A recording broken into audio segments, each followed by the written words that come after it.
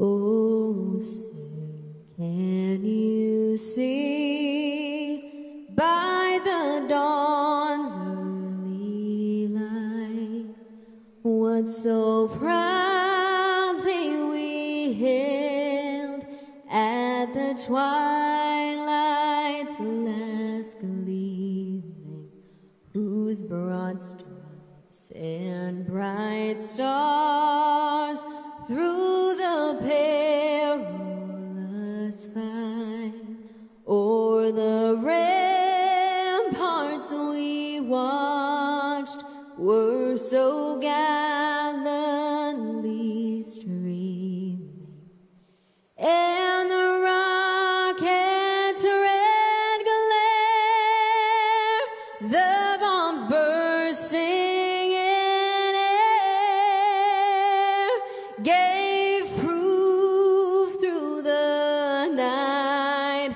that our flag was still there. Oh, say, does that star-spangled banner yet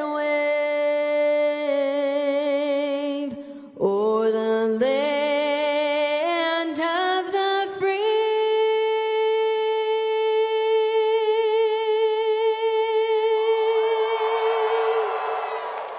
And the home of the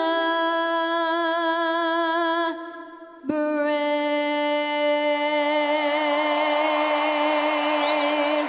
God bless y'all. God bless America.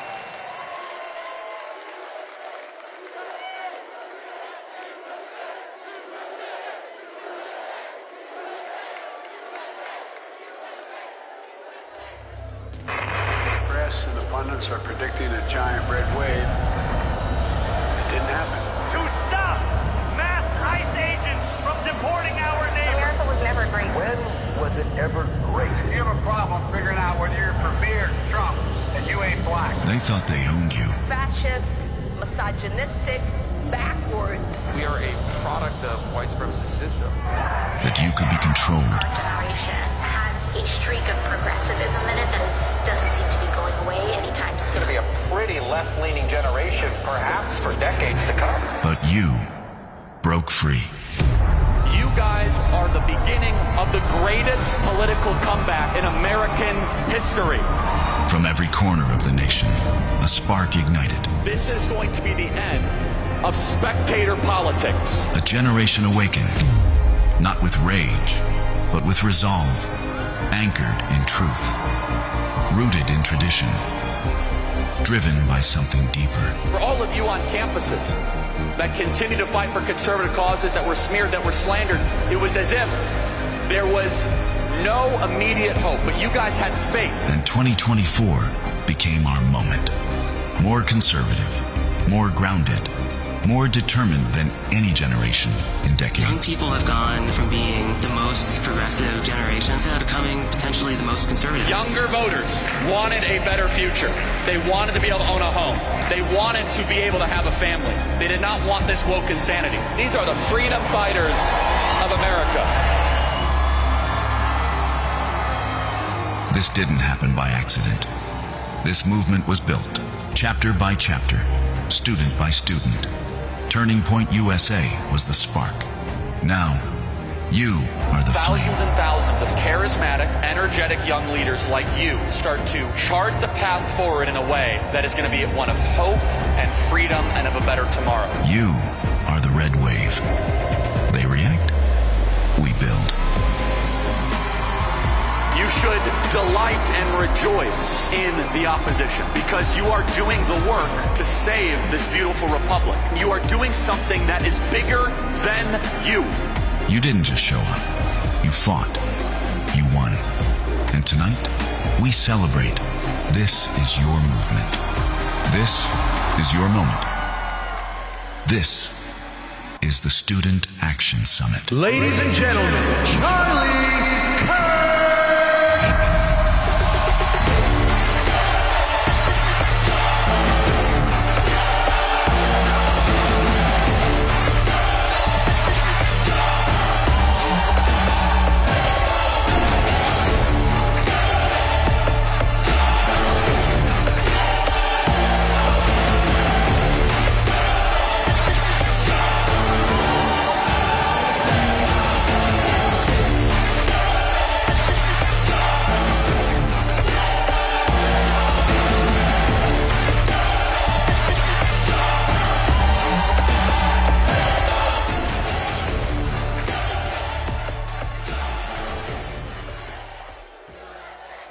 USA.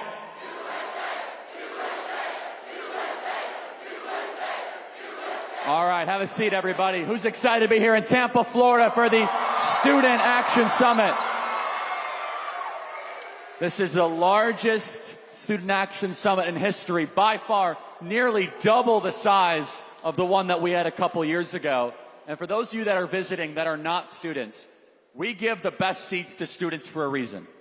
Because these students, every day, are on the front lines, being smeared, being slandered, being canceled, being kicked out of classes, kicked out of fraternities, kicked out of sororities. These are the students that worked so hard to register voters this last election. These are the students that start these chapters. They are the vanguard for saving this country. 13 years ago, when I first started Turning Point USA and this journey began, if you would have told me 13 years later that we would have someone running for the presidency as a Republican winning the youth vote in major states, I would say, how would that be possible? 13 years ago, we started the journey, and it was chapter by chapter, student by student, person by person, prove me wrong by prove me wrong, liberal by liberal, proving one wrong at a time, and billions of views later, what happened in November was a shot heard around the world. You see, all Kamala Harris needed to do was get younger people to vote at the same margins that Joe Biden got them to vote back in 2020. Did you know that baby boomers moved 3 points more Democrat back in November? Aha. But younger voters moved 22 points to the right in November. The youth delivered the White House to Donald Trump. The next generation rose up in record numbers, and I started to see it at the Prove Me Wrongs across America.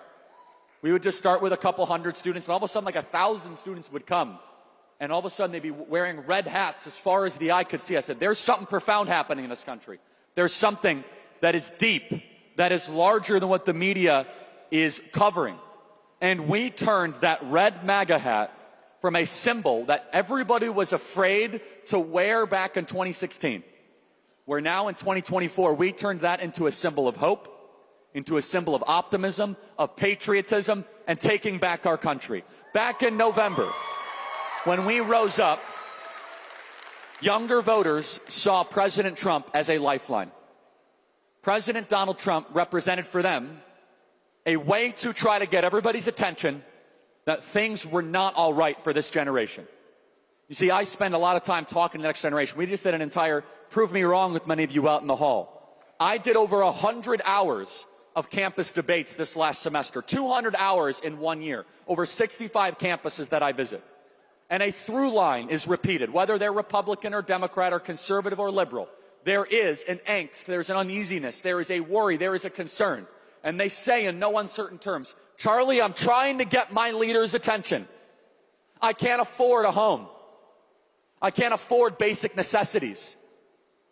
If I ask a girl out on a date and I get one word wrong, she could report me for sexual harassment. I am surrounded by this political correctness, or if I don't get the pronouns correct of the trans activist next to me in class, it could be the end of my career. My town, my city is flooded by illegal aliens. Charlie, when will my leaders start fighting for me and my generation?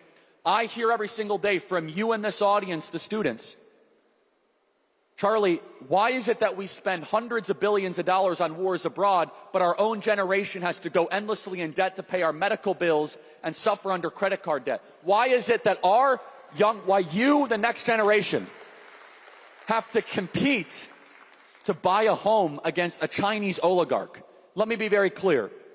No foreign national should be allowed to own single-family homes until this generation can have the same homes that their parents had.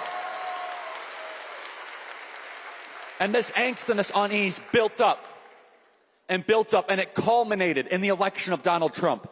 The youth delivered the White House for President Trump. And understand that now 6-7 months later, we've inherited a disordered economy from Joe Biden. If we do not deliver on economic promises, especially for the next generation, if we do not make you owners of this economy, not just renters of this economy, then you're going to see a lot more Zohran Mamdani's. Now, we should boo Zohran Mamdani. The guy is a bigot, anti-civilization to his core, anti-American, anti-Western, wants to nationalize or make all the grocery stores run by the government, defund the police. All that is garbage. But we fail to understand why he is rising. Yeah, part of it is that people in New York are not like you wonderful people here in Florida. That's partially it. But there's a deeper thing at play. Younger voters are trying to get their leaders' attention. We can't afford anything. Homes are out of reach.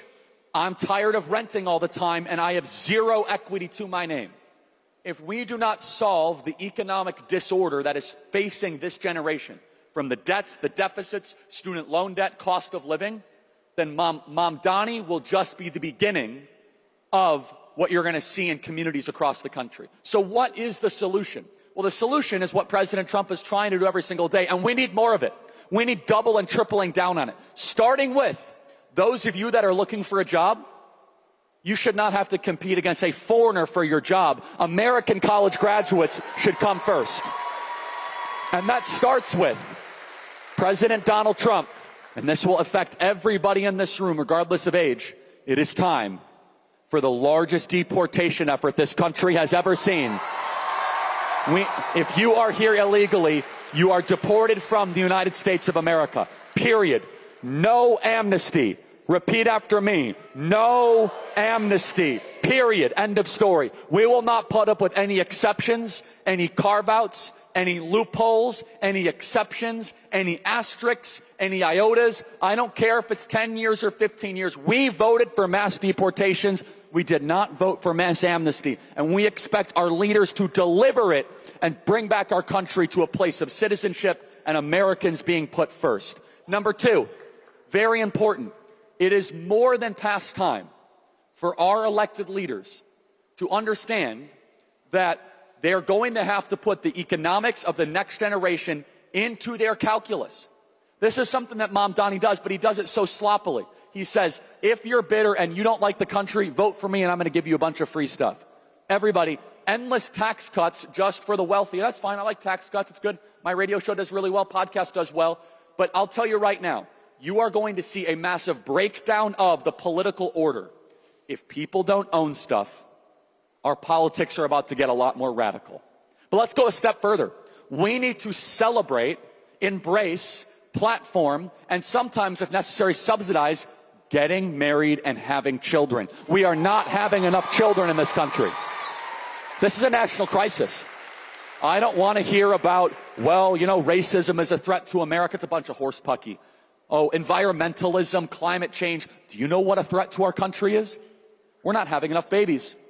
Now, my wife and I, we are doing our part. We have 2 young children, and we'll see what else the Lord has in store. But I was fascinated today by talking to our amazing young patriots as part of Turning Point USA. I was so moved. And they say, Charlie, I want to get married. I want to have kids. It's hard to find other people that share my values. By the way, for everyone watching online, if you want to find your future husband or wife, that's why you should be here in Tampa, Florida, because there's a lot of eligible bachelor and bachelorettes here. A lot. But we must prioritize it. We should tell our young ladies that if you want to go be the CEO of a shoe company, that's fine. But do you know what's really going to matter 30 years from now? What's going to matter is whether or not you have the love of your life and you have decided to raise children. It doesn't matter how many trips to Thailand you make. It doesn't matter how many nights out at the club. What matters is what lasts. And what matters is things that are hard. What strikes me about this generation is the most conservative generation that we have seen in well over 50 years. And the numbers show it. This is the greatest generational realignment since Woodstock. We have never seen a generation move so quickly and so fast. And you guys are making all the liberals confused. They thought you were going to be the most liberal generation. But part of the reasons why this happened is those of you that are here in this audience and the millions of people that voted for President Trump and that are part of our movement, you were lied to so repeatedly. Wear the mask. Take the vaccine. No prom. No graduation. School closures. America's a racist country. You experienced the worst of the American left. And your politics now is a rejection of all of that garbage. No more political correctness. And you know what's amazing? Church attendance was going down steadily in America the last 20 years. It's gone up slightly because this is the most religious generation that we have seen in 40 years. Do you understand the significance of that? Because at its core, what we are fighting is a spiritual battle. This is a spiritual sickness throughout the West. And if you're here and you don't believe in God, okay, fine, I'll pray for you. And I hope you find Jesus Christ as your Lord and Savior, because it will change your life. But understand, you should even be cheering for a religious revival. You get the worst ideas when you have secularism. Men give birth. No borders. America's a terrible country. These things are almost all outgrowths of secularism. But this generation, you guys want something deeper. You want something more. And let me put this in existential terms.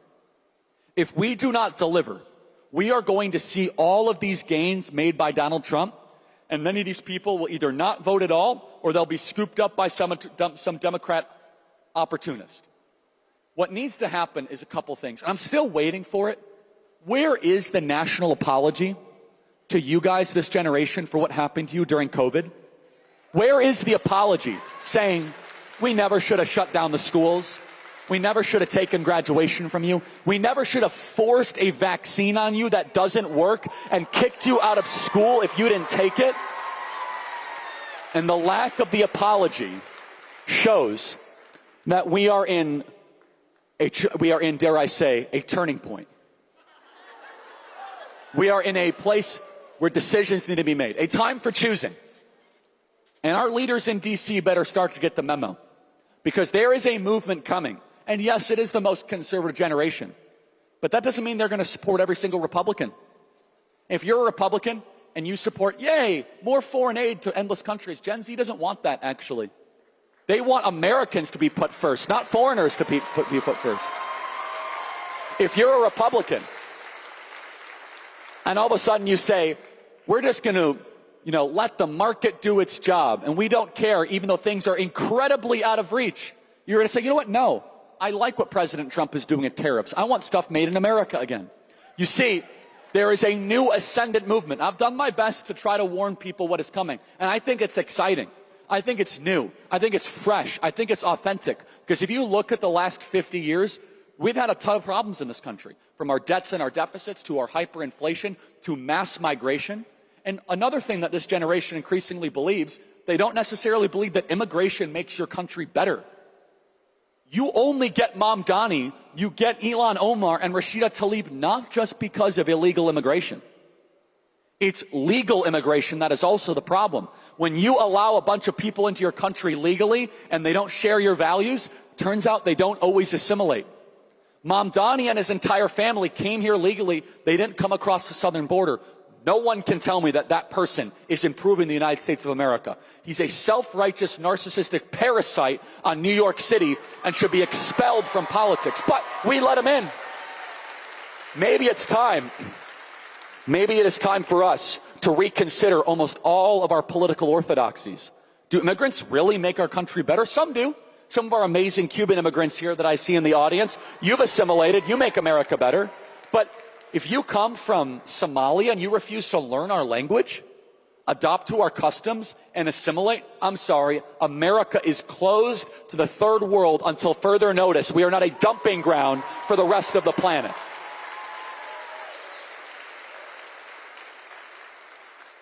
The Democrat Party is trying to figure themselves out right now. And they're in a position where they don't really know their leader, but they will eventually figure it out. They're a major political party, and they're desperate to get back into action. But this is where things really become real very quickly, is that this is the greatest opportunity that I am afraid that some in the Republican Party are messing up. President Trump understands this better than anybody else. You understand how incredible that is, what a death blow it is to win the youth vote as a Republican? Do you know what that means? That means if you hold on to that demographic and that generation, it's done for the left. So shouldn't it be that our leaders should be thinking every single day, how do I hold on to this and grow it? Instead, at times, I don't always feel that energy out of Washington, D.C. Instead, I feel as if they take you for granted. the younger voters that are going through this. And you know what? The next couple of days, we need to make our voice heard. We need to send a message to D.C. and to the rest of the bipartisan cartel that we want our own interests represented. Because if we allow the generational theft to continue, which is the plundering of the next generation, then I'll say it once, I'll say it twice. You will see a radicalization event from the left that will take your breath away. But here is the advantage, everybody, is that we are the ascendant political force. We did the impossible. We turned campuses into MAGA. We moved the youth vote by 20 or 30 points. We turned the country from super woke to all of a sudden super patriotic in a short period of time. But now this is where all of you, it matters. If you are not yet involved in a Turning Point USA chapter, start one. Start a high school or college chapter. Go to the Turning Point USA booth after this and say, I want to go start a chapter. I want to get involved on my college campus. If you are not a student and you're listening to this, politics is now a 24/7 sport. Get involved in your school board. Get involved in your city council. Support your local Turning Point USA chapter. Hold your Senate accountable. Who here is from South Carolina? Anybody from South Carolina? Great. Go primary Lindsey Graham and make sure he's no longer a sitting U.S. Senator. Who here is from, let's pick a state. Who here is from Kentucky? Anybody from Kentucky? Great. I'm behind Nate Morris. I think he'd be a great person to replace Mitch McConnell. We need to make sure that the Mitch McConnell era ends in Kentucky and does not continue to spread. Everybody, this movement is a grassroots movement at its core. And it's a question the next couple of days. And you're going to hear from a wide variety of speakers. You're going to hear from Tucker Carlson tonight. You're going to hear from Donald Trump Jr. You're going to hear from Megyn Kelly. You're going to hear from Pete Hegseth. You're going to hear from Kristi Noem. And it is time for us to chart a vision. President Donald Trump took the entire country on his shoulders and was millimeters away from having his brains blown out. Oh, and by the way, we're going to remember it this weekend. This weekend is July 13th, where President Trump was this close from losing his life. But everybody, what a tragedy it would be if by divine intervention God saved the country and we decided to just cast it aside. Where we have this ascendant, exciting, charismatic, bottom-up energy of young people from across America. And the mandate is very simple. Business as usual as D.C. will no longer work. It is time for us to get involved in primaries. It's time for us to make our voice heard. It's time for us to take over the Republican Party in a conservative image. It's time for us to support the good guys and out the bad guys. And at times, for all the young people out there, you need to keep fighting on your college campus. I know you're outnumbered by the purple-haired jihadis on a daily basis. I know that everybody on a college campus, they try to intimidate you. They try to threaten you. But everyone who's not a student in here, I want to reiterate this. What they're doing is one of the hardest things to do in the United States of America. They are deciding to be less popular on campus. They are deciding to actually speak out with a high social cost. They're deciding, even though it might jeopardize their job, their career, or their reputation, to put their country over themselves. And I think that deserves recognition and gratitude, because that is what is the best of this country is. I'll close with this. We've been given this gift, popular vote majority, electoral vote majority, and now it's on us. We have to execute. We have to have mass deportations. We have to make sure the border wall is secure. We have to make sure that we fulfill all of our promises when it comes to transparency. We have to make sure that young people can afford homes. If we fail to do this, the coalition will be put in jeopardy.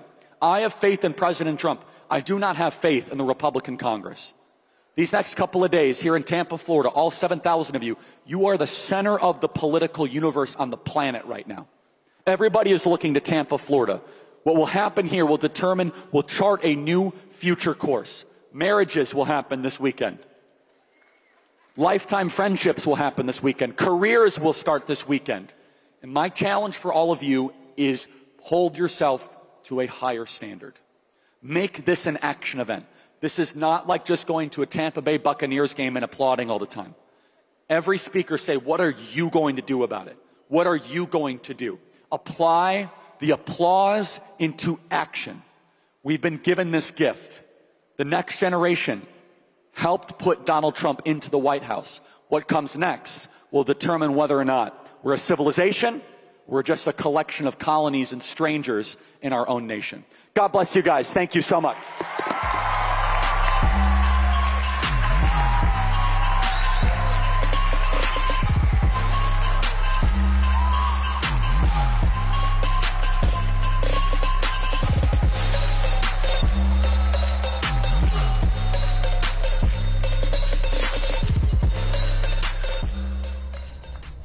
We need to be able to have the confidence, the backbone, to say this thing is true and this thing is false. And moreover, we need to be able to say this thing is good and this thing is bad. We must not be afraid to speak our minds, to state our clear and informed opinions about the world as we see it. All you have is your voice. Speak the truth amidst a culture of lies. Courage is a virtue. Stand firm, take heart, and keep the faith. We will not roll over. Thank you very much.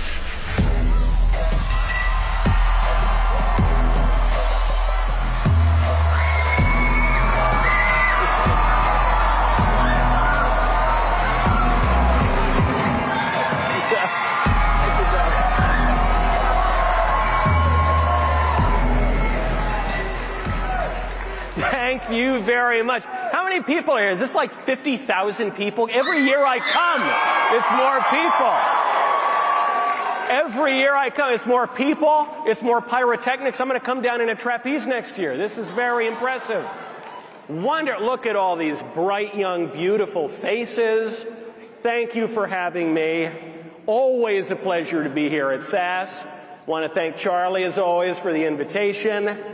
Truly a pleasure. Though, I must say, some years are more pleasurable than others. Do you feel this? It feels as though we've turned a corner. Conservatives right now run every branch of government.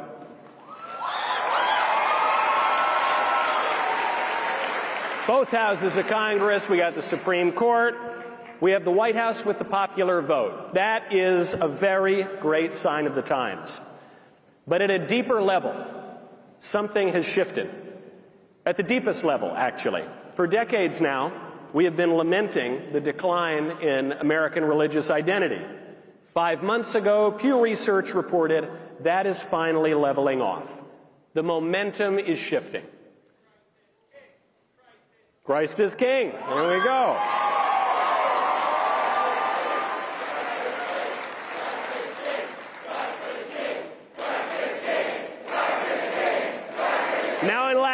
Now in Latin.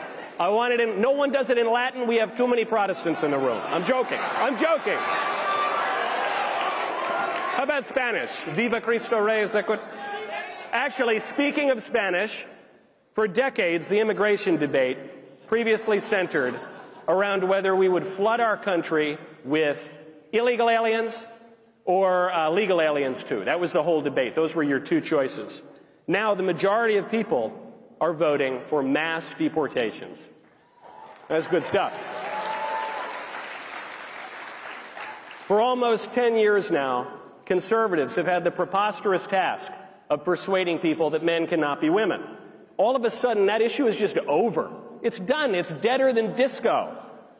It is on the brink of being eradicated from public life entirely, the whole preposterous ideology at every level. It's great. And we're there.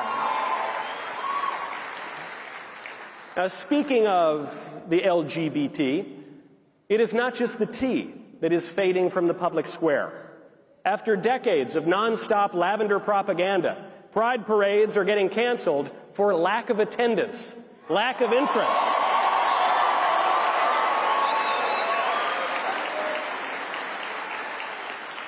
JoJo Siwa is no longer a lesbian.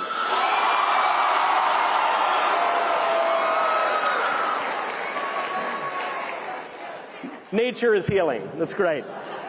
Divorce rates are about the lowest they've been in 40 years. Young women are increasingly rejecting the corporate rat race, the widget factory, and to the horror of the feminists, they are aspiring to be wives.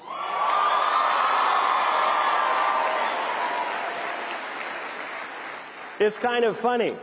since there's this change in pace, this radical change in ideology, has actually caused us to come up with a new term.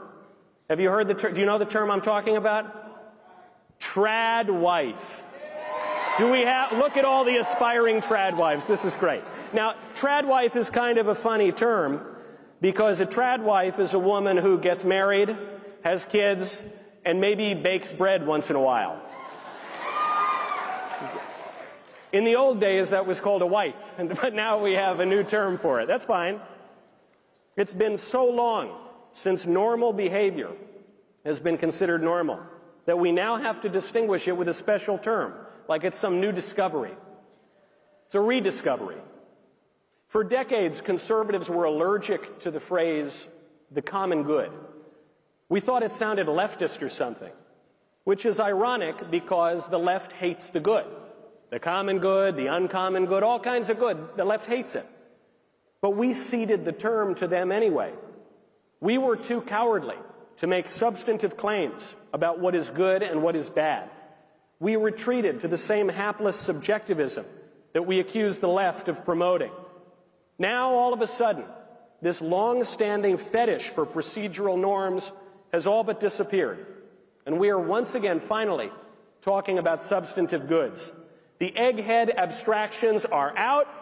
The political philosophy of the day is that we want more good and less bad.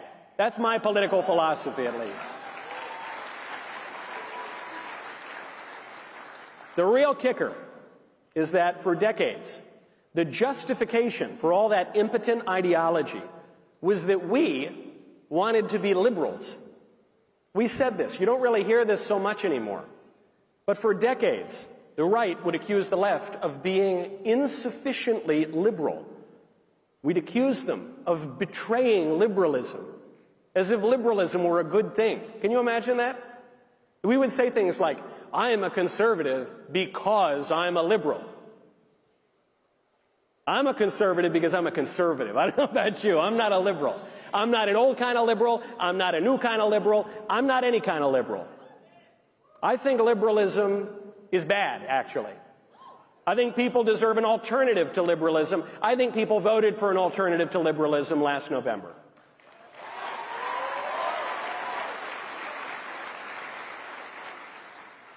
There's been a major shift. You can see it everywhere. From conversations on social media to pronouncements from the highest levels of government. The Vice President of the United States is tweeting about the Ordo Amoris. We are getting lessons on St. Augustine from the White House. Do you realize how weird that is? That's so weird, man. That's weird. Do you have any understanding of how fantastic that is? Did any of you, this might be a long shot, did any of you catch the State Department's Substack about a month ago? Did anyone see this? All right, a little known piece. The State Department, historically the most liberal department in our government. This is a department that has employed actual communists at very high levels. The State Department published an essay extolling, quote, the rich Western tradition of natural law, virtue ethics, and national sovereignty. It grounded the founding of America in the ideas not of Thomas Paine or some other radical, but of Aristotle and St. Thomas Aquinas. We're back. We're back. We are back in ways I did not think were imaginable. Or really what I should say is, we now have the opportunity to get back. We are not quite there yet. We're far from it, really. But we now have the opportunity to get back to a good, flourishing country. For decades, we believed and said and did lots of obviously wrong things. We said criminals were actually victims, and then we let them out of prison. We said foreigners were Americans, and we gave them privileges that we do not afford to American citizens. We tried to redefine marriage, the fundamental political institution, the most basic human relationship. We tried to blow it up and turn it into something else. We even had the temerity to try to erase God.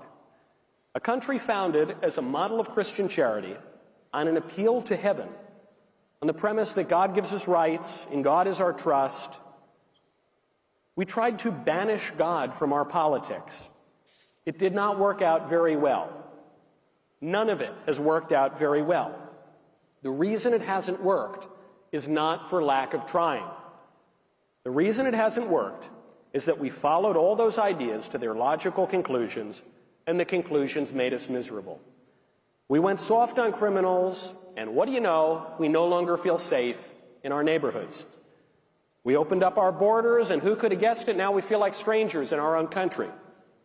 We blew up marriage. Now we don't have kids. We blew up marriage, then we lost the baby carriage. Actually, we kept the baby carriage, and then we just put dogs in the baby carriage. But baby carriages are not for dogs. It's there in the name. It's a baby carriage. Don't do that. We turned our backs on God, and all of a sudden, people started dying deaths of despair. Funny how that works. So what do we do now? For decades, we believed and said and did lots of wrong things. Now, at least, we're starting to say and saying that we believe some right things again, which is great. But we're not quite doing them yet. That's the problem. It's understandable. Just as ideas take a while to tie themselves into crazy knots of their own logical conclusions, so too, once you start pulling on those threads, it can take a while for the knots to come undone. You don't go from feminists claiming that men and women are the same to transing the kids overnight.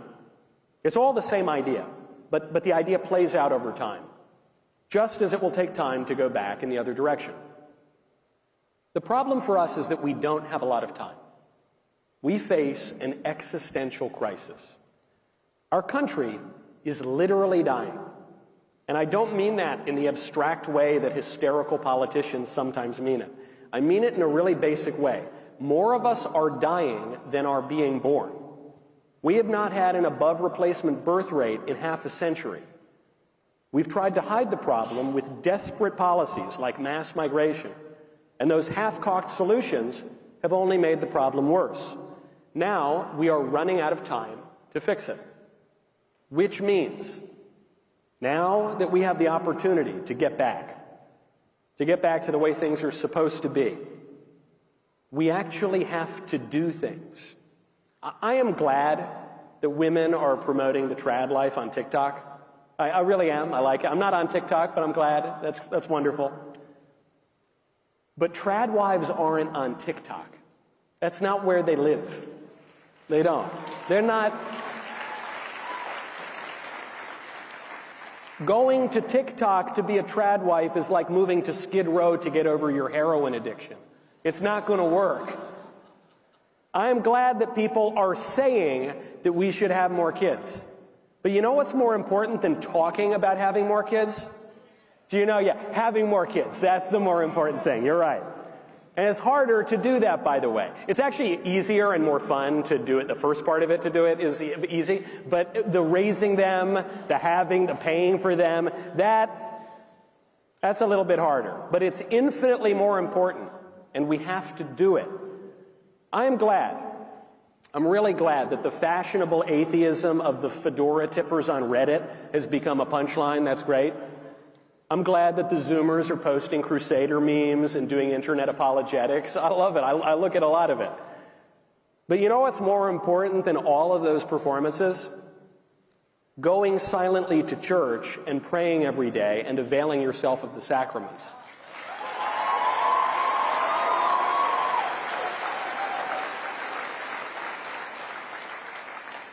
Keep posting the memes. I like the memes. But spiritual and corporal works of mercy, that's more important.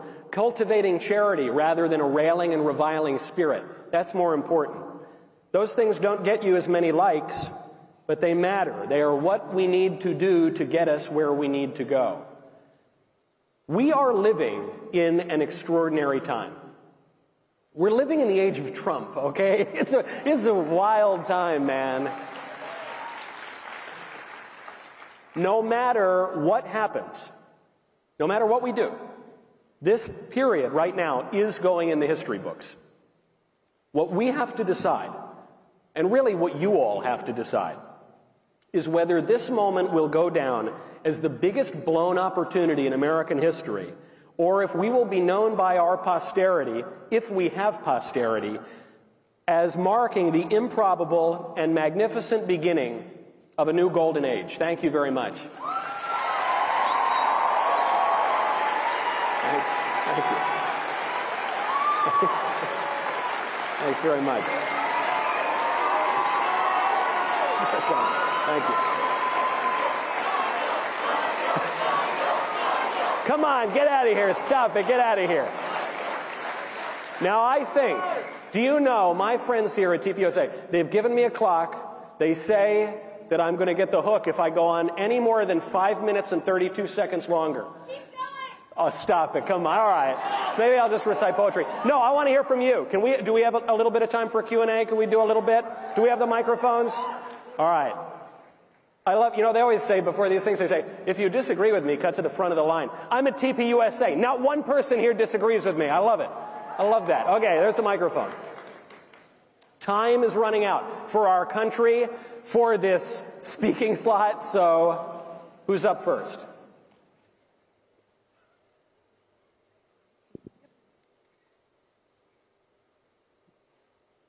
Hello?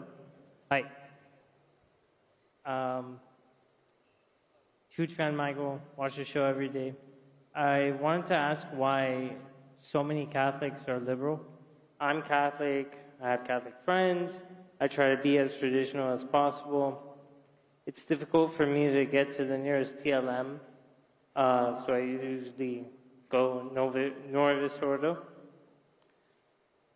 But because I'm from Miami, many of my friends and family are Hispanic and by default culturally Catholic. Yeah. I wanted to know your perspective. How could some of my friends have drawn incorrect conclusions and basically become libs? I blame Joe Biden and Nancy Pelosi, really. No, I'm joking. It was a problem before them. I blame them for a lot, but not that. It's because Catholicism is a sticky identity. It's because it's something that you have for your whole life, and it's not based on necessarily conscious choice, but it comes in the great Christian tradition, often with infant baptism, and it's a familial thing. And so because of that, sometimes people, they keep the appearance, but they don't have the substance of it. This is why the mainline Protestant churches emptied out. Now they're all priestesses and transvestites and things. It's why, because people then often chose the evangelical churches, which was more of a choice. So you had a firmer commitment of faith there than in the mainline Protestant. But you're seeing a little bit play out in the Catholic Church as well. But I feel good about it. I'm not really bemoaning the oh no, the mainline Protestants are lib and half the Catholics are lib and some evangelicals are. I'm not worried about it. We've turned a corner. We've turned a corner. Religiosity is way up. Record baptisms in Europe, in France this year. You got religion on the rise in America. Young people are as trad as can be. They're slightly to the right of Genghis Khan. It's just great. So it's all, if Genghis Khan were Christian. So it's fabulous. I'm not too worried. It's a sticky identity. That's good. That gives you the inertia of history. That gives you momentum. Sometimes, though, we need to refresh it. We need to have a reform in the proper sense of the word. I think that's going on right now. And it's irritating a lot of radicals because the reform looks a lot like the tradition, and that's what people want.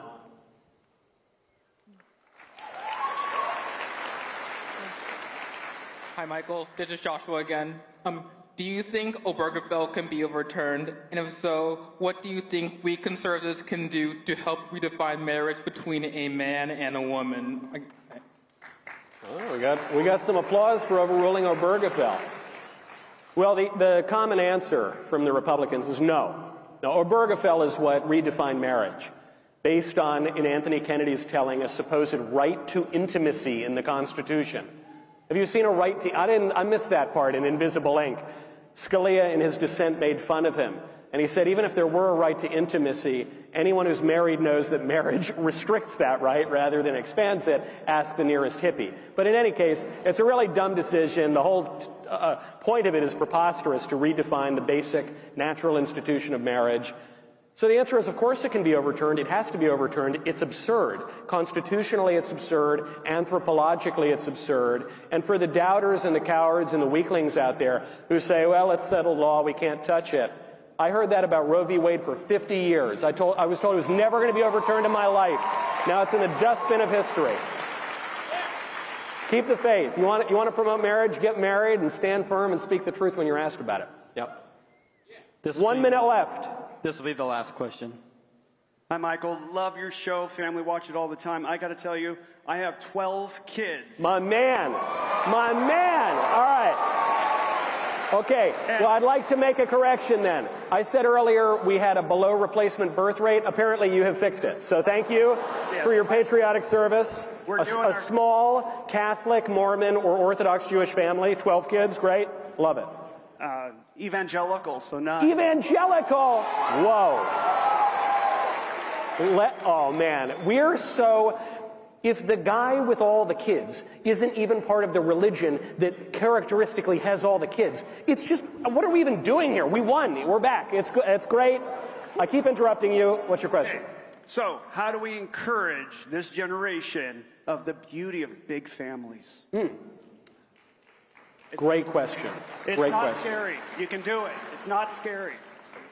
They don't know. They don't know because these people were only children or have one sibling or something. So they don't know. They probably wonder about it.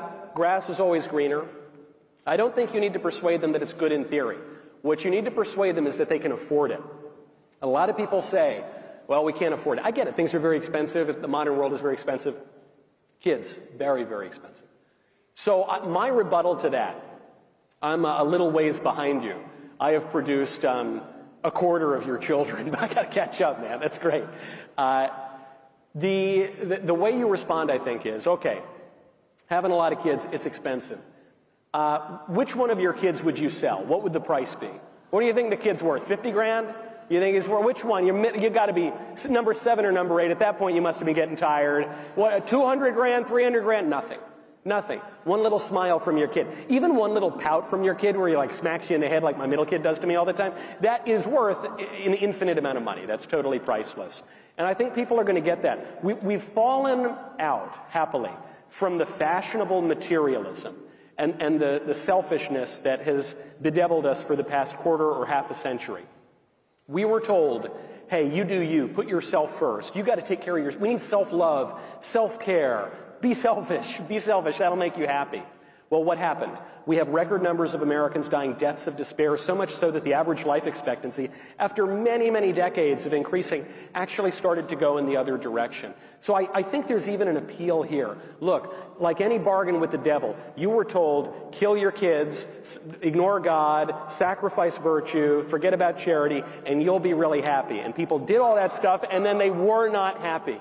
And so I think if we just show them the reality of their situation. You want to know the best way to convince people to do all these great activities, up to and including having a lot of kids?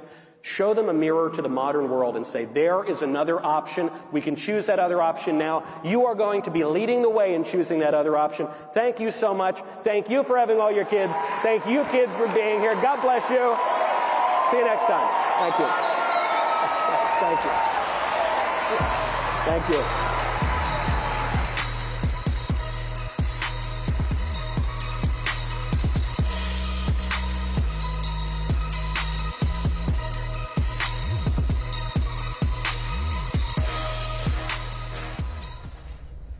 But it's also neat to come at politics from a perspective of we need to do better. We need society to do better. We want to make sure that the laws and the rules and the regulations in every state are conducive to a fair, accurate, secure, and transparent election. We are going to win by the rules of the road that we have in place today. And we are going to hear from real Americans about how we need to make America strong again.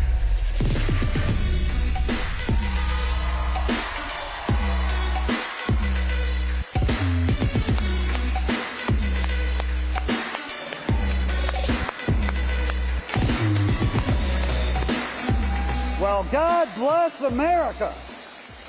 And God bless Florida. I got to tell you, I got off that plane today I was in the car heading over here to Turning Point.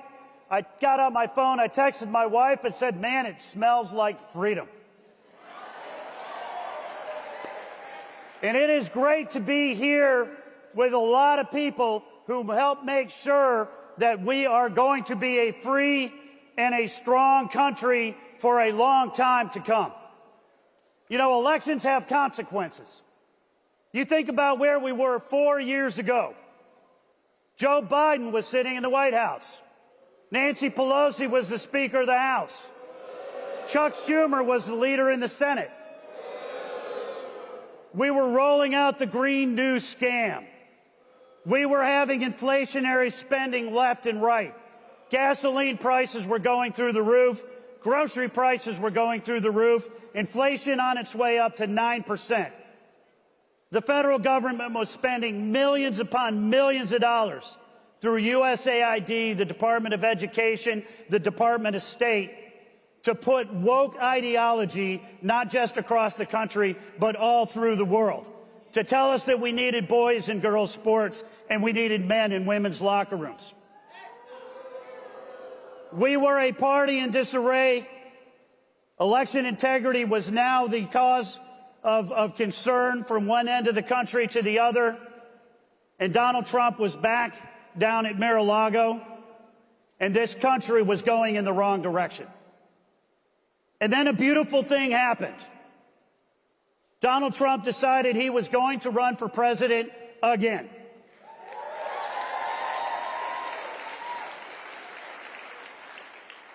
And then we went through the 24 election cycle.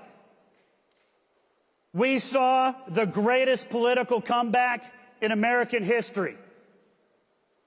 We were able at the RNC to get out the vote and protect the ballot because of our friends, because of you, because of Charlie Kirk and Turning Point and all of our allies all around the country. We built the first ever election integrity program. We recruited and trained 230,000 volunteers to make sure that they were in the room whenever a vote is cast or counted. We filed 175 different lawsuits around the country to make sure that we had the right rules of the road in place before voting started. We made sure that we were out there talking to low propensity voters. We were going into communities that we had never gone into. Donald Trump was having rallies in downtown Milwaukee, downtown Detroit, downtown New York, the Bronx, New Jersey, downtown Atlanta, downtown Phoenix, downtown Las Vegas. Everybody's like, what are you guys doing? We're talking to every single community. What are we talking to them about? We're going to make America great again. How? 4 pillars of that campaign. We're going to rebuild the economy. We're going to restore the southern border. We're going to keep our kids and our communities safe, and we are going to be the strongest nation on the face of the earth.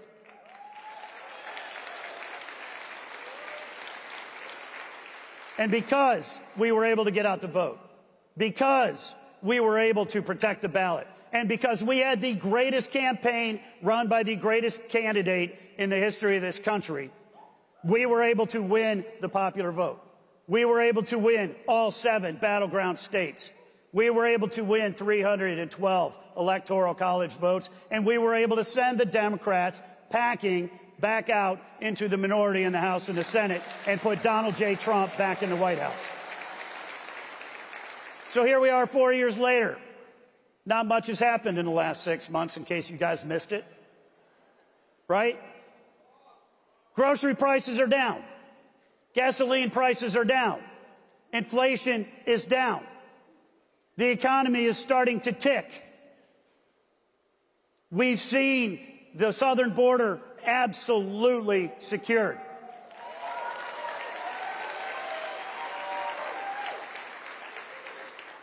We went from tens of thousands of illegal aliens coming across the border every week to last month, 0.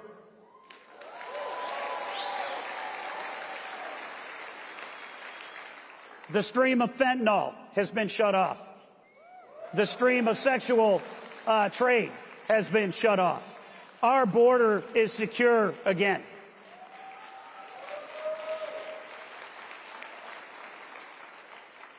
The world was on fire 4 years ago. We are making peace right now, and it is peace through strength. You know, peace through strength is not just a pithy campaign slogan by Ronald Reagan. It is the way that Donald Trump sees the world.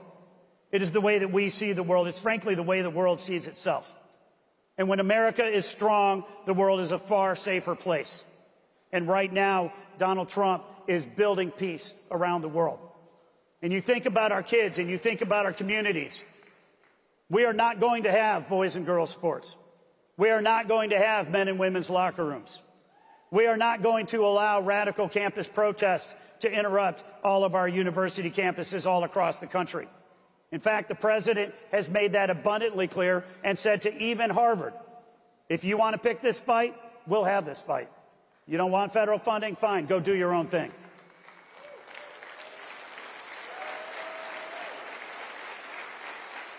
So what we've seen over the last 6 months is promises made and promises kept. But that campaign that we just went through was so unbelievably important. And you think about how we were able to win that race.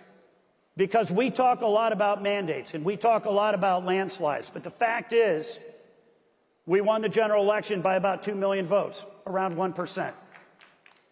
We won North Carolina by 3 points. We won Pennsylvania by 2. We won Georgia by 2 points. We won Nevada by 1 point. Michigan by 0.8 of a point. Wisconsin, 26,000 votes, 0.6 of a point. It's not a landslide in every respect. And our agenda is absolutely not complete. We have a lot more work to do. Now, I've got to give Congress a lot of credit for passing the one big, beautiful bill. When you think about that legislation, it means that we're going to have no tax on tips. We're going to have no tax on overtime. We're going to have no tax on Social Security. We've extended the Trump tax cuts permanently. We also have national security provisions in that bill. We have energy security provisions in that bill. We have border security provisions in that bill. It's an amazing bill, and thank God Congress got it done.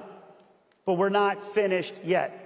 We have a lot more work to do, and that gets us to where we are today. Because we can't just sit back and say, hey, we're here. We won. We did a great job. We got the bill done. The president is delivering every day, and mail it in. The Democrats are absolutely unhinged. They are doubling down on the failed agenda that they ran on last time. Every single one of their leaders, Jasmine Crockett, AOC, Bernie Sanders, Kamala Harris, Tim Walz, Zoran Mamdani. People say that the Democratic Party is leaderless. There's your leaders. People say that the Democratic Party is rudderless. Frankly, their rudder is pointed straight left, and they want to take America off a cliff. And what they are going to do for the midterm election cycles is lie, cheat, and steal to the degree that we let them get away with it. And we are not going to let them get away with it. We are going to win the midterms, and we are going to make sure that Donald J. Trump has a 4-year term, not a 2-year term. And when we think about how we're going to win in 2026, it's the same conversation we had in 2024. We're going to have great candidates who run great campaigns. We're going to get out the vote, and we're going to protect the ballot. And that's where you come in.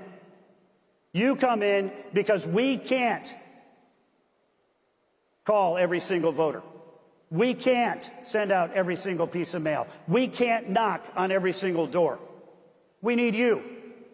We need you to go out there and have those conversations. The most important conversation in any election is a 5-minute conversation with an undecided voter where you tell them this is why this election matters. This is why electing a conservative matters. This is why having Donald Trump in a Republican House and a Republican Senate matters. When you have that conversation, it matters. That's why we saw the youth vote the highest it's ever been for a Republican presidential candidate in this last election cycle. We saw that vote because of you. We saw that vote because of the great work that Turning Point does, and every single person in this room, and all of those 5-minute conversations that you had. Yes, we are going to spend a lot of money on TV. Yes, we're going to spend a lot of money in the mail. Yes, we are going to work very hard with all of our candidates to make sure they have the resources that they need. But the fact of the matter is, we cannot win without the grassroots. And we cannot win without the people in this room. We certainly cannot win without our allies and our friends like Charlie and the Turning Point crew. So I'm here to say thank you, because we would not be having this conversation today if it weren't for you. But rest assured, our work is not done. My favorite conversation in the whole campaign that I had with President Trump was the day after his debate with Joe Biden. I gave him a call.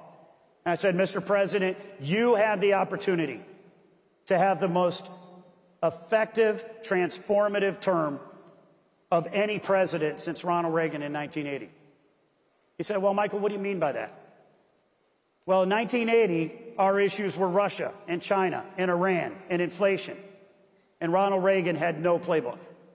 He simply knew the world was going in one direction and we needed to go in a different direction. And he single-handedly pointed us in that direction. That's why Ronald Reagan will always be a hero of mine. But for Donald Trump had a playbook. He had a playbook. It was Russia, it was China, it was Iran, it was inflation. But he knew that we can take America in a radically different position. And having served in that office before, he knew what he was going to face. He knew what the Democrats were going to do, what the deep state was going to do, what the media was going to do. And this time around, we had Republicans in the House, Republicans in the Senate willing to work for him. We had an entire Republican Party, myself included, and Laura Trump, that were ready to fight tooth and nail for him every single day.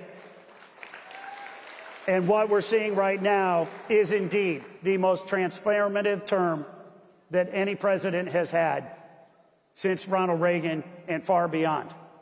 But we've got to continue to keep it going. If we don't win in 26, 28 becomes very hard. So I am here to ask you, please, continue to stand up, continue to fight, continue to be a conservative, continue to be an activist, continue to work through Turning Point, continue to support our candidates every single day, and make sure that we are going to take this country in the right direction over the course of the next 2 and 4 and 6 and 8 years and beyond. Because you are not the future of the party. You are now the party. You are exactly what we need to be able to move our country forward. And I am grateful for the opportunity to see you. I am grateful for the opportunity to speak with you. But most importantly, I am grateful for the opportunity to work with every single one of you to make sure that America is going to be the greatest nation on the face of the earth and the shining light on a hill for the rest of the world to see. Thank you very much.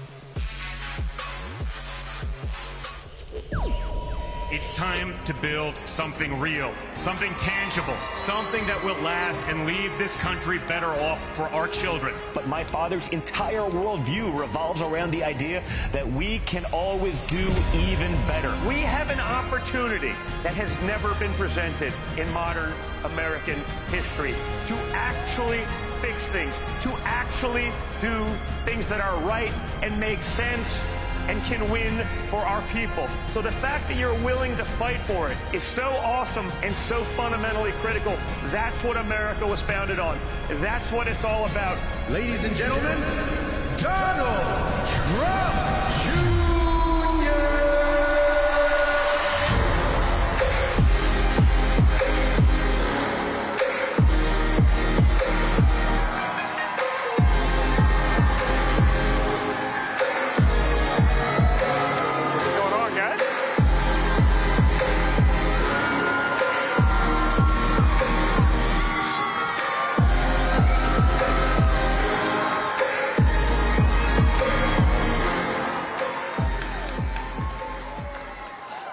Donald Trump Jr., everybody.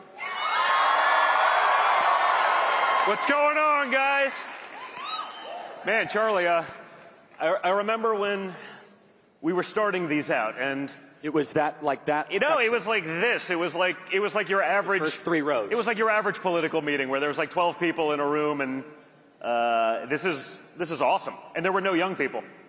And now we have thousands and thousands of young people from all across the country. No, it's amazing. And thank you guys for doing all of it. I know it's summer vacation, and it doesn't seem like there's ever a vacation anymore.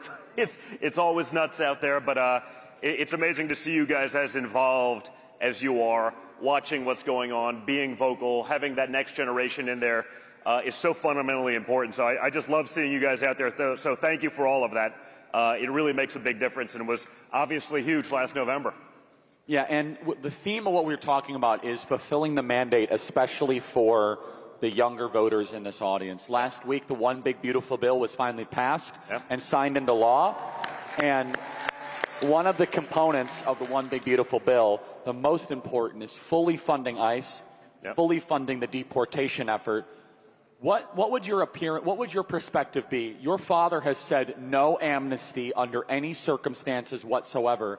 Talk about the need for mass deportations and how we will not put up with any amnesty whatsoever. Yeah. Listen, it's so fundamentally critical. I mean, it was really the #1 issue we all campaigned on. We see what it did to so much of America, what it did to so many communities, and honestly, what it did to so many of the low-income communities in this country, where people were just sweeping those jobs, and ultimately everyone's potential American dream was getting wiped away. And so the Big Beautiful Bill, the funding of the wall, the funding of ICE is so fundamentally important to actually getting these things done, right? We saw what we could do about just the border itself.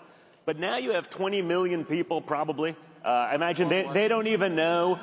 Just getting in there, they're getting all the benefits. You know, the benefits that you guys pay for yourselves, that your parents probably paid for all of you guys. They get that with no contribution to the system. And that was by design under the Biden administration.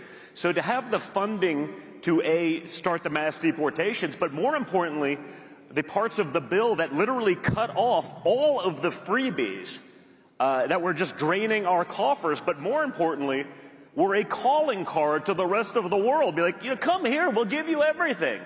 You know, the health care that you got gets diluted because you get to pay for thousands of others, millions of others, tens of millions of others, who will likely never even pay into the system.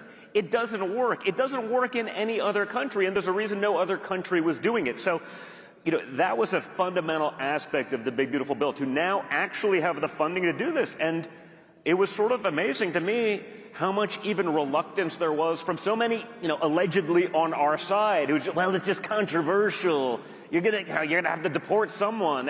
You know, listen, there's gonna be good people that this happens to too, but there are millions of criminals, and this is Joe Biden's ICE. I mean, when I saw the statistics, I literally couldn't believe that a civilization could survive when you know, our Western values, our culture, the civilization itself, when they literally admitted, and, you know, this is Biden ICE stats, so this is probably diluted a lot, but 600,000 criminals, 13,000 murderers. I mean, think about that. 13,000 murderers were let into the country. They knew they were murderers, and they let them into the country. 16,000 rapists. Okay, add those together. You got what, 30,000, let's call it. 30,000 murderers and rapists. There's about 4,000 counties in America. Imagine you spread them out, you know, evenly threw out that, yeah, we'll throw 7 murderers or rapists into every county in America. How's that going to work? Wait, what's the end game there? And that's what was going on. The end game is Lake and Riley. And the end game is Rachel Morin, which is dead people all across the country because of the open border. Yeah. So, you know, that has to stop. They got to get rid of that. And they have to also, you know, do a lot more, because they have to enable the Americans to have a chance. We have to be able to innovate, grow, be productive enough to create the wages necessary in a lot of these businesses that Americans will actually work there. We've seen what happens when some of these places, oh, it's going to be a disaster. Oh, wow, there's a line of Americans ready to do some of these jobs. You know, a big part of it was also, you know, from the corporate tax cut standpoint, right? That's great. I mean, I'm a business guy. I love the corporate tax cuts. But I think what was really unique about the BBB was how much time, energy, and political capital my father put into making sure those tax cuts translate down to working class Americans. Okay, when you have the no tax on tips, all of these ideas, they're going to benefit Americans so greatly. The original tax plan from the first administration, it did just that. Everyone said, oh, it's just corporate, it's just corporate. But I think the stats were like close to 90% of Americans, like regular people, got thousands and thousands of dollars in real benefits to them. And that's the idea. I mean, his fundamental purpose is to make sure that those real Americans, the hardworking Americans who've seen their wages diminished with inflation, we're getting that under control too, but that were really struggling for the last few years, actually get to see the benefits of these cuts. And again, it's one of those things where my father had to go way out of his way because, you know, the Republican class, well, we're going to do it for corporations and maybe some of that will trickle down. No. You know, it's going to be about the Americans, about getting them the most benefit out of this. And that's how everyone wins. And so this last week, President Trump has been in a feud with California over the transgender sports thing. We're both fathers of daughters. Your daughter is a very good golfer. And what this whole like men and female sports. Wow. I told you she had a lot of fans here. Yeah. I tried to tell you. You know, it's funny. I was like, Don, and he's like, I don't want to say we created a monster, but by chance it sort of happened almost. I mean, it'll be a year ago in 2 days. I was with her on July 13th when my father was shot. And I got the unusual call from my daughter that morning saying, hey, I want to go fishing, which, you know, if you have a teenage daughter, you guys are teenage daughters or so, you're not often calling dad to go do something. So when you call dad, she's nodding, she's like, yep. When you call dad, he's going to do it, right? It doesn't matter. So it wasn't even the perfect day. I was like, yep, I'm going to go get bait. We're going to go deal with it. We're going to go fishing. And, you know, we were out probably 13, 14 miles offshore, having a great day, catching fish. And we got the call. And, I picked up my phone. It's like, your dad's been shot. I'm like, and? Well, we don't know anything. I'm like, oh, that's wonderful. There's calls that are good and bad. That's only a call that has degrees of bad, right? And we didn't know anything. And we're frantically kind of calling. I guess the only thing that they did right that day was shut down other communications. And so I think we set the sea speed record from offshore into Jupiter where we live. And, finally we're able to get my dad on the phone. And, it was sort of a harrowing thing. By then we had seen some of the videos of him coming back up with the sort of fight, and I just got on the phone. Yeah.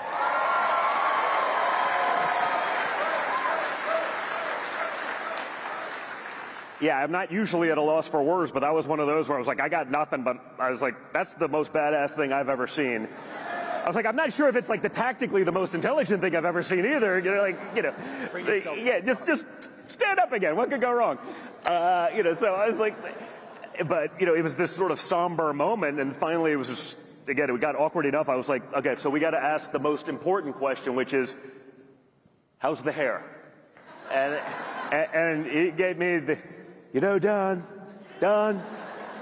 Don, the hair is fine. It's a little bloody. There was a lot of blood, Don.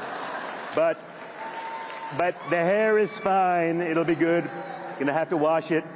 And it sort of broke the ice, and I'm not gonna say it got normal again, but it normalized the situation. And my daughter was with me, and Kai has probably spent more time with my dad one-on-one than I have, and I'm a lot older than her.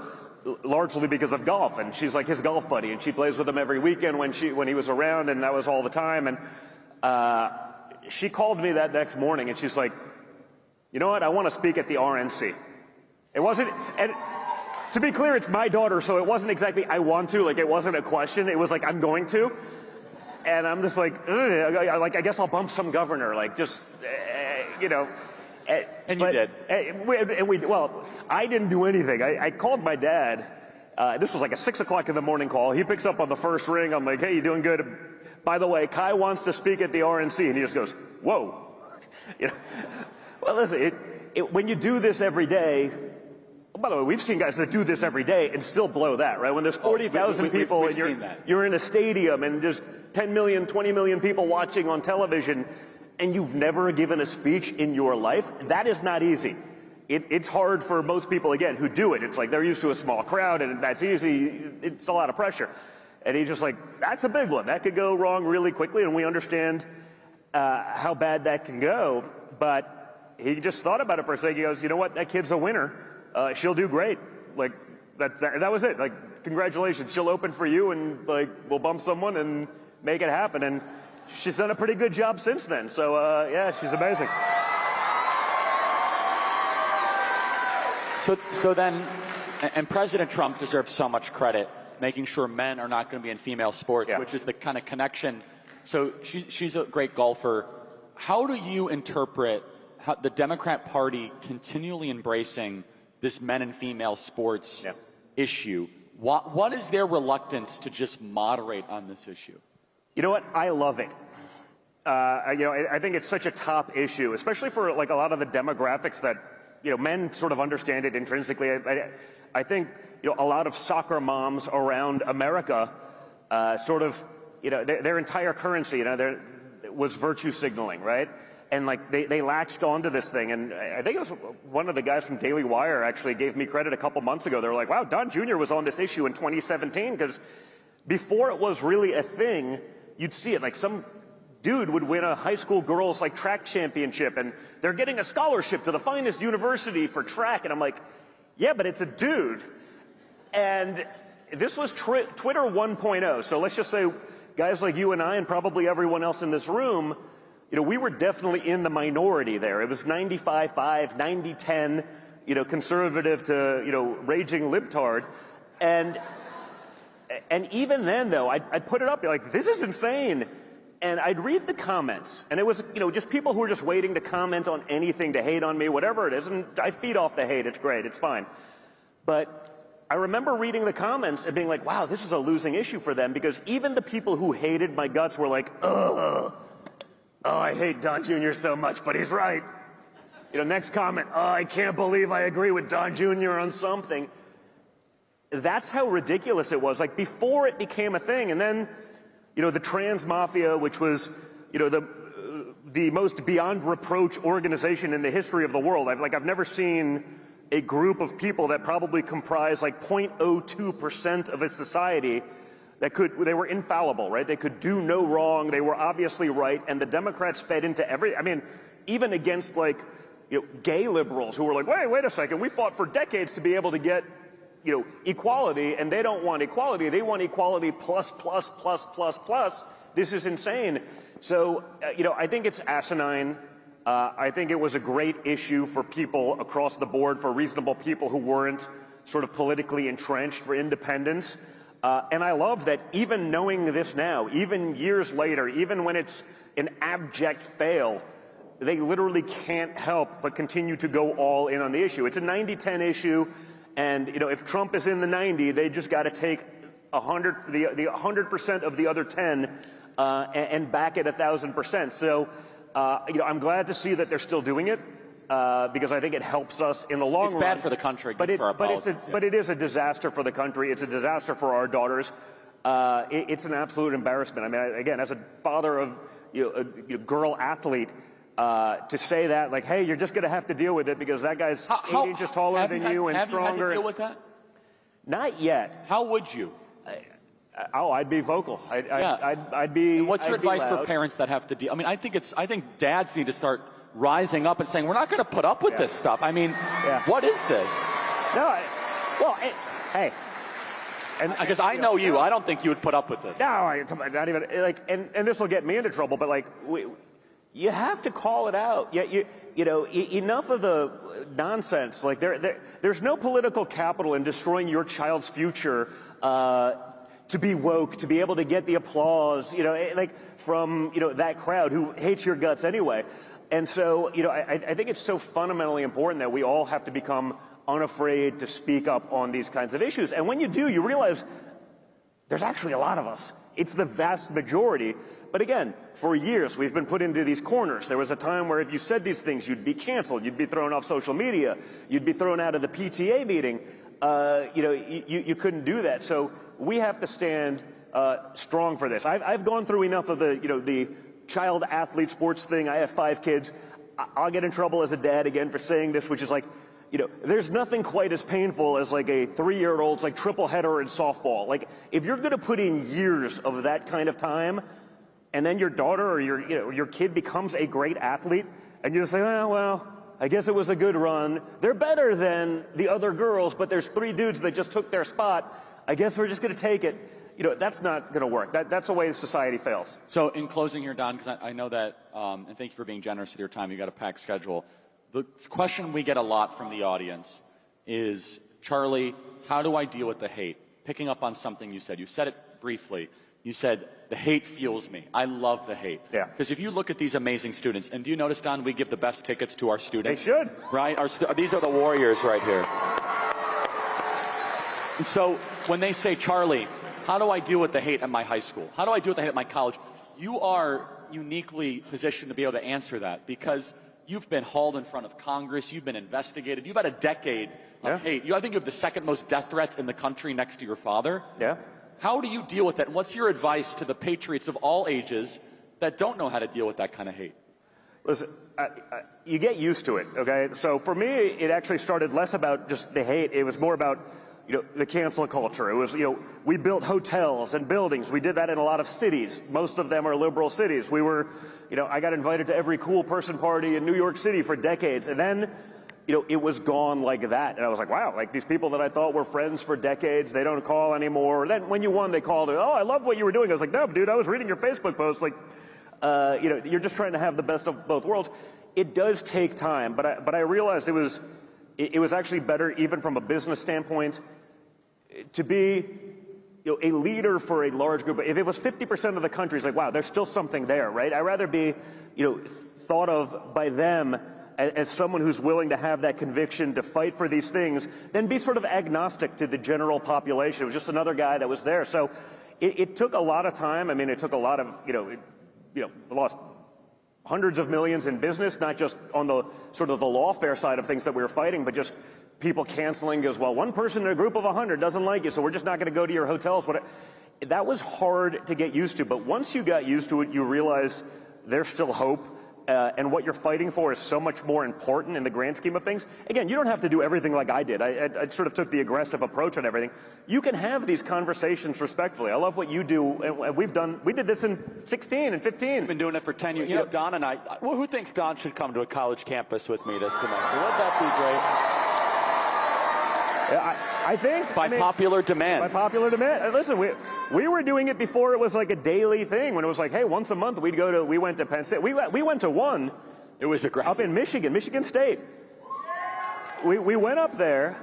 This is a 16 campaign, and it was me and Charlie and another friend of ours, and Tommy. Yeah, and we literally were about to get on the stage, and the state police were there, and they showed up. The state police, like the Michigan State Police showed up and were like, hey man, we can't tell you not to do this, but like, this is bad. And the university, of course, made sure that all the radicals could get in, even though we oversold to the groups that were people like us. You guys know what we're talking about. And that was fine. You've seen all of this. And they go, we can't stop you from doing it, but we also can't guarantee your safety. And we're putting out like a notice right now that like, you should not do this. Like, it's against, common sense to be going out there. And we basically looked at each other. Let's go. I literally said, like, I would rather get my ass kicked right here, right now, than capitulate to the woke mob. And we did.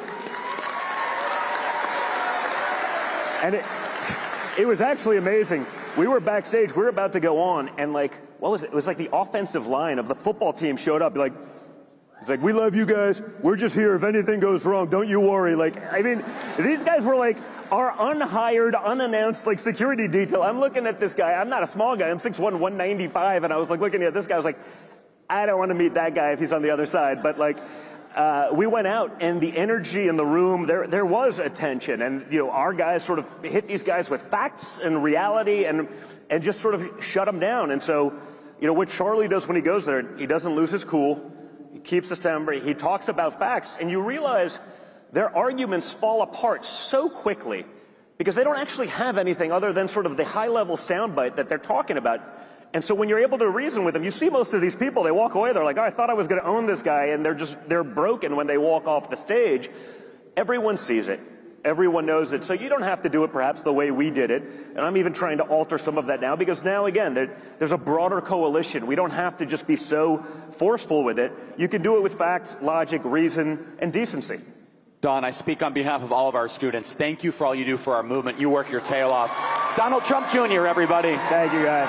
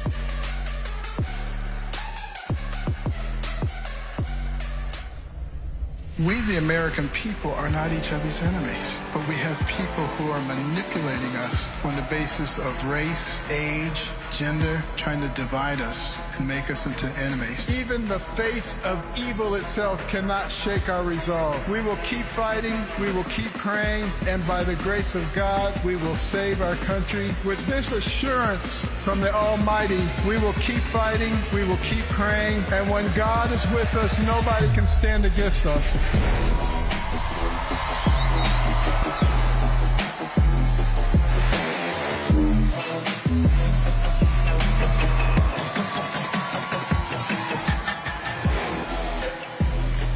Hello, everyone.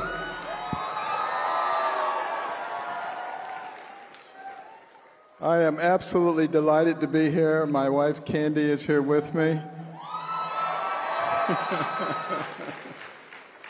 You know, I have a plane to catch, so I'm going to cut things a little bit, but I'm a surgeon, so I know how to cut. Not a problem. You know, we've been engaged in a fight for a long time. Ever since man has been on this planet, we've been fighting, one against the other. We're fighting now. We have people trying to invade our country, change our laws, trying to convince our children that they're not boys or girls. You look at all the different battles that are going on, but we have a secret weapon. We were made in the image of God.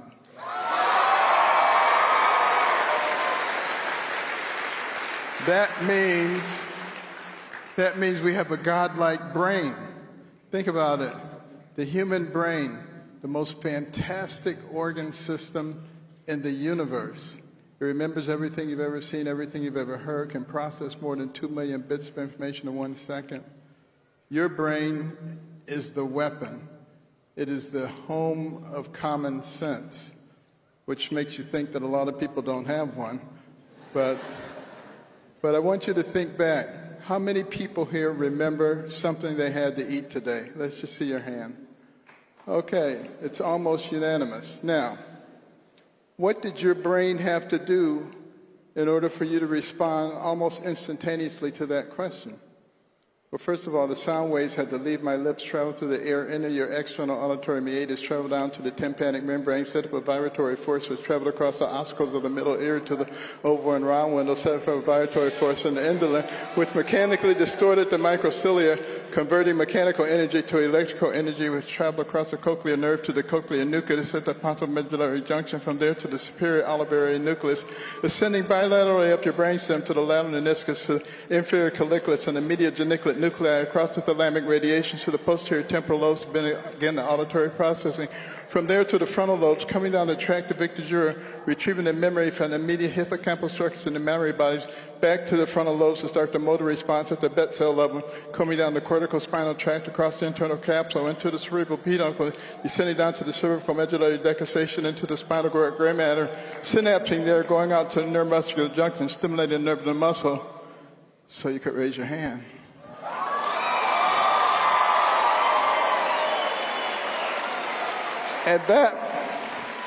And that's the simplified version of what your brain had to do, and you barely even had to think about it. Now, can you imagine what our brains are capable of when we actually put our minds to something? You think about the early days of our country as we were accelerating from a ragtag bunch of militiamen to the pinnacle of the world. You think about how 90% of the life-changing inventions in the world came out of the United States of America. Why? Because we created an environment that encouraged entrepreneurship and innovation. That's who we are. And we let our Judeo-Christian foundation guide us and stayed away from the evil, because this is not about Republicans and Democrats. This is about good and evil. And we have to use those brains. We have to use that weapon that God gave us to fight Marxism. Marxism counts on ignorance. Have you seen some of those man on the street interviews where they ask people the simplest things and they have no idea what you're talking about? That means the Marxists have infiltrated our schools, have infiltrated our learning institutions, and have dumbed down the population. You have to dumb down the population in order for them to believe all that crap that they tell them. And that's what we have to fight. That's part of the battle that we're in right now. Now, it hasn't always been that way in our country. If you really want to be impressed about our educational prowess, go back and look at a 6th grade exit exam from 150 to 200 years ago. What you were expected to know to graduate from the 6th grade, you'll be blown away. We have dumbed it down so significantly these days. And what we have to do now is draw the courage to fight against the Marxists, because they count on intimidation. You see what they're doing out in California, trying to scare our Border Patrol people, trying to scare our ICE people. Our ICE people are incredibly brave, and we need to really support them.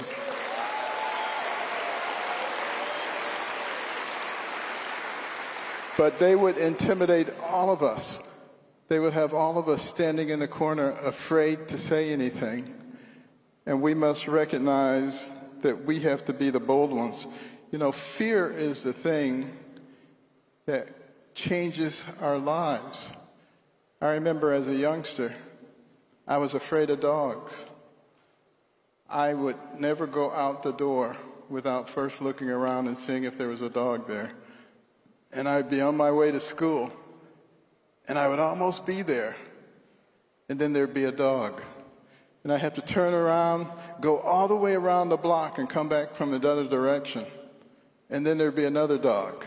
And I'd be late for school, and the teachers were tired of my excuses. And then there was a man, I was 8 years old. He said, Benny, if you don't act like you're afraid of the dog, they won't bother you.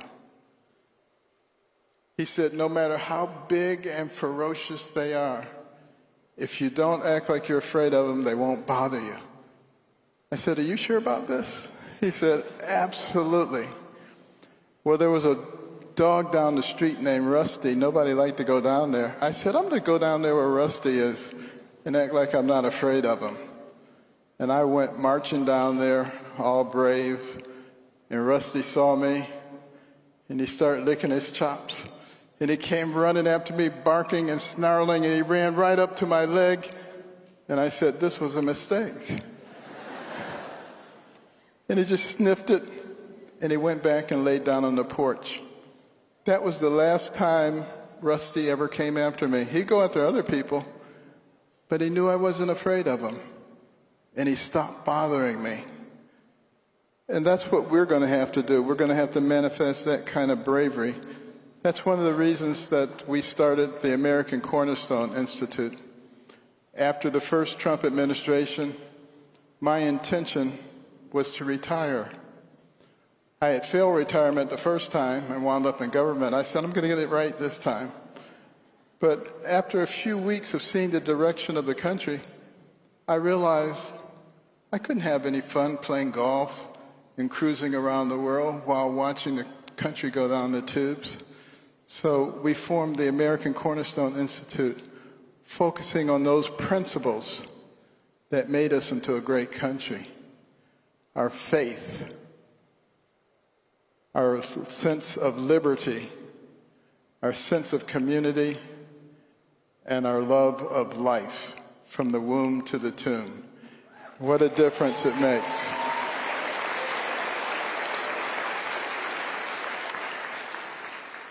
And the courage is the thing that really guided me throughout my whole medical career. I remember I was a resident at Johns Hopkins, and that was before they turned radical. And I was on call that night.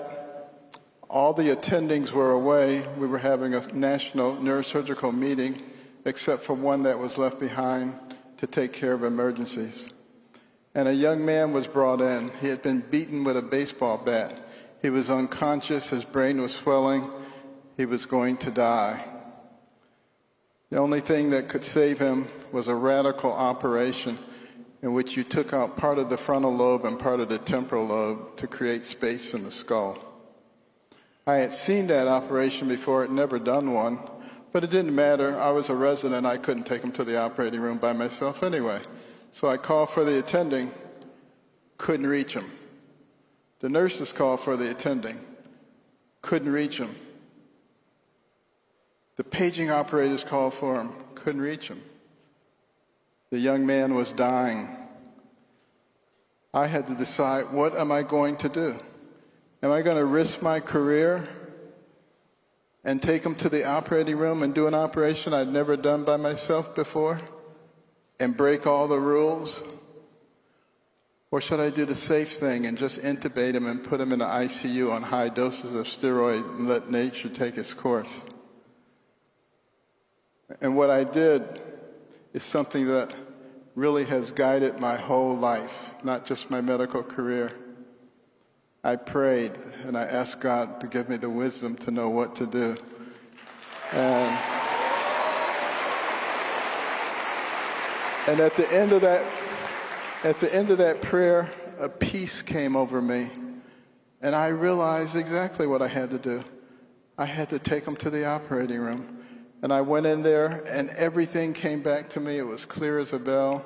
I performed the operation. It was successful, and today that young man is a counselor for young people. But I never got into any trouble. In fact, I was praised for being courageous and doing the right thing. And we need to understand that courage is a part of who we are as a nation. Our history is that of courageous people. Think back to World War II.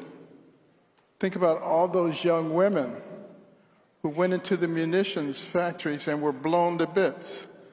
Did that stop the others? No, they made more airplanes, tanks, and mortars than anybody could imagine. Think about the young men, 15, 16, 17, who lied about their age so that they could fight for our country.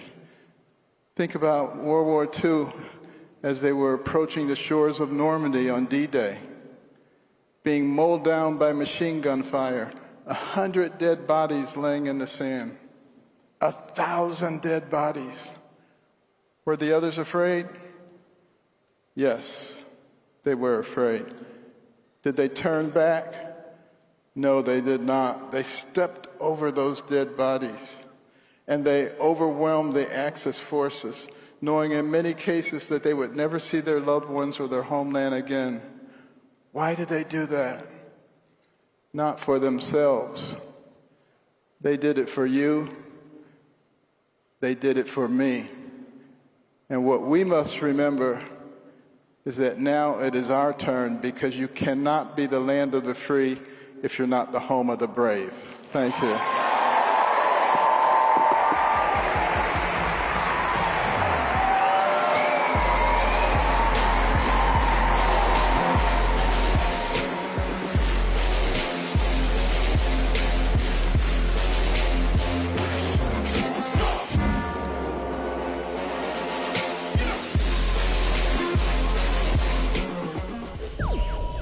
On Capitol Hill, working with President Trump, we are going to deliver and save the greatest nation man has ever known. I've been there in every city in this country fighting hard to win this election. But the thing I know is that we're not going to win future elections without you. Transgenderism for teenagers is gotta stop. They say they're pro-choice, but not if you want a choice over what your kids are taught.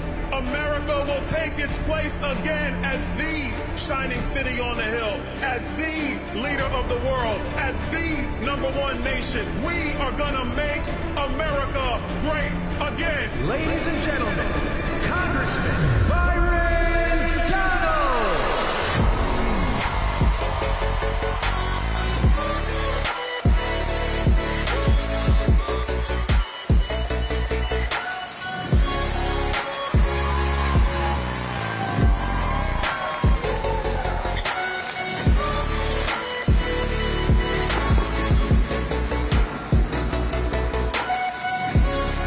Student Action Summit, what is going on? You guys having a good time in Tampa, Florida?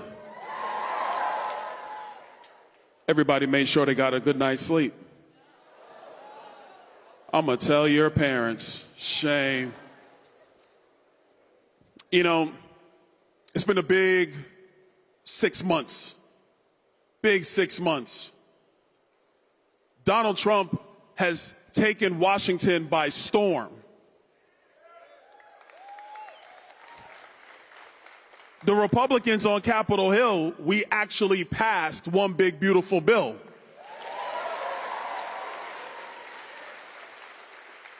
The media doesn't really know what to think. Well, they never really knew what to think, let's just be honest. Not the brightest. And the Democrats have lost it. They've lost their minds. I'm from Brooklyn, New York, born and raised. You can hear by the chatters in the crowd, Brooklyn is always in the house. But my former home city has lost its mind. They are bringing in some guy named Mamdani.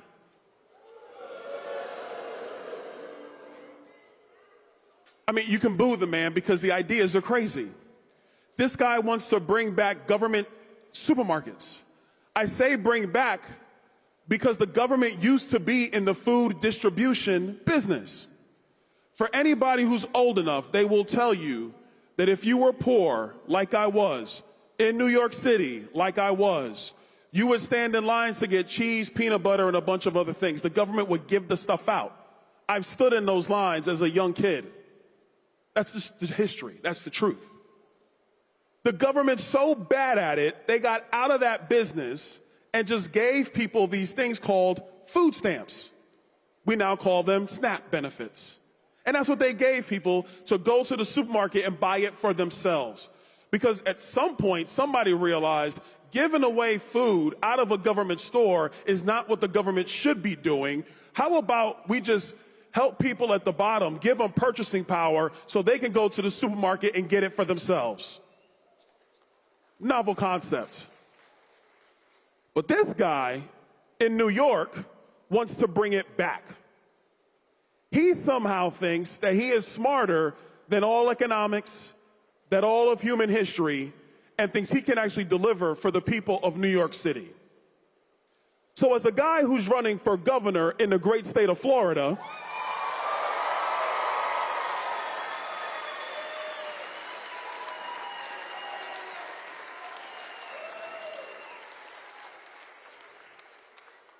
who, by the way, has been endorsed by Donald Trump to be the next governor of Florida,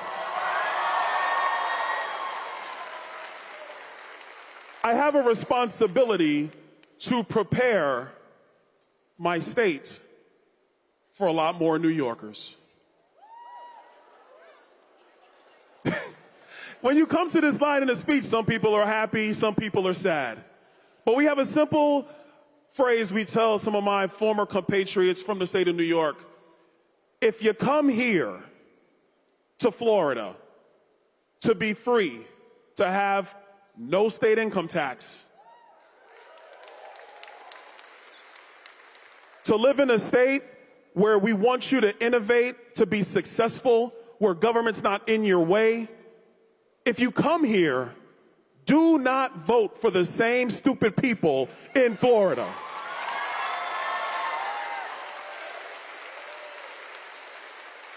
Don't vote for the same stupid people. These are the people who thought it was cool to let an auto pen run the White House. Let's not do that. These are the people who thought it was okay to open up our borders and let tens of millions of people in the United States. These are the people, and this is one of their bright ideas that actually didn't get adopted. These are the people who thought it was okay for the Treasury Department to spy in every one of your bank accounts if you spent more than $800 in a calendar year.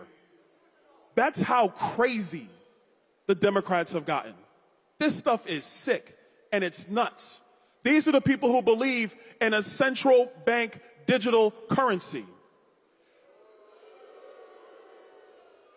These are the people who believe that just by raising more taxes and spending more money, that somehow we will all be prosperous. But because of all of your hard work over the last 2 years, the American people said, no, we don't want that mess anymore. We want common sense. We want freedom. We want liberty. We want Donald Trump. So keep Mom Donnie in New York, but it ain't coming to Florida.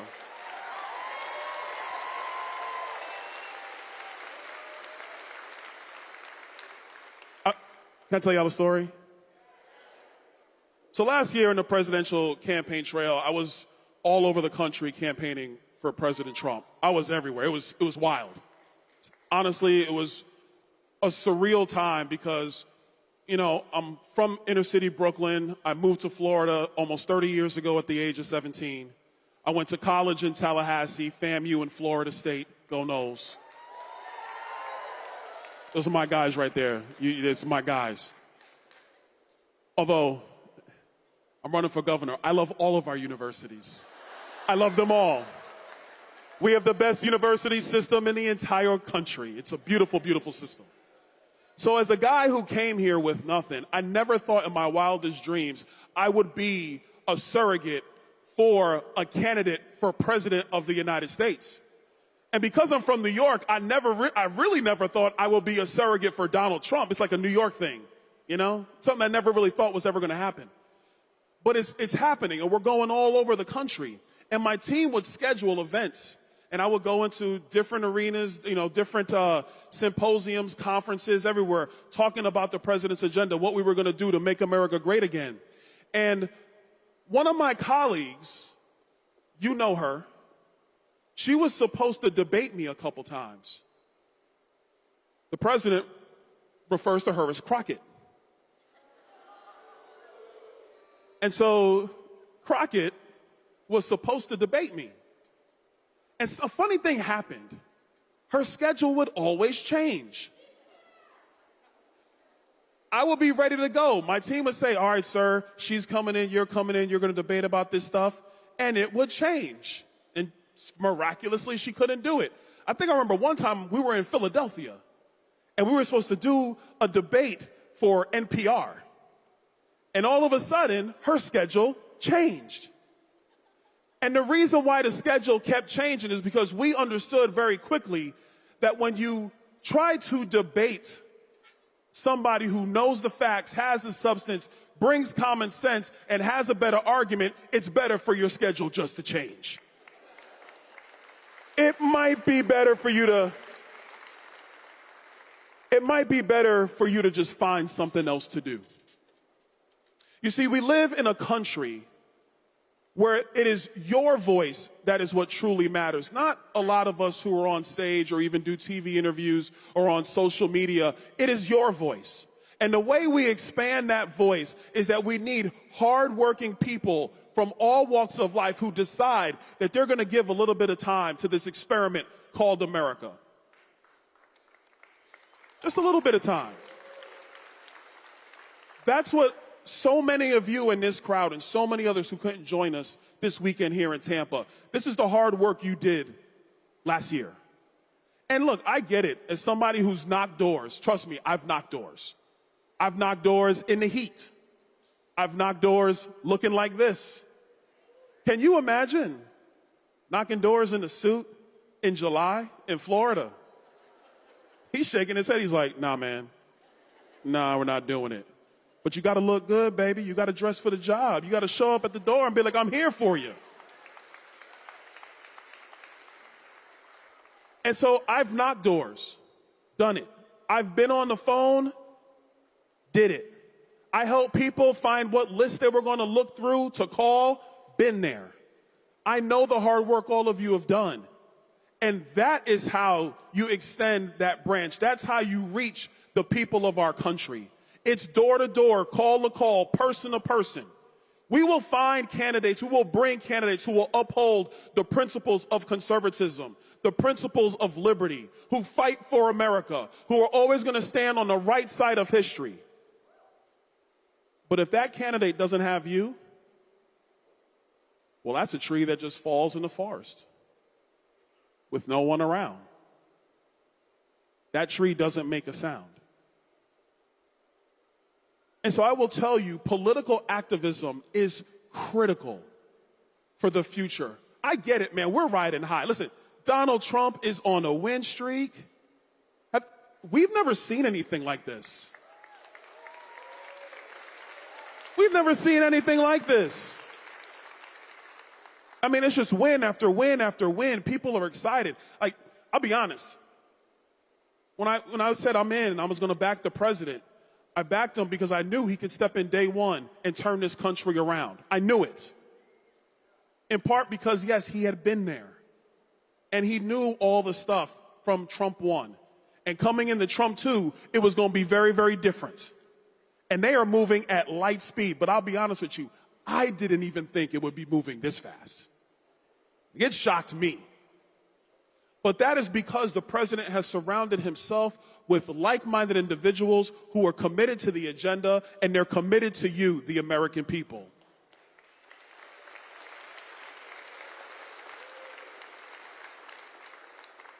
But it didn't matter where we went. We were on a bus tour for 2 weeks in Pennsylvania. It didn't matter. If we were in Pennsylvania working hard, it had to be people in the crowd who were going to be there standing with us. To you young people at the Student Action Summit, let me tell you this. We might be winning today. Florida is red today.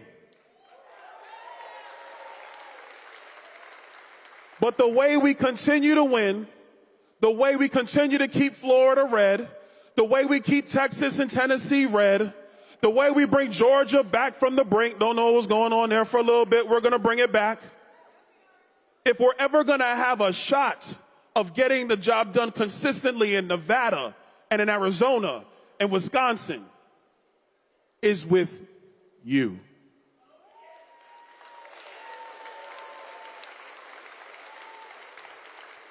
You're talking to a guy who 15 years ago nobody ever heard of. I walked into a Tea Party meeting and they were like, who's this guy? But at least he wants to learn about the Constitution. I went to my first Republican Executive Committee 14 years ago and they were like, we heard about him from the Tea Party movement. Nice to meet you, son. Because, you know, I was younger then. Not smaller, same size, just younger. Right? And they were like, nice to meet you, sonny. Just a guy. But I was passionate. The passion you bring to our politics is what will keep us at the head of the table. The work you bring into this endeavor is what will keep the Democrats as the current laughingstock that they are.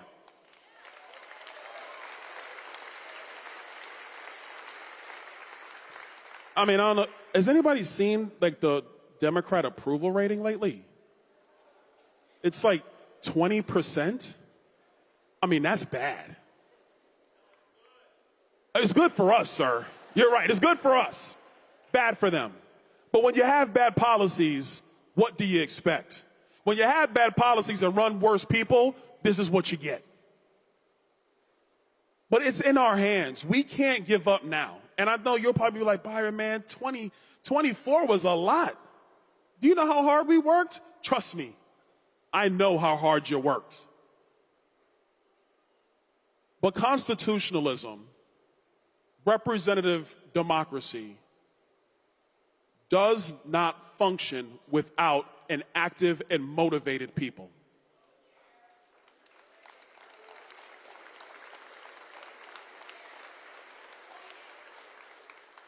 I'm going to paraphrase, but an old saying goes like this: those who do not pay attention to their politics will be ruled by their inferiors. And in America, for far too long, we have let our inferiors rule over this country. For far too long, we have let people who, quite frankly, are not smart make decisions as if they are the only people with intellect in the country. And a large reason why that was even able to occur is because we were just living our lives, raising kids, going to work. In Florida, heading to the beach. She's ready to go back to the beach. She's like, I got to hit Clearwater. She's like, after this is over, I'm hitting Clearwater. That's what we're doing. But we can't live like that anymore. We have to be engaged at all times. In this campaign for governor, I'm talking about the future of our state. We are the best state in the country here in Florida. The best. If you come from another state, I get it. But trust me, we're the best state in the country. Just here to tell you the truth. If you're a Texas person, I love you. That's great. You're number 2. Anyway, Oklahoma's like 7. That's all right. I know some guys in Oklahoma. But let me tell you this.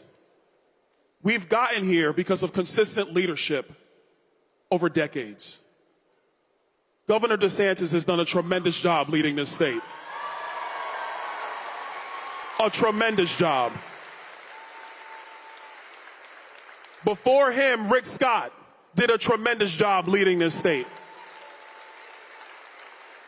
And so what we're talking about now is, now that in Florida the Democrats have been defeated because we've had great policy and great leadership in our state, now it's time to look to the future. Diversifying our economy, making sure that the best jobs that exist anywhere in America exist here, making Florida the financial capital of the world, making our roads more efficient and better, cleaning up our insurance markets, because we got to do that. You young people, you haven't gotten there yet, but I'm telling you, baby, insurance. It's tough.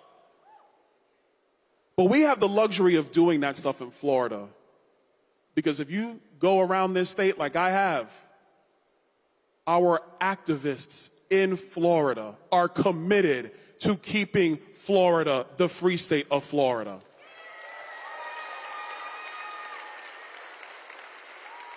They're committed.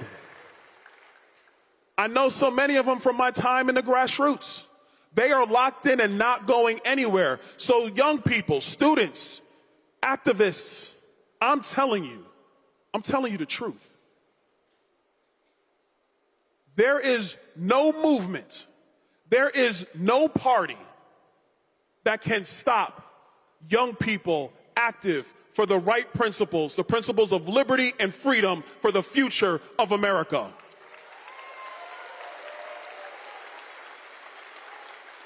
I'm looking at you now in this room, and I'm a little scared of y'all. Because when you are mobile, agile, active, when you never quit, you never give up, don't mind the sweat, don't mind the rain. Yes, he'll be in a suit or in a button-up in 90-degree weather, but you got to go see Miss Jane, because Miss Jane's got to get to the polls, baby. We got to get you there to vote. Thank you, dear. I appreciate you. We hiring her. She's too active. When that's the energy you bring to this movement of ours, we, and I say we, are unstoppable. God bless you, Turning Point. I love you guys. Stay in the fight. Stay with us.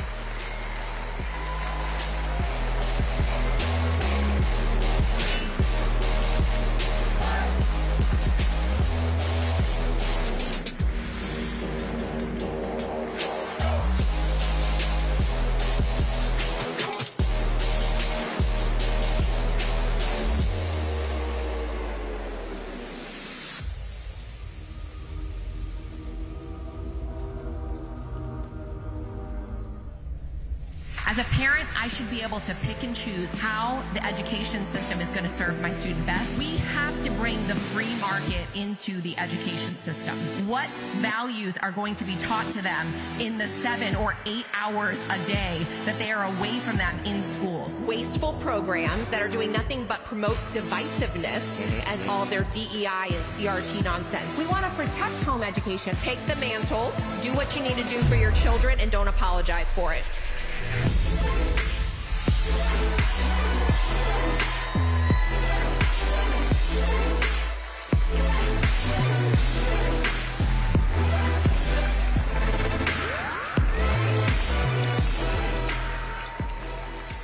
What's up, Turning Point?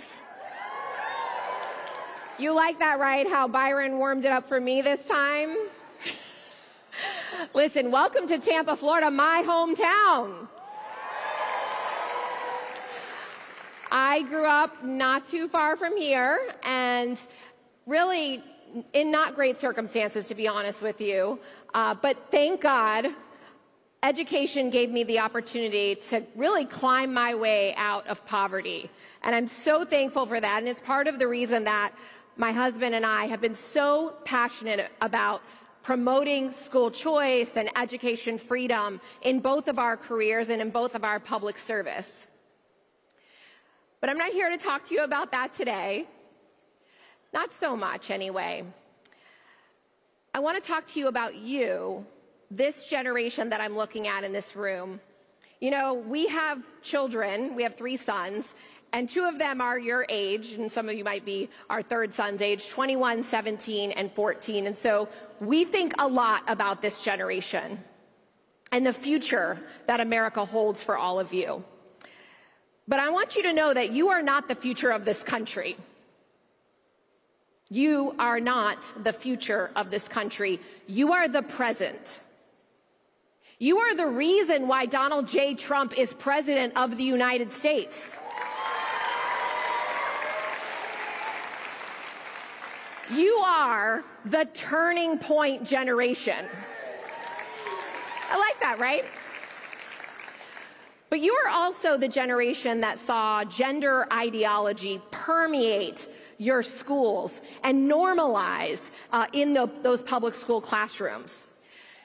You were the ones who saw your teachers keep secrets from parents and allowed schools that allowed girls to have men invade their private spaces and their sports.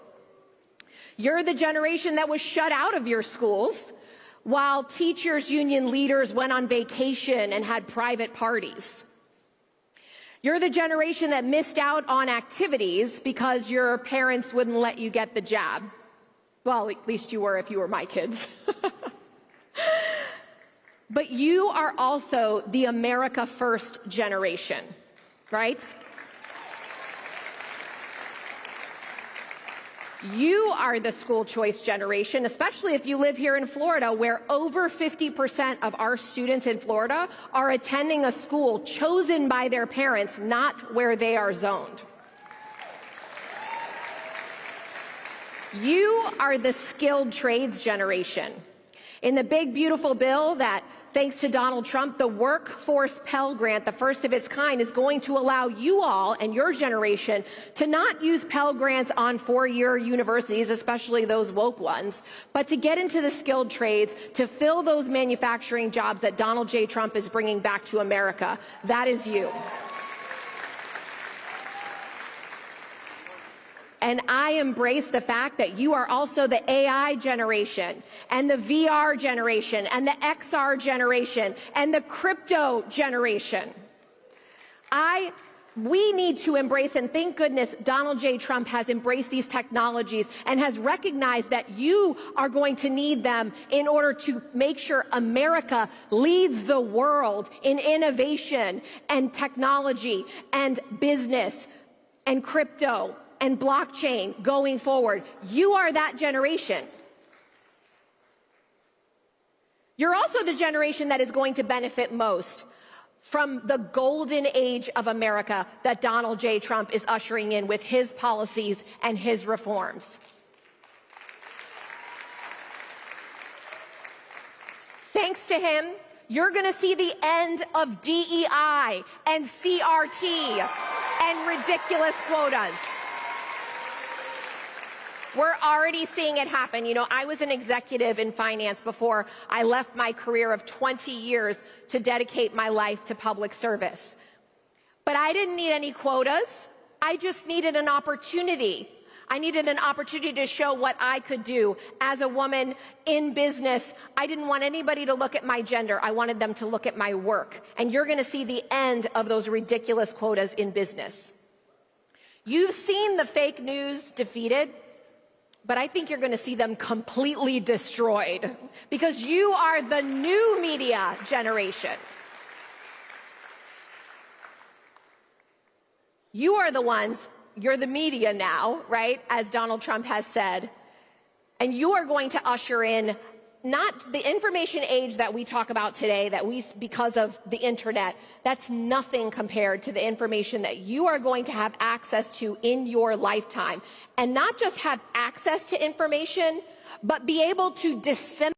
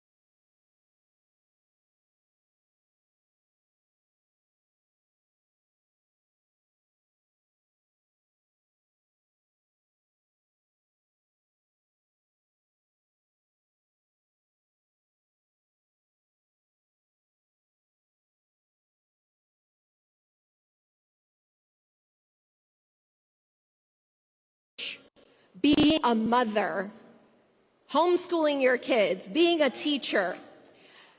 Absolutely. You, based on statistics right now, you are the homeschooling your kids generation.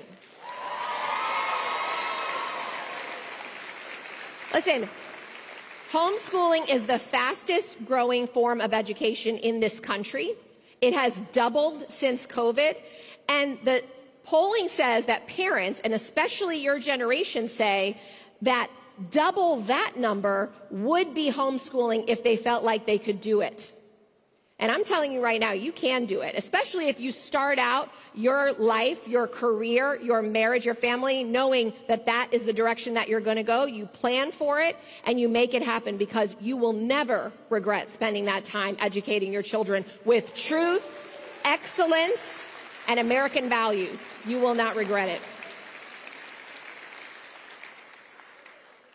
Now, I have to tell you how much I appreciate you being here. How proud I am of every single one of you for taking time out of your social life, of your school, of your athletics, of your hobbies, to be here today at Turning Point. You know, I have the greatest respect for Charlie Kirk. He has done an incredible thing ushering in this movement here.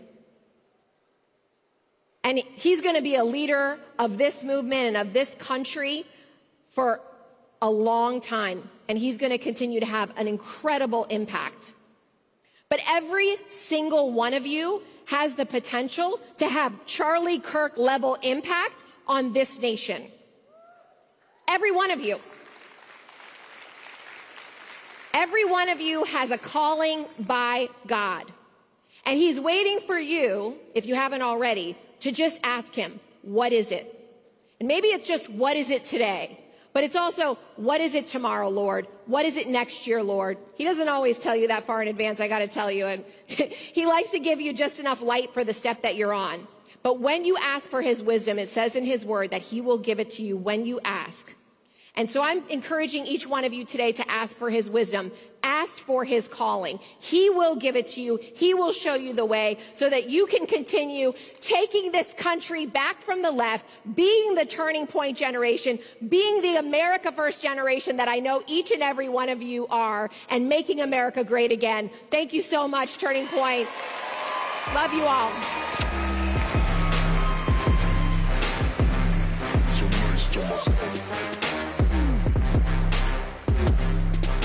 So nice to myself. So nice to myself. So nice to myself. So nice to myself. So nice to myself. I'm so nice to myself. I'm so nice to myself.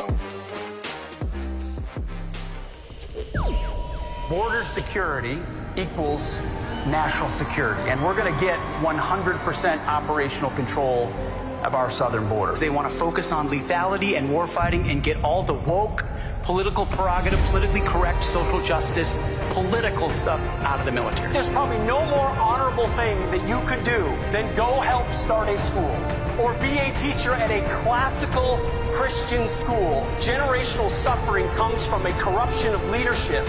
That's the curse that happens generationally. What all of you are doing are creating a movement to break that curse. Ladies and gentlemen, Secretary Hegseth.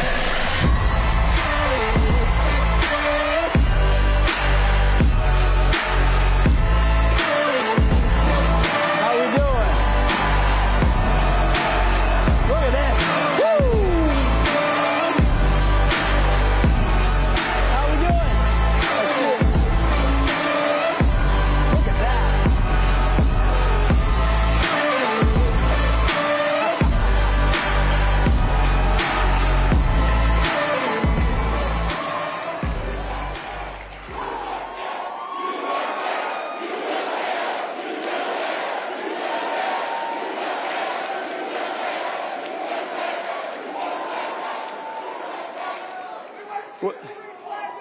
Well, let me tell you something.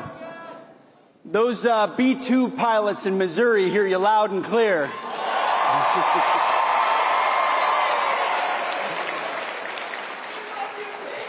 Hey, what an honor it is to be here. I am so grateful. I want to thank Charlie Kirk and Turning Point USA. I didn't just show up here now. I've been here year after year because I believe so deeply in the mission of what you all represent. So give it up for Charlie Kirk, please.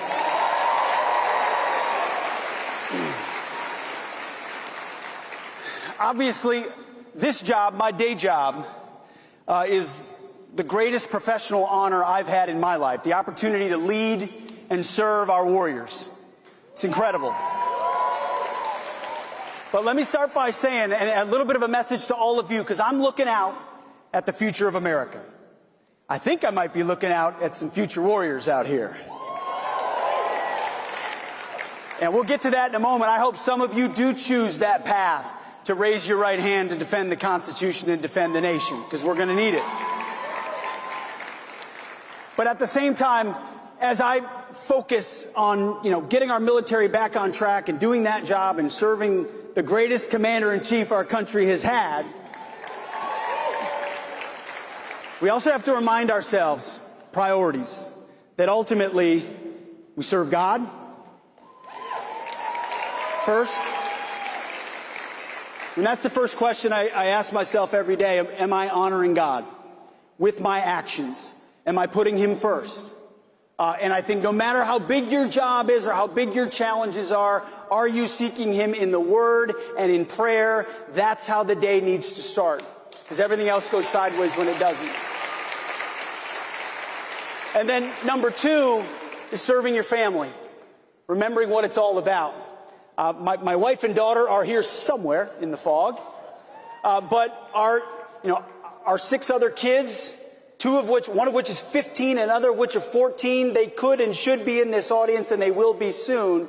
How am I serving them? How am I directing them and giving them the perspective that all of you have about their Lord and Savior and about this country and about the threats we face and their duty to do something about it? That's my job as a father and as a husband. So yes, we're fighting for our country, but God and family come first, and I hope you remember that in all of your great pursuits, in everything that you focus on in your own life. I have had the incredible opportunity, and I wish everyone here get a chance to be in the Oval Office, and you see him because he's the most transparent president we've ever had. But to watch President Trump, whether it's the Oval Office or the Situation Room or in foreign countries, he does so much, but ultimately his willingness to put America first, apply common sense, and execute peace through strength is the core of what I get a chance to see every day. And by the way, you don't get peace without the strength part. And that's my department, the strength department. And so I actually think we lead at the Defense Department, or maybe soon to be the Department of War, for all the right reasons. We lead the biggest peace department in the world. Our job is to be strong and ready and lethal so that you never have to use us. And if you use us, our capabilities are so overwhelming, our threat so looming, that we're able to conclude that mission swiftly and violently to the interests of the United States, or not have to use us at all. So the peace is preserved and deterrence sticks. And I'll never forget President Trump, when he chose me for this job, the first thing he said to me, he said, Pete, you're going to have to be tough. I can't even say the word, because it's a young crowd, 15, 16, tough as you know what. Tough as you know what. And I said, yes, sir. Boy, was he right. But the next thing he said to me was, Pete, I need you to restore the warrior ethos. I need you to get the military back to basics. We were distracted. Absolutely.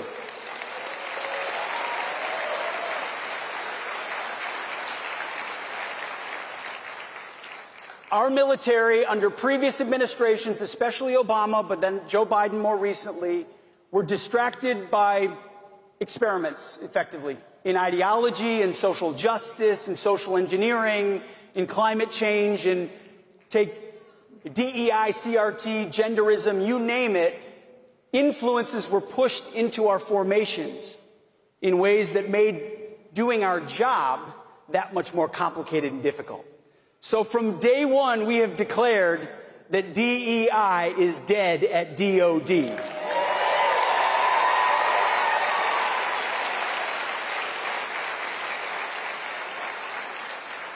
We're going back to gender neutral, colorblind, merit-based performance standards.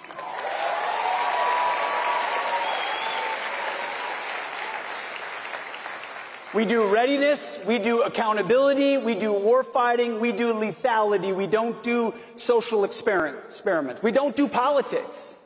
I don't care in my formations. I mean, I have my political views and you have yours. But I don't care in my formation if you're a Republican or a Democrat. Do you love the country? Have you sworn oath to defend the Constitution? And how good are you at your job? And my job is for you to be prepared in that mission. That's it. It's a back to basics moment, and we've seen the response from young Americans like this crowd has been historic. Recruiting months and months ahead of where it's been under the previous administration. By the way, under the previous administration, they lowered the recruiting goals so they could look like they were filling the ranks, but they actually couldn't even meet the lowered recruiting goals. And this administration, with higher recruiting goals, we're beating them 4 to 5 months ahead of time because the American people want to serve.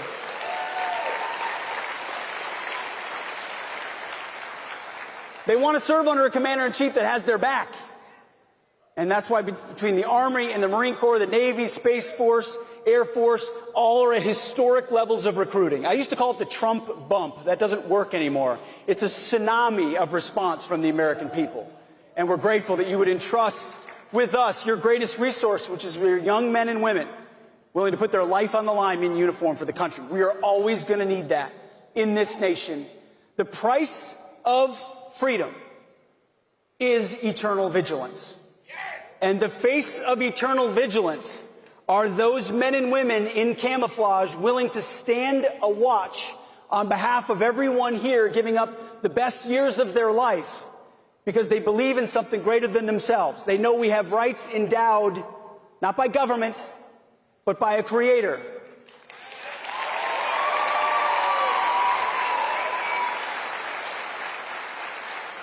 You see, our warriors understand we're about to celebrate America 250, which is incredible.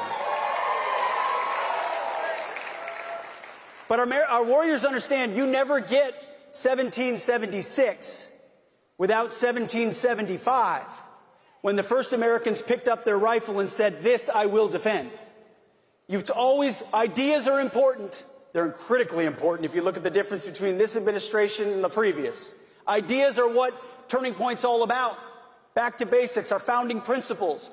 But if you're not able to defend those principles, you give them away, either to foreign enemies or domestic ideologies that have a very different view of our country.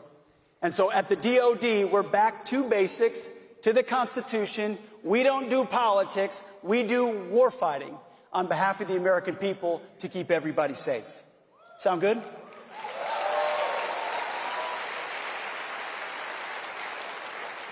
We're also rebuilding our military in ways that President Trump did in his first term.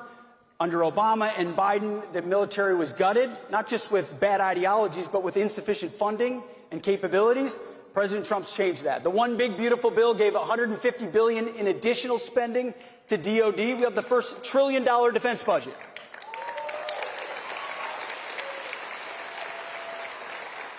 Listen, let me tell you, I'm a fiscal hawk like a lot of people in here, too. I want to make sure taxpayer dollars are used wisely. And that's why I think DOGE and entities like that have been used as efficiently or even more aggressively in DOD than anywhere else. Because every dollar I can find in savings is a dollar I can reinvest in warfighting and readiness and capabilities, in the pointy end of the spear. So we've found tens of billions of dollars in savings that contracts we've eliminated, green initiatives that are gone, that we move over to President Trump's priorities. So when you look at Golden Dome for America, protecting the homeland, You look at the F-47, the world's first sixth-generation fighter jet. Drones, long-range fires, hypersonics, the way of war is changing. Our job is to see around the corner for you. Because, you know, those B-2 pilots, and by the way, the mechanics and the refuelers and the fighters, and pilots don't fly themselves. It's like anything else. No one in the military serves themselves. A huge family and community supports them. But those B-2 pilots were able to fly in an exquisite machine 37 hours around the world because some American that I've never met 40 or 50 years ago designed that fighter, that bomber, was willing to spend political capital and effort and time to fund it and acquire it and field it so that a future president they'll never meet has maximum latitude and decision space to execute on behalf of the American people. My job is to work with our team to look the same way. What does war fighting in the future look like so that you and your kids and your grandkids in future America have the capabilities they need to be decisive and overwhelming on the battlefield? So it's not just about the wars of today and how successful are we today, but are we making the tough calls? See, it's easy to be aggressive and forward-leaning in this position when you have a boss in President Trump who puts a giant shield over you. And that's what it is. He ultimately is willing to take the slings and arrows. He's literally taken the shots so that the rest of us can go into our departments and say, now is the time to do what needs to be done. Make the difficult decisions that, you know, politicians in the past or bureaucrats in the past pushed aside because they were difficult. Now's the time to make those tough calls for you, for my kids, for your kids, your grandkids. So it's restoring the warrior ethos, rebuilding our military, and then reestablishing deterrence. I talked a little bit about deterrence, but we started this administration, unfortunately, in a hole, with 4 years of deferred maintenance on the world stage. What happened in Afghanistan, the disastrous and tragic withdrawal of what happened there reverberated around the world. The world saw wokeness and weakness, not because of our warfighters, but because of political decisions. In ways that, you know, President Trump never would have executed something like that. Conditions-based is something everyone understands. But because of that, you had follow-on actions like the invasion in Ukraine, again, a war that wouldn't have started under President Trump. Or you had what happened on October 7th with Hamas in Israel. The world thought America wasn't prepared to stand strong because of the actions we had taken and then all the woke garbage that was happening behind the scenes inside the department. The world took notice and said, wait, America's investing in electric tanks. That doesn't make much sense. Where do you plug those in the Middle East? There's they just didn't see a serious administration or serious leadership. So deterrence eroded, which means other actors filled the void. President Trump showed up and said, peace through strength is back through American leadership. Not through adventurism or interventionism or nation building. None of that.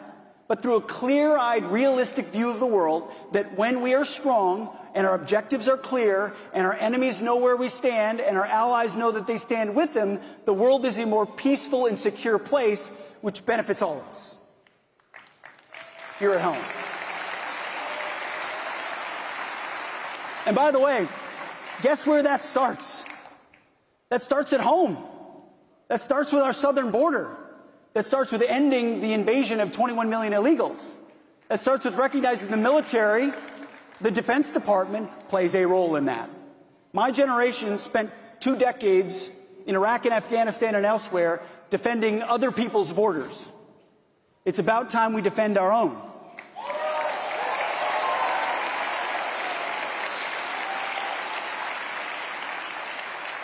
Which is why you've already seen historic lows in crossings on the southern border. We've got over 10,000 troops stationed there through new national defense areas. If you're arrested on the border in those national defense areas, you are committing a crime. You will be charged and deported. And when you meet these troops on the border, they're excited to be executing a mission on behalf of their country, defending the homeland. So deterrence starts in stopping that invasion. And we're supporting ICE agents in Los Angeles and elsewhere ensuring they're safe in their duty. Of course, the media goes crazy. Oh my goodness, the Defense Department is deploying No. ICE should have the ability to do its job in any city of America without being attacked.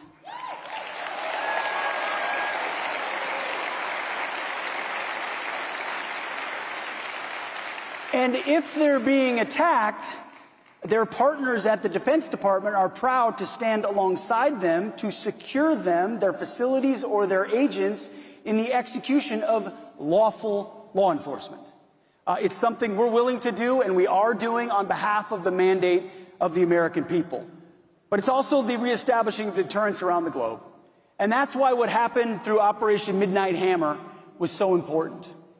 By the way, a mission from the beginning, President Trump set the tone of what that would look like, the effects that would happen. He understood exactly, and our job was simply to execute and to watch the skilled and courageous men and women of our military from beginning to end, from the Situation Room to the maps to the trajectories to hearing the radio calls. I wish everybody could hear that and see that. It makes you so proud to be an American. And it reestablishes an understanding from the world of what we're capable of. No other country on earth could even remotely do what those pilots did. Plan, coordinate, facilitate, refuel midair, dozens of times. 7 jets going one way, 2 deceiving the world the other way. Everybody thought it was going that way. You zig, you zag. Fly over Iran, they never see you, they don't shoot, you disable enemy capabilities, and you get out of Dodge. Or as President Trump says, he said, skedaddle. You skedaddle. That is a specific military doctrinal term now. That was not just a message to Iran's nuclear capabilities, it was a message to all of our adversaries and all of our allies that American leadership and strength is back.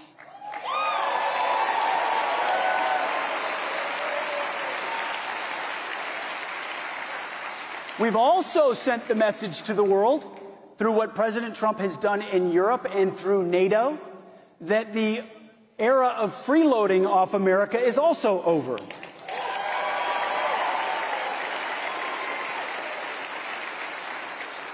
I'm a big fan of alliances, and we're a proud member of NATO. But an alliance can't just be about flags and conferences. It needs to be about formations and capabilities. Military alliances only work when you have actual hard power to bring to bear. And only because of President Trump is Europe stepping up and spending now what was inconceivable. Many of these countries were spending 1% on defense just in his first term. But because of President Trump's leadership, they're committed now to spending 5% of GDP on defense, which means they lead the way and we don't have to do it for them.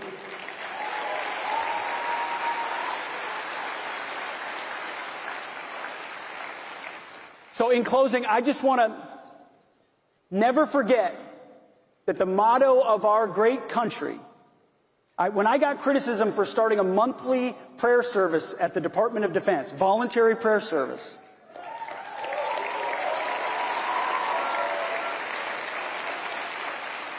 I reminded our friends in the media, the motto of our country is, "In God we trust." That the military has a long heritage of being on bended knee, appealing to heaven in the most impossible of situations. God's providence brought us here.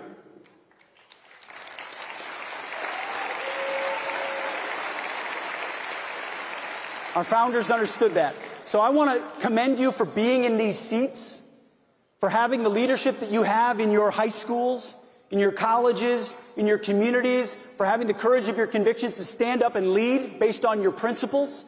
That is leadership. That is putting America first. That is showing strength, and I commend you for that. But I also hope, on behalf of a new and improved Department of Defense, that you will also take a look at serving your country, that you will consider the incredible lineage. Let me tell you something. I've never met someone who served, it's very few and far between, who regrets the day that they raised their right hand to defend their nation and try to test themselves to see whether they can stand up to the legacy of previous generations. Now, it's my job and it's President Trump's job to make sure we use those troops properly, that they're properly trained, that they have a clear mission, a limited objective that everyone understands, and they've got the best equipment in the world, which President Trump is providing. But what we really need are the best young Americans. So thank you for being here. God bless our warriors, and God bless the United States of America. Thank you. Appreciate you. Thank you. Thank you. Hi, Gwenny. Thank you.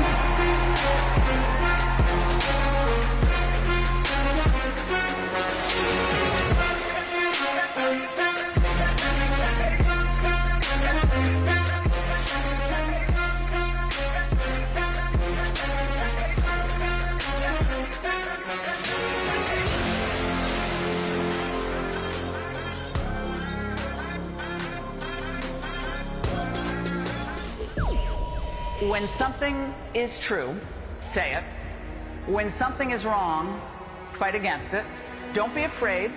Smile and try to share your story. If you're here illegally and haven't been given subsequent permission to remain here, you are subject to deportation, period. I refuse to leave my kids a country that is worse off than the ones that my parents left me. We never give up. We rise to every challenge.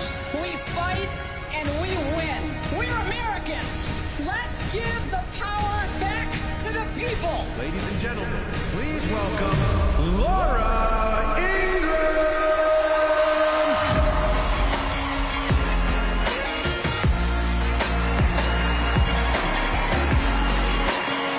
Hello, you guys. How are you? Look at this. Hi, everybody.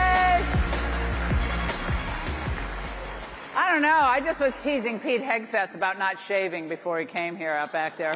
I'll just see. That was great. It was great to see him. This is like old home week here at Turning Point USA. So the administration has Hegseth. Okay, they have Duffy. They have Judge Jeanine. Okay, Tulsi Gabbard. Right? We got all these Fox people. I'm feeling a little left out here. Like, is there anyone left at Fox at this juncture?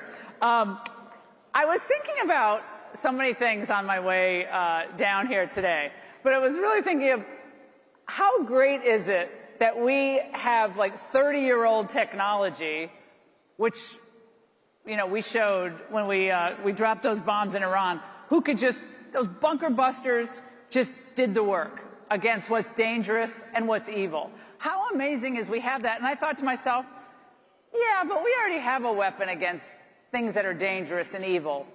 He's called Charlie Kirk. I mean, talk about a bunker buster. I mean, Kirk has been doing this with, you know, for years and years and years. And look at this. This is like the greatest party going on here. And I hope everybody's ready to have a lot of fun this weekend, because you have an incredible lineup of patriots. You're patriots, but the people speaking are all doing their part. And it's just such an awesome experience to be here for just a part of it. I was also thinking about something else, especially when I saw Pete. Obviously, Pete, we got Marco Rubio, we have Scott Bessent, we have J.D. Vance. I'm not doing a straw poll. I didn't mean to do it that way. As a straw poll, it sounded like it. But they had Tony Blinken, Lloyd Austin, and Kamala Harris, okay? Do you remember poor old Tony Blinken, that first time he was sitting across from the Chinese? I think he was in Alaska. It was the first big meeting he had with the Chinese.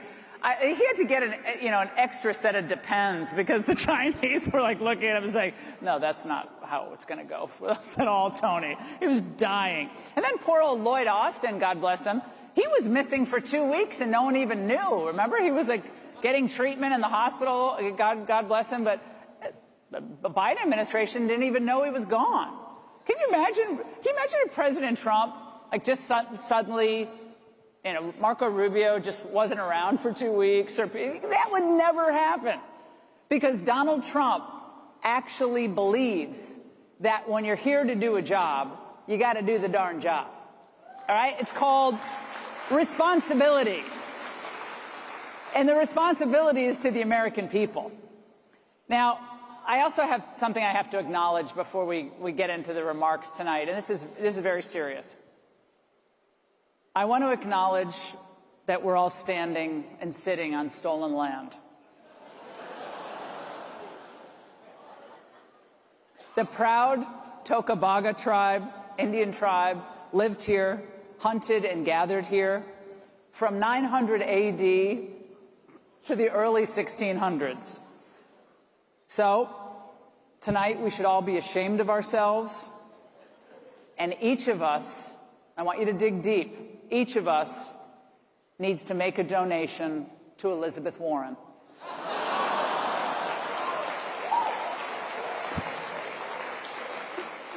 Don't you hate that at every graduation speech, okay? We're on stolen land. Okay, that is the history of the world. The whole world is stolen. Let's just establish that right now. This is such an amazing time to be alive in this country. And we get caught up in the day-to-day fights and the questions and the things that are still not resolved, and I understand that. But I really do not think that we take the time that we should take to truly acknowledge how much in 6 months Donald Trump has accomplished, okay? Just 6 months. It's incredible. And it's not just Donald Trump. I should say, it's not just Donald Trump. It's everybody who's working for him and all of you, and the 77 million Americans who bucked the experts and, gave a middle finger to the lawfare and said, no, we actually believe in America, we're going to fight for America, and we're going to elect someone who we know will stand and battle for us. And they turned out, in record numbers, to say, no, you won't do this again. Think about what he's done just at the Supreme Court. His nominees, most recently, of course, he retains the authority, which we all knew he had, to cut government waste, cut government expenses that shouldn't even be forked over. So he's one big. Rubio now gets to lay off 1,300 State Department employees who should not have ever been working in the State Department. This is awesome. Now, I know what you're worried about. It's Friday. You're in a good mood. So you're thinking, well, Laura, where will all the liberals work? Where will they go? What will they do? And I understand your concern, and I get the fact that you're very upset about this tonight.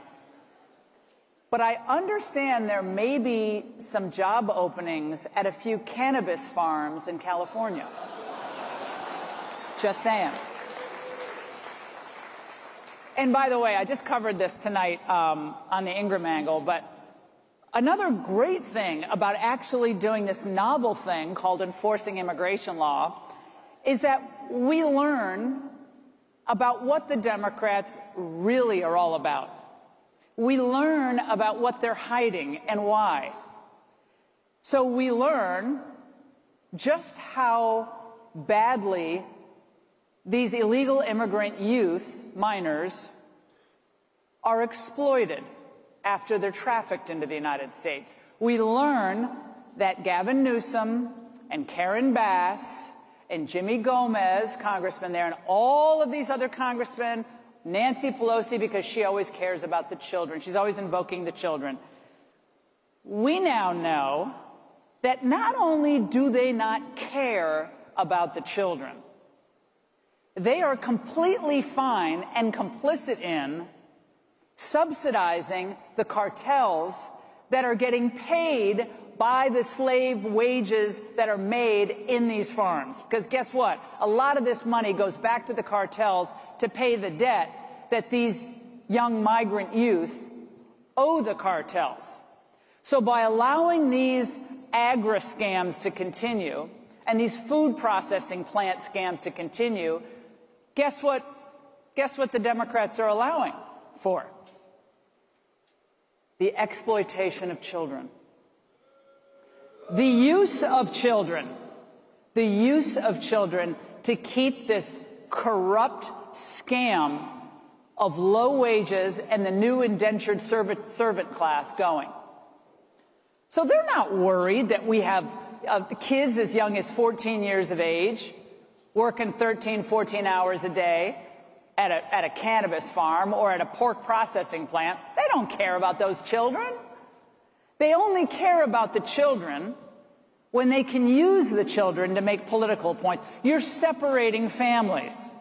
Because last time I checked, criminals were separated from their families every day of the week, every hour of the day, every second of the day in this country and in the Western world. But you're separating children. We care about the children. No, they do not. Donald Trump today actually talked about the children, not just the children who were tragically lost. One of the most horrific natural disasters our country has seen, which is these floodings in Texas. Not only does his heart break for them, but what we see and what we now know, beyond a doubt, is that Donald Trump cares more about protecting these kids than the liberals ever will. Ever will.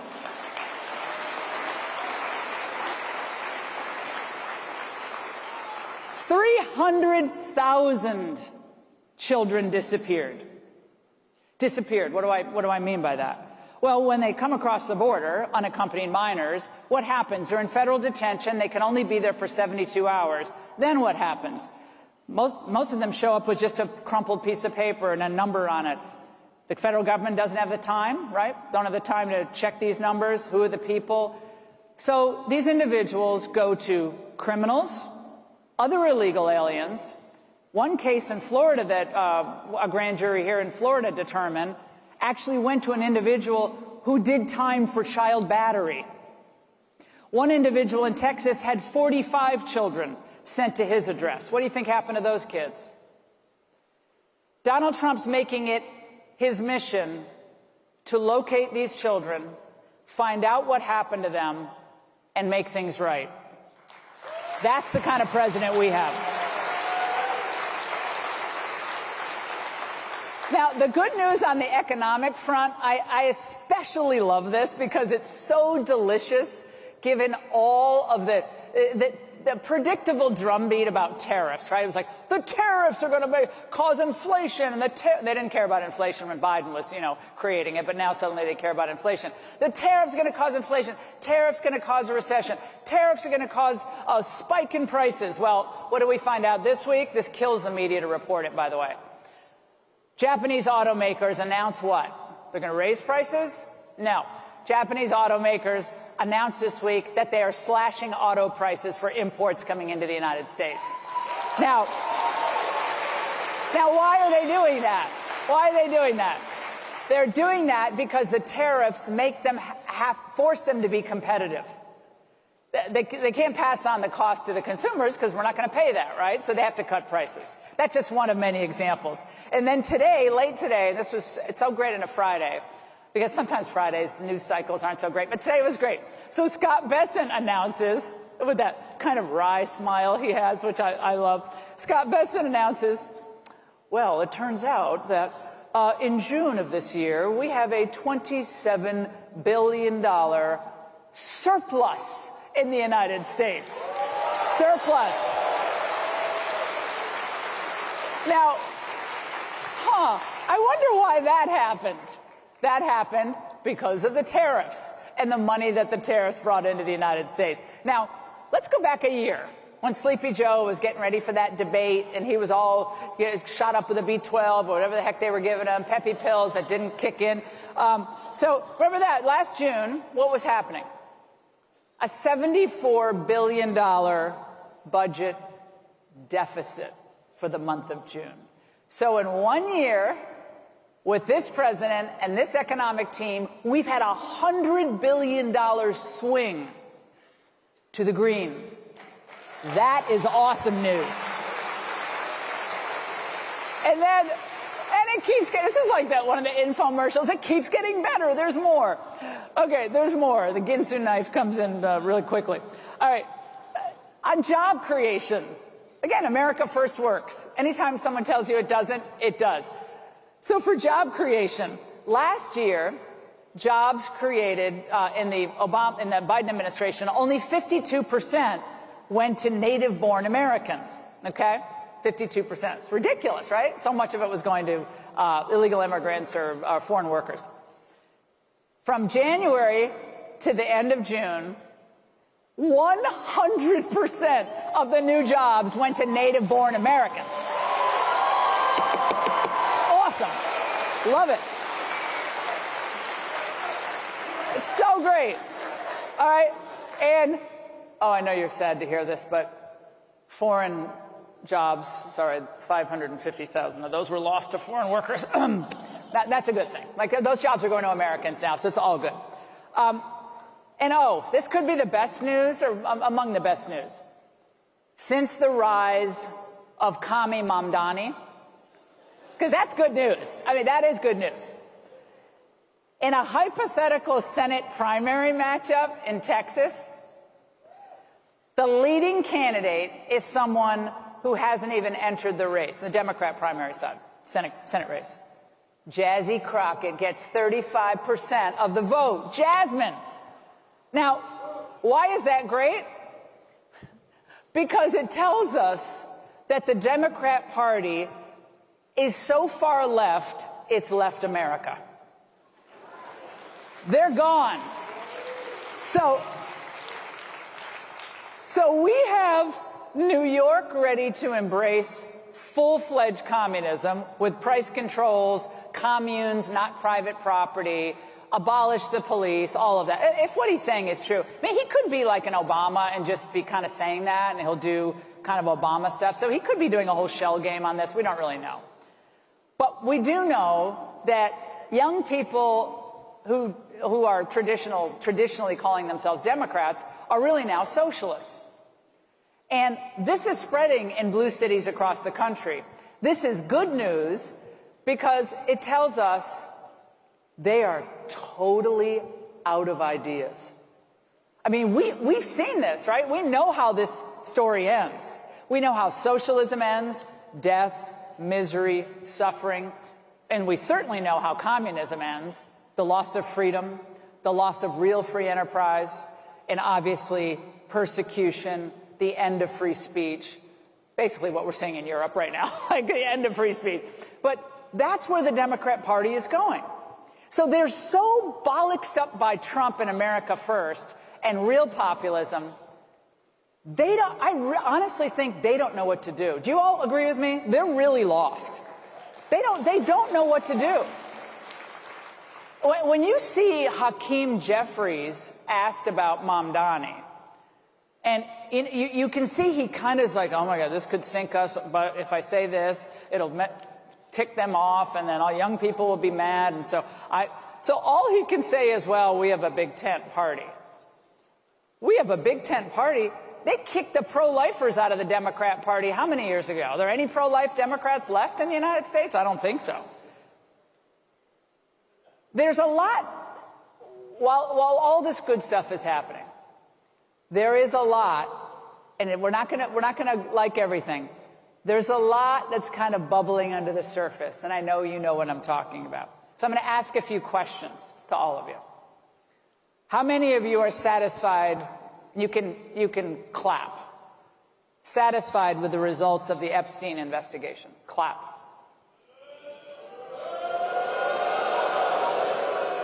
Okay, I told you to clap. You guys aren't listening.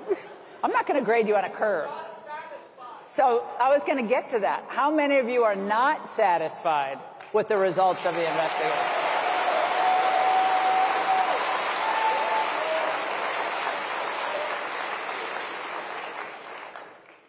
It looks like it's going to be, and now this is like the who's going to be off the island first, right? This is who's going to be voted off the island first. I don't know what to believe on that.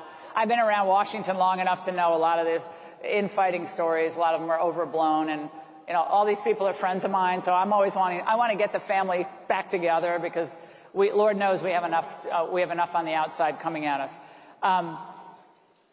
But Pam Bondi and, of course, Dan Bongino, who I adore both of them. I just want to say that for the record. But, you know, there's some family disagreement going on there. But I think the one thing we all have to certainly agree on is that clarity of presentation and clear expectations have to be set. So we need don't exaggerate what you don't got, and don't overpromise and underdeliver.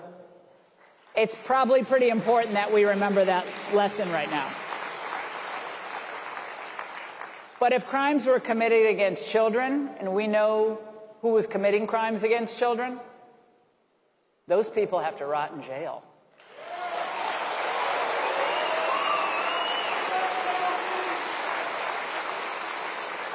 All right, another question. How many of you are happy that we are continuing to send weapons to Ukraine? Start clapping.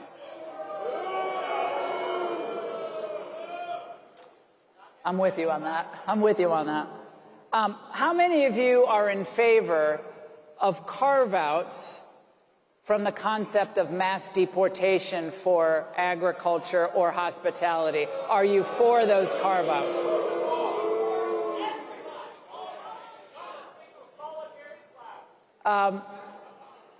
What's shocking about, just let's focus on that for a moment. And if you've watched my show, you know this is kind of my issue, immigration. But the American people have been very clear on what they want, right? They couldn't have been clearer. But this is actually, they've been clear on this for decades. Americans do not want illegal immigration in the United States, period, end of story. They don't want it. And, you know, when I grew up, 70s and 60s, I was little, but 1970s really, and, we cut our own lawn. I cut our front lawn with a push mower, emptied the bags, packed stuff in the woods, We cleaned our own house. It was a small house. We had family farms in Glastonbury, Connecticut. I don't recall that we had any foreign workers at those farms. My brother actually picked tobacco. If you want to know a tough job, try to pick tobacco leaves, which is what we used to have in Glastonbury. But we did all these jobs. I believe one of the most important things President Trump can do to this country, for this country, is ignore the rich donors who want to drive down wages and get everybody back to work. Everybody. Here.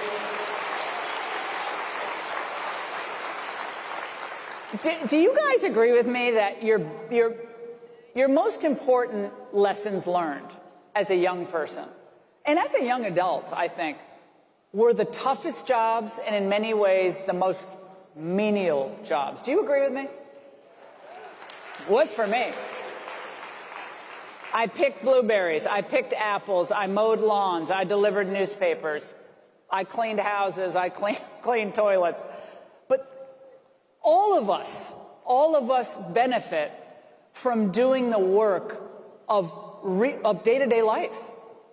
And I think this idea that, our kids should go do this camp and that camp, that's fine. Camp is great. I went to 2 weeks for a camp once.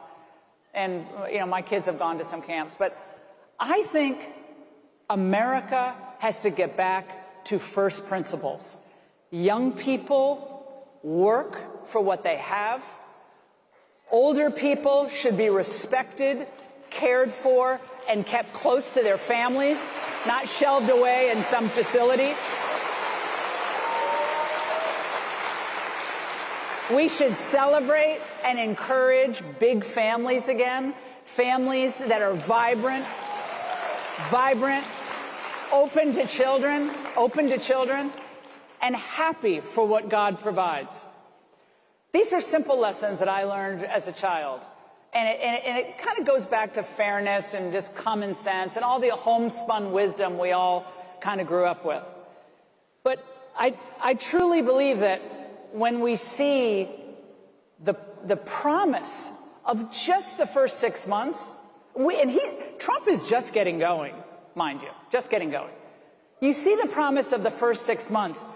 Think about what we, as free and courageous and hardworking and united people, God-fearing people, think about what we can accomplish.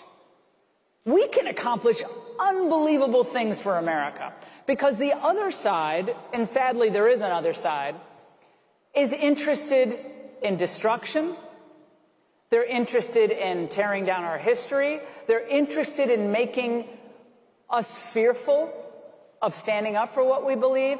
They're interested in attacking law enforcement and shaking the young people's faith in fundamental American institutions. We must not let that happen. We cannot let that happen. From how we treat our police, ICE, judges, congressmen, senators, doctors, everyone who has earned his or her right to have a profession or to have a job. Treat people with respect. We must get back to that.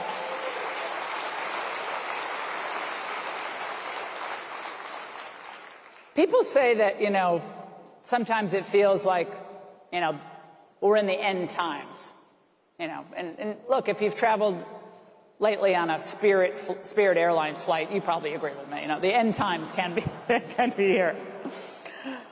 Do you love those fights on the internet? Like, compiling the fights on Spirit Airlines, that is just a full-time profession. But it does seem like sometimes we've just lost our way, right? The way people dress, the way they speak, the way they talk to each other in front of children. What we celebrate as normal. But it's really not. I mean, every generation has to fight and stand up all anew for what is good and what is beautiful and what is correct and what is America, for our history, for the truth, for understanding. I mean, we all have to do it. I mean, it's not like no one gets out of here with an easy go. That's not what the Bible says. The Bible doesn't say, you're going to be born and life is going to be easy. What we believe, and even if you don't believe in the Bible, what we believe is most of life is a struggle. But being the happy warrior that President Reagan, for whom I used to work, actually taught us is really the right way to go. And do you notice how generally really happy Donald Trump is now? You notice? He has a different air about him than he did in his first term. I think the brush with death, I think beating the lawfare, I think winning against all these forces, from DAs to prosecutors to the Democrats to the George Soros to all of that he was up against. I mean, he stared down all of them and said, "Oh, no, you won't. Oh, no, you won't." Because in the end, he knew that he was right about these fundamental ideas, and they were wrong. And he knew that he would. I really think he knew. And I remember first talking to him, and I'm not betraying any confidences, after he left office. Maybe it was a year after he left office, and it was 2021, into 2021. He was absolutely certain, without a doubt, that he was going to be president again. I don't even think he had a scintilla of a doubt. And I was talking with him. I was like, "Wow, that's pretty bold." And he said, "No, it's just, what we did was amazing, and we're not finished." So just as he showed us when he went back to Butler, how great was that when he went back to Butler and did the speech? When he went back, he's like, remember he stood up on the podium? I was there. It was a beautiful October day. I interviewed him afterward. When he walked out, and Elon was there, back in the Elon, halcyon days of Elon. But President Trump walks out, picks up his speech, and he said, "As I was saying." Who else is going to do that? So the next few years, these are the good old days. Remember these times. Remember what you've learned about the so-called experts, how wrong they were about Donald Trump, how wrong they were about his economy, how wrong they were about the real threats that we should be focusing on, climate change or the trans issues, they were all wrong. And on most of these issues, you were right and he was right. And we take lessons from this as we go forward. Think for yourself, ignore the herd mentality, the conventional wisdom that they try to shove down your throat every day, whether it's in movies, they've even ruined Superman, I understand, in movies or on the internet or by some ridiculous professor. Don't go along with the cool crowd. Because I hate to tell you, you guys are the cool crowd. You're it.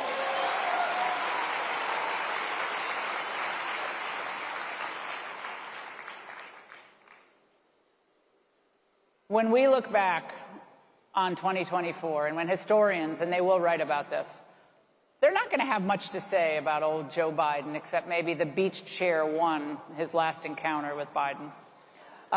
They're not going to have much to say, like he dropped out after one debate. I'm talking about 100 years from now. Biden will be forgotten. Obama will be, he was kind of charismatic, hope and change, you know, first African-American president. They'll remember that. Reagan will be remembered. But they are going to remember this moment and this era as the era and the movement that reclaimed America. Remember this. Everybody, thank you so much. Great to see you. Have an amazing time. And thank you for watching. See you guys. Thank you so much. Thank you.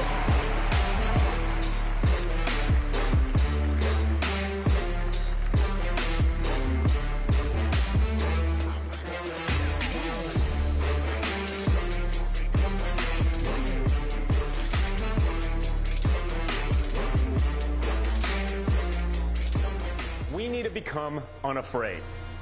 We need to become uncancelable.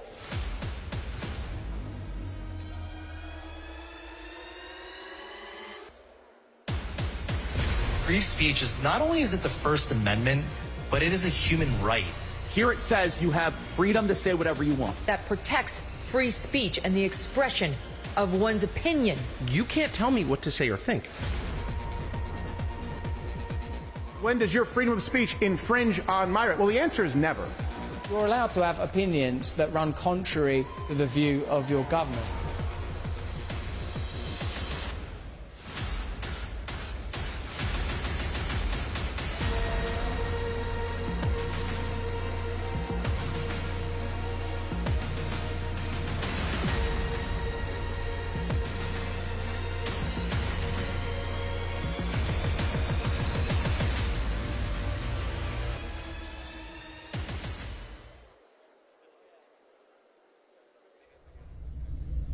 You come from great men and great women who sacrificed an enormous amount so that you could be here, that kept their faith, that crossed oceans and sacrificed so you could be here in this moment today. It's not a mistake. God always had our back through these dark times that we've been through, and now he has delivered us. Because a blessed generation is a generation that leaves the country better for their children, right?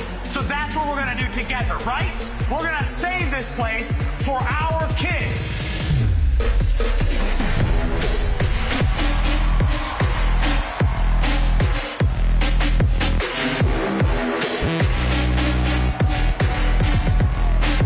What's going on? Hello, Student Action Summit! Woo! Oh, you are looking good tonight! How does it feel in the free state of Florida? Woo! I love you too. That's my mom. I put her in the front row every time. Thank you, Mom. What's going on, Florida? Who's feeling strong tonight? Would anybody like to celebrate with me tonight? Shall we celebrate? Let's celebrate an anniversary, shall we? An anniversary. of one of the most important moments in human history, an anniversary of one of the most important moments in American history, an anniversary where God saved President Trump's life.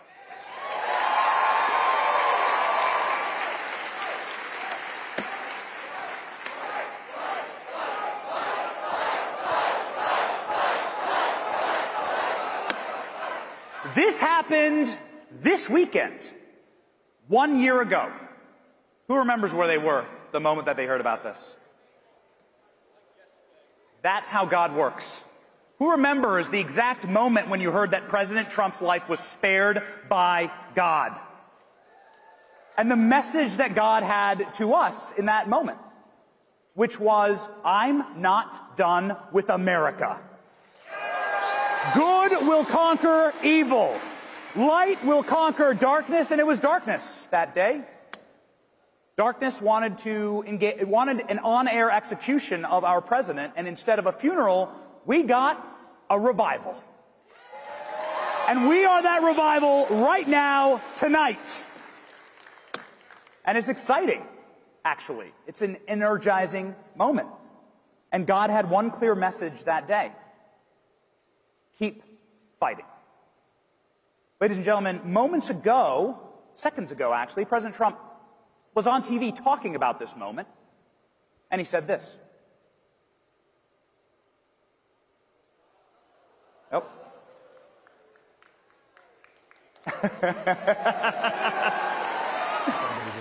There we go. Let's try it again. And a lot of things have happened since then, including the presidency. So, I have an obligation to do a good job, I feel, because I was really saved. I was really saved by somebody very special.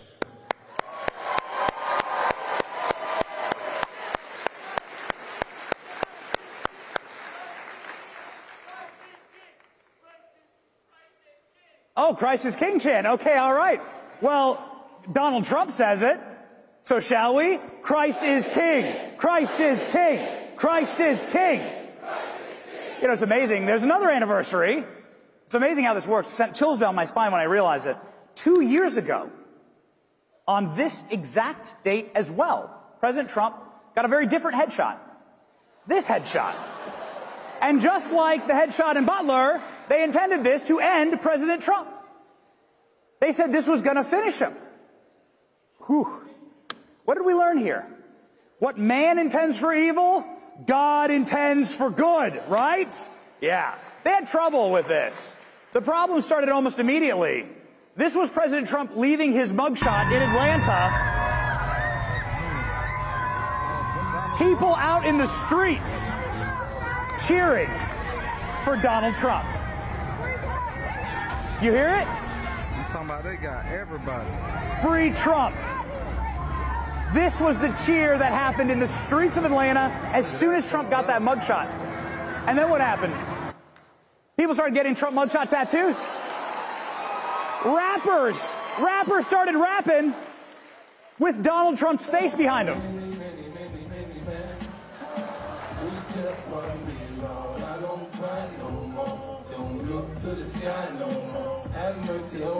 That's 50 Cent. That's our rapper. This is their rapper. Okay. Oh, had to do it. Had to do it. Release the Epstein files, am I right? Yeah. Had to do it. Sorry. Ladies and gentlemen, this is a backfire of biblical proportions. God had other plans. They made murals of President Trump's mugshot. Can I ask an honest question here? What happened to all the Kamala Harris murals? Oh, I'll show you what happened to the Kamala Harris murals. Oh, yes. You want to know why? Because God had other plans. That's your country. Woo! Let's go, baby. That's your country, and that's your state.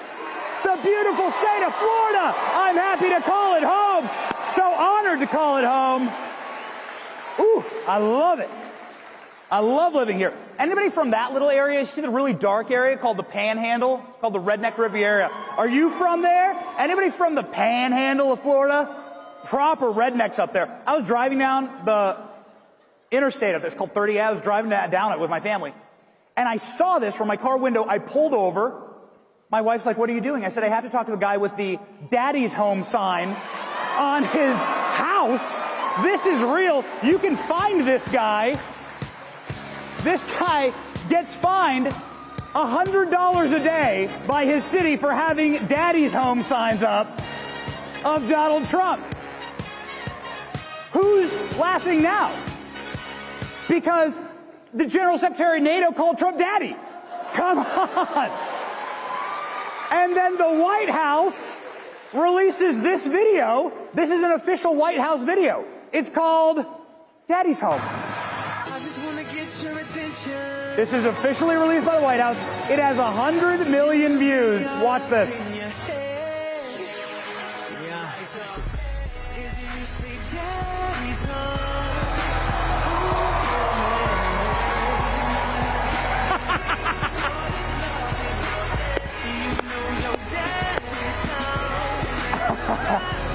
All right. Pete Hegseth did great, didn't he? Yes. All right.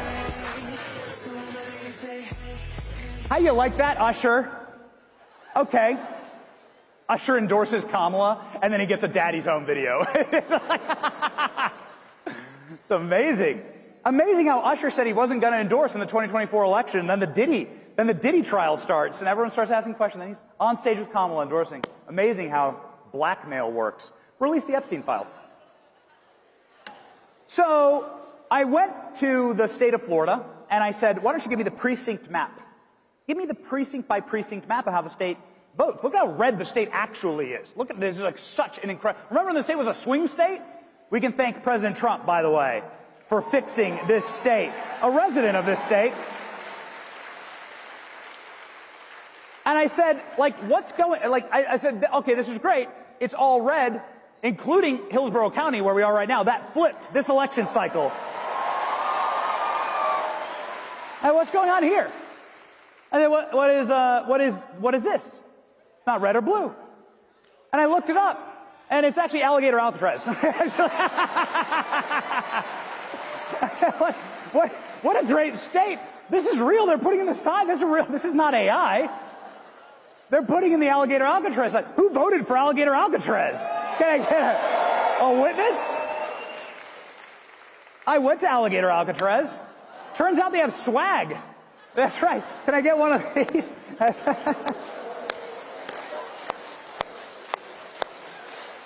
I got dragged, okay, by libs because I wore that hat. That hat, by the way, was given to me by the Attorney General of this state, a fantastic Attorney General. He'll be speaking on Sunday. His name's James Uthmeyer. Anyway, I was told that that hat is the worst thing anybody's ever worn, that it's cruel and unusual, and that no young person would ever wear it. So I brought that hat here. Would anybody like it? Let's go. The great ALX. Anybody follow ALX? Here we go. Would anybody like the alligator Alcatraz hat? Here you go.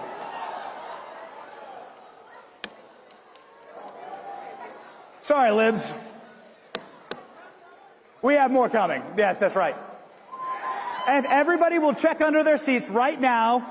You get an alligator Alcatraz hat, and I'm sorry, I'll do that next time. It's a great idea. What's the point? What's the point of alligator? You betrayed us. What's the point of alligator Alcatraz? The point is deterrence. It's better to not have to go there. It's better to self-deport. In fact, when I was there, the entire point of that location was self-deportation. It's on an airplane runway. So as soon as an inmate comes in, a criminal alien comes in, they're given an offer to go home for free and to self-deport. And frankly, that's been working. And it's been working also on Americans. All of these Americans have self-deported. They're all gone. Raise your hand if you voted for that. Are you getting what you voted for? Democrats think this is like, Democrats have such a big self-own. When we were passing the big, beautiful bill last week, Hakeem Jeffries said this on the House floor.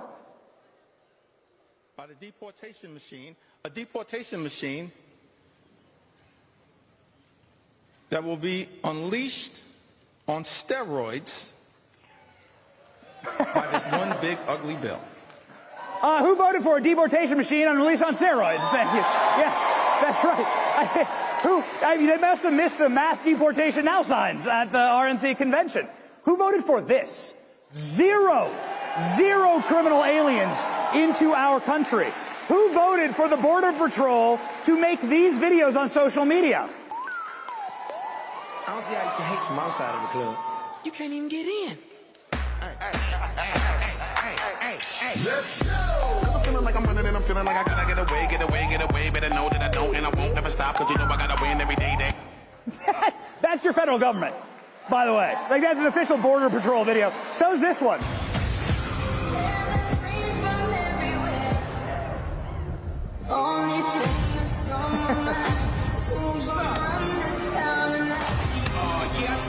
Who voted for doxing fentanyl dealers? For turning fentanyl dealers into anime memes. That's what the White House did. Did anybody vote for that?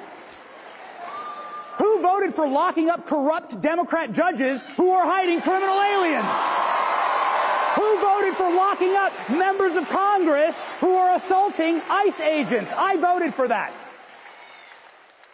Got what I voted for award again. Who voted for your criminal alien trespass on the southern border graph to look like that? Down to 0. And what happened in this area? What was this? What the hell happened here? Oh yeah. It's the guy who called us all garbage. Remember that? Remember how Joe Biden called us garbage? Yeah. Yeah. Who remembers our response? Yeah. That's how you deal with it. But we weren't done. See, the beautiful part about how God works is that what man intended for evil, God intended for good. President Trump wasn't just driving in a garbage truck to take out the garbage. He said, I'm going to bring honor and dignity back to the working class in America, and we've done just that. Native-born Americans account for 100% of the job growth. 1.4 million native-born workers, foreign workers, minus nearly 500,000. That's what I voted for. That's America first. What God has set forth in this country is really remarkable. It sends chills down your spine when you think about it. There were families that were killed by our deep state. Robert Kennedy is part of one. Robert Kennedy saw assassinations in his family. We learned just this week that Lee Harvey Oswald was pretty much a CIA operative at this point. So the point is, look at this unification of these two great political dynasties. Who thought that this would ever happen? Now, I did think that it was a little brutal that as soon as President Trump shakes the hand of RFK Jr. and creates the Maha movement, that he starts his job at McDonald's. I did think that was kind of rough.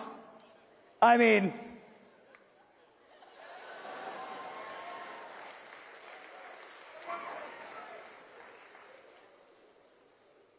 who's proud to have a servant leader as president?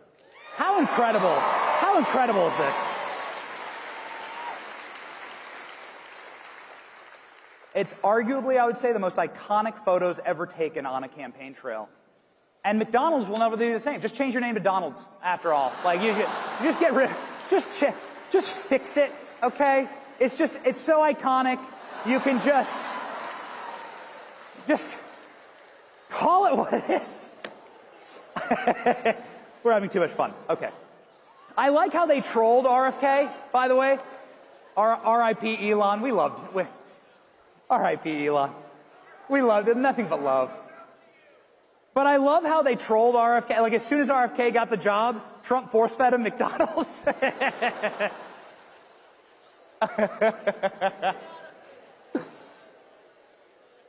RFK got back at him, though. Who's happy that poisons are banned from our foods now? Who's fully maha? What an incredible moment. Who's proud that the man that President Trump put into that position fired the entire vaccine board day one that brought us the COVID vaccine?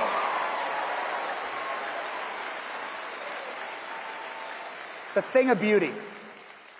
I could go on and on and on and on about this, about how what man intended for evil, God intended for good. And the boomerang effect is just beautiful. It's just glorious. But I don't have a better video than this one. Who voted for your White House to have B-2 bombers flying over it on the 4th of July last weekend while the national anthem played?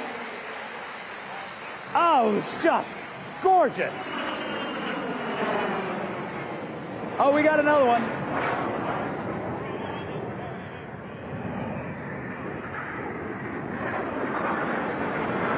I voted for that. Raise your hand if you voted for that, baby. One other thing I voted for, and it might be a niche issue, might be a small niche issue, but I also voted for Melania doing the Trump dance on the balcony. This is the first time in American history we've seen Melania hit the Trump dance. Let's go, girl. There you go.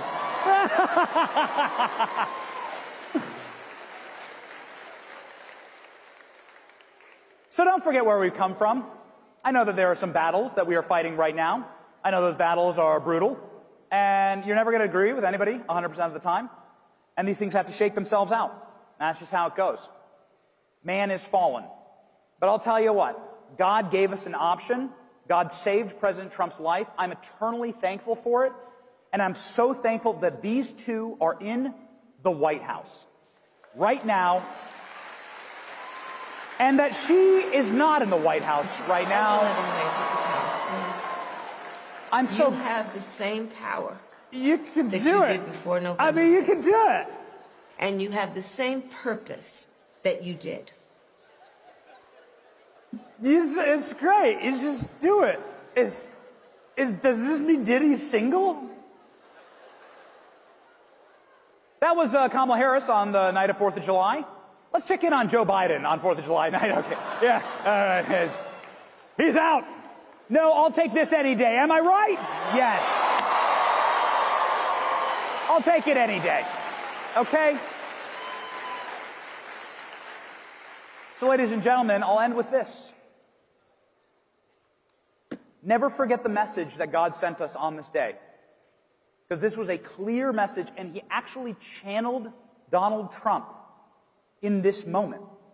He channeled Trump, and I'm not even sure it was Trump speaking when he said it.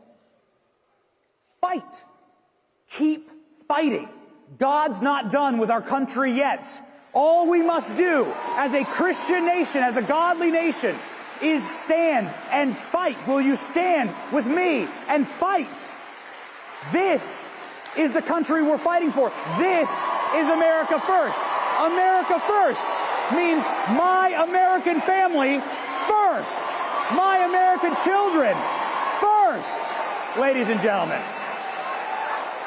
I cannot encourage you enough. Young men and young women, if you want that motivation to keep fighting, have a family. Am I right? Moms and dads out there, can I get a hallelujah? Have a family. Have children to fight for. Have something where you can dig your heels into this black earth on this beautiful land and say, I will give my children a better country than I found it. That will be my blessing to my children. It is the greatest motivator. I'm telling you, I beg of you. Young kids out there, start families. I have a perfect example for you. Couldn't you welcome my family to the stage? They're all backstage. I have, this is a bit of a risk, but I see that we have a minute left, so why not? Ladies and gentlemen, my family. This is my wife, Nurse Kate. This is Eloise and Juliet. This is Theodore. What's up, buddy? And this is Whitaker. What's up, man? Say hi, wave. It's Eloise's birthday, and for her birthday present, she wanted to tell you something. Is that okay? All right, here we go. I'm gonna be 5 soon. And what's your name? I'm Eloise. Do you like Donald Trump? Yeah, I do. Happy birthday, Eloise and Theo. All right. Happy birthday to you.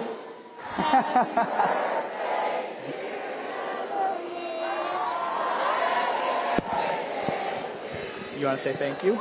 Thank you. All right. Ladies and gentlemen, I promised them a dance party before we go. Can we do a Trump dance party together? Here we go. Let's rock and roll. God bless all of you. America first means our American families first. I love you. We love you. Thank you from the Johnson family. God bless you. Let's go. Crank it, boys. Leaking the internet and winning him a lot of fans across the globe. Trump's dance moves were on show throughout and even after his election campaign. And it seems like everyone wants to hop on the bandwagon. Young man, there's no need to feel down. I said, young man, pick yourself off the ground. I said, young man, cause you're in a new town. There's no need to be unhappy. Young man, there's a place you can go. I said, young man, when you're short on your dough, you can't stay there. Thank you, Turning Point. Thank you, Stu National Summit. We love you.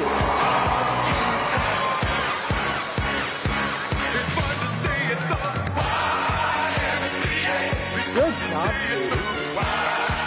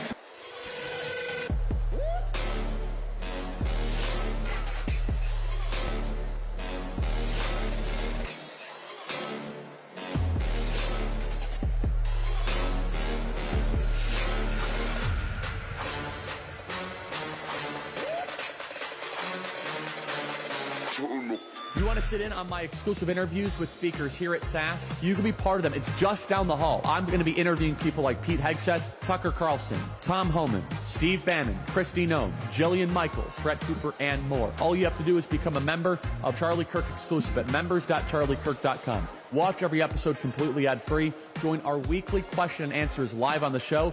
Get merch discounts and more. But you can also sit in on my exclusive interview here at SAS.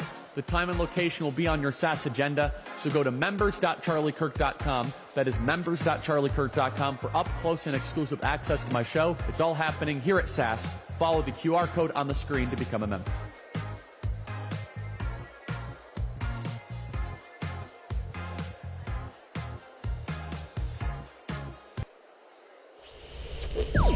Days of the left bullying and controlling us without much pushback. The days of the media pretending to be objective and independent and demanding to be left beyond. It really does end with us. Citizens went to the news. They went to their principals. Girls spoke out one by one and got the ball rolling on change. And change is coming. In America, we have the right of free speech.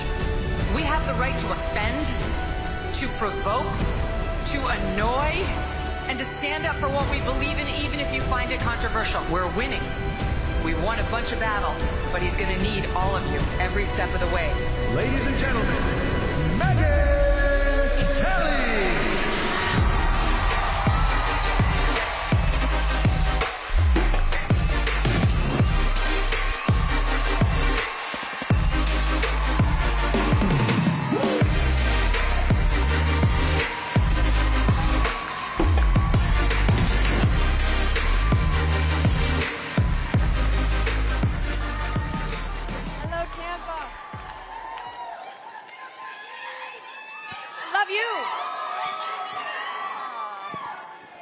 So, Megyn, you're here on a slow news day.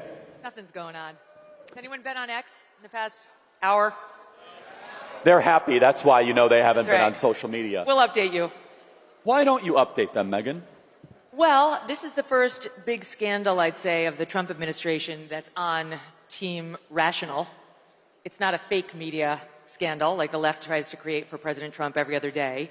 It's one of the right's own making, and it's not going well. And it has to do with Jeffrey Epstein. Yeah. Let me just ask you, make some noise if you care about the Jeffrey Epstein scandal. Raise your hand if it matters a lot to you. Raise your hand. So every hand of 7,000 people. Everybody cares. A lot. I said a lot. Every hand. Here's what I think is happening. I don't think President Trump is focused on this. He's focused on a lot of other things which are going great, and he needs to be focused on those other things. Jeffrey Epstein's not the most important thing on his agenda by any stretch of the imagination. I mean, he's crushing it on the tariffs, foreign policy, just got nominated for the Nobel Peace Prize. If not Trump, then who? Honestly. Barack Obama got the Nobel Peace Prize after 9 months in office. He had done nothing. He gave a nice speech about Muslims, and they gave it to him. So President Trump should be getting the Nobel Peace Prize, and there's all sorts of things he's focused on. I just don't think this has captured his attention quite yet. But it needs to, because it's starting to create a real hornet's nest within the administration. And I've got to be honest, I blame Pam Bondi. I'll tell you why, okay? I have nothing, yes, incompetence, yes. I have nothing against Pam Bondi as a human being. I was fine with her nomination and her confirmation, and she's been loyal to the president, and I get that President Trump needs a loyal Attorney General. Look what happened with Sessions the first time. He went away, and then the next thing you know, we had the Mueller investigation, and it was a nightmare. But there are a lot of other people who can be loyal and competent in that job. She is the reason that things are unraveling around this story right now that virtually all of the Republican Party cares deeply about. It's also true that Dan Bongino and Kash Patel had questions about Epstein before they took office, okay, before they went into the FBI. But once they joined the FBI, they said nothing. They've kept their mouths shut about Epstein. You have not seen them, except for one joint appearance with Dan and Kash on Fox, running all over the media looking for attention on this, yes, clickbaity story. Who have you seen? Pam Bondi. She has never missed an opportunity to go on television and dangle sweet nothings that might be coming your way. Try to lead you to believe that she's got it. It's on her desk. It's coming tomorrow. You're going to see something on Epstein. And it was a tease. So you either believe that Pam Bondi was telling the truth then or that she's telling the truth now. But both cannot be true. She was either lying when she went on Fox News all those times saying, I've got it, we're looking at it, wait until you see it, it's horrible. Or she's lying in her 2-page memo that they released on a Sunday night at the tail end of a holiday weekend to Axios, as if Axios is where we all go for our news. Hell no. She went to someone she knew would not kick the tires on the story, and without signing the memo, dropped it in the dead of night and said, that's it, take the crumbs and be happy. Refused to come out and give a presser, come out and give a press conference, stand there for 6 hours to the point where people are dying of boredom. They've asked all their questions. That's how you put a scandal to rest. But she wouldn't even sign her name to it. And I'm telling you, I have dollars to donuts, it's going to come out that there was internal consternation over that memo and whose name did and did not go on it and who was and was not behind it. And so now you have a situation where her words on the record on Fox News are diametrically opposed to what she put in this memo. She's embarrassed the president. She's embarrassed herself. And Dan and Cash, to the extent they've had to sign off on that, let's understand the FBI is controlled by the DOJ. FBI is subservient to DOJ. She's their boss. That they're in this position where the only comments they've made on the record as administration officials have been, we don't think he killed himself, and we don't think he got murdered. We think he did kill himself. We've looked at the tapes, and Cash to Joe Rogan saying, if I saw all these tapes of Jeffrey Epstein with little girls, trust me, I would show you. But I haven't seen it. Okay, so what they're saying now is consistent with what they've said since they joined the office, and that is one of the many reasons why this scandal is squarely on her. And I'm telling you, I'm of the cable news universe. I've seen it happen a million times. People get thirsty. They love to see themselves on television. They love to see their names in the Klieg lights. They love the attention. They love the little emails and texts and tweets and thumbs up they get after their appearance, and they can feel their star rising. And listen, internally, I'm told there's a bit of like a power struggle between Pam Bondi and another female administration official on who's going to be the top dog. You know, we've got a great bench behind President Trump. We've got JD. We've got Marco. You know, we've got Hegseth. We've got a lot of people who could potentially be next up. But there are some women who've got their eye on that role too. And I've been maybe told one of them she's speaking at this event. Oh, hell no. Yeah. I'm too happy a person. No, I know. I was talking about someone tomorrow, so that might be speaking at this. Oh, yeah. But, Okay. but Megan, you make a very astute point, and let me add to it, which is that she also brought in some of our best influencers, people that I care about deeply. Jack Posobiec, who's incredible, Libs of TikTok, Chaya, DC Drano. Yeah. And she gave them these binders, and she humiliated them. Yeah. And you guys know what I'm talking about? Where she like did this stuff with the binders? This? And Yes. you guys were upset, but you shouldn't be upset, the influencers. They were handed these binders like there was something incredible in them. It is what you would do to an enemy. It would have been a brilliant operation had she loathed them and been looking to undermine them. The trick would have been perfect had this been Joe Biden's White House doing this to some of President Trump's most loyal supporters and media advocates. What happened was they invited all of them there to say hi to the vice president, to say hi to the president. Sure, they all went, of course. Who wouldn't go? To the White House to say hello to Trump? They didn't expect anything on Epstein. So they went, they said hello, and before they knew it, they were pulled into a room with Pam Bondi and Kash Patel, and she had made the binders.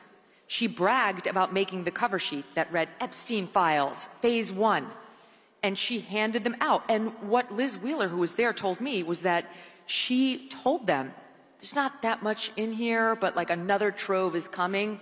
I'm going to get it from the FBI, but like, here's Phase 1. Flash forward 14 hours earlier to when she was on with Jesse Waters on Fox News saying, oh, you're going to see some Epstein documents tomorrow. She knew they were bullshit. She knew that there was nothing in there. She told the influencers when she gave it to them, there's really nothing in here. I'm going to try to get you more. And in the meantime, then they funneled them out the back of the White House where all the press corps was. And the influencers are standing there with these binders. They didn't even know they were there for Epstein, and they looked foolish through no fault of their own. The only fault was they trusted her. And these are some of our best people that we should have their back. Liz Wheeler's amazing, Jack Posobiec. Yes. And they got She dinged their credibility for no reason. 100%. And did they ever get an apology for that? No, and the only way of making it up, trust me, as somebody in the media who relies on sources, the only way she could have made up for this enormous error, and truly to this day, if you believe she knew there was nothing in there, then I don't know why she did it. She just did it to make them look like fools for fun of it. But the only way she could have made up for it was to give them a scoop. That's the only way of fixing it. When you have the scoop, when you do get the second tranche, you've got to leak something to them. You've got to let them break something. She never did, but she continued to tout that she had something. She was going to get that FBI file. Then she got caught by James O'Keefe on hidden camera saying she had tens of thousands of videos of Epstein and little children. It was like, what? Well, we never heard that. We heard he was into the barely legal type, the like 18-year-olds who look 14, but we didn't hear about children. And then because she was caught, once again, shooting off her mouth inappropriately, attorneys general of the United States normally say nothing. They say nothing. Merrick Garland had one press conference a year. Yes, nothing. Bill Barr, you couldn't get him to speak or say anything. Even Eric Holder was less chatty than this. So she got caught on camera, and she decided to cover up the James O'Keefe slip by then running to a real camera and being like, there are tens of thousands of videos of the children, and I'm announcing it all. So once again, she didn't give that to the influencers.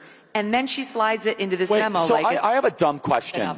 Maybe it's not dumb. So it's so she had doubled down on the videos. Is that correct, Megan? Yes, now she's tripled down. Epstein was not the perp in every one of those videos. So because they've been so ambiguous, no, but we're let's not just sure. think about this. Unless we're led to believe that Epstein himself personally raped all these kids, children, or whatever, then isn't the statute of limitations on child rape like basically infinite? Well, so then why are we not indicting the people that were doing the raping that we have on video? Like, what's that all about? Yeah. No, you know this better than I do. So Epstein's dead. He's met his hopefully eternal fire where he deserves in the pit of hell.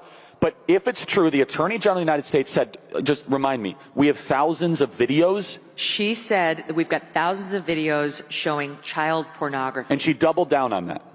So tripled. So you have to infer Jeffrey Epstein was not the only person involved in that. Well, no, let me tell you what I've gleaned, but since she's been so ambiguous, take it with a grain of salt, okay? She won't have a presser. She won't give an interview. She won't answer any hard questions. All we get is the unsigned paper memo, 2 pages to Axios, who won't ask any questions. So what I think she's saying is that she's found, allegedly, tens of thousands of screen grabs of child pornography. They call it child sexual abuse material now, it's C-SCAN. And that's what she says they found on his hard drives, like he was into this form of porn, like off the internet. But separately, they say he had at least 1,000 victims of his. No, okay, so but 1,000 victims, unless we are to believe he personally was after every one of those victims, there has to be some other bad guys still alive that are powerful that did something to these children. Why are we not impaneling a special prosecutor to find every single one of these powerful people that went after these kids? Like, what? Why are we putting up with this? Yeah, I don't know. And I think you'll find out. Am I understanding this correctly? Because I don't even remember. I can't answer that. I don't even know Pam Bondi said that. I can't even remember all this because it's all over. I got a thing on my desk. I got truckloads of stuff. Yeah, no, we all have busy lives, and President Trump has a busy life, and I don't think he realizes how much she's humiliated the administration. This is a self-inflicted wound. She caused it. Again, I have nothing against Pam Bondi, but if you want to look for the villain in this story, we have found her.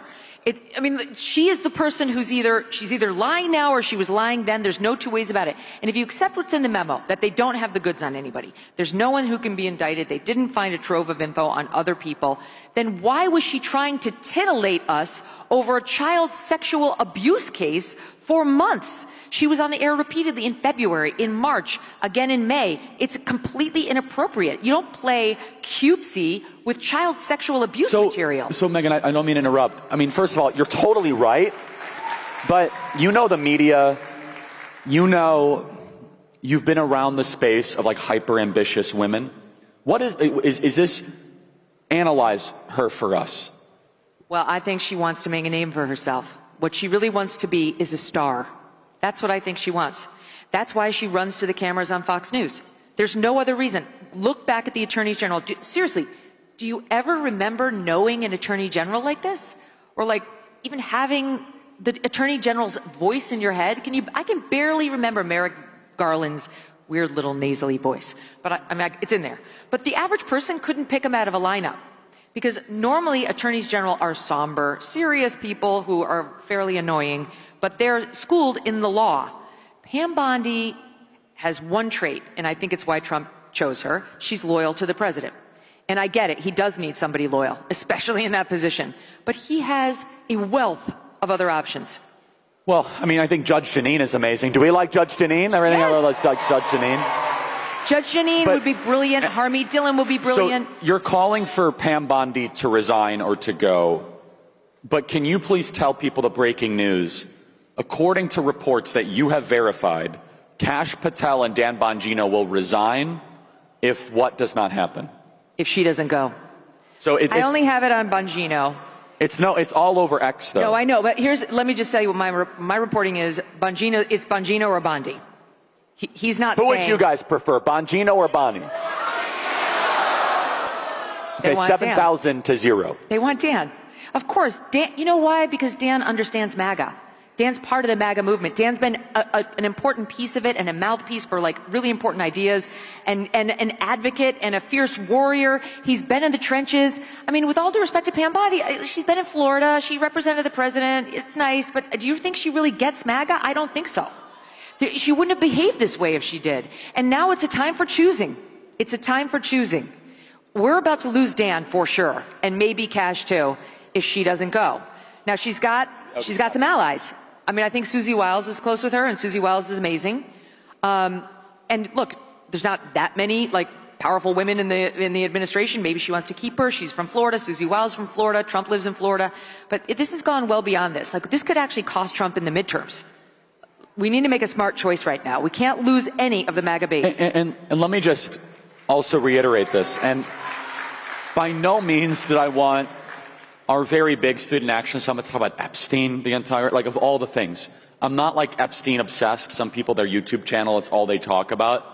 I think that the fact that young people can't afford homes is something we should talk about a lot more than these things endlessly. But this matters a lot.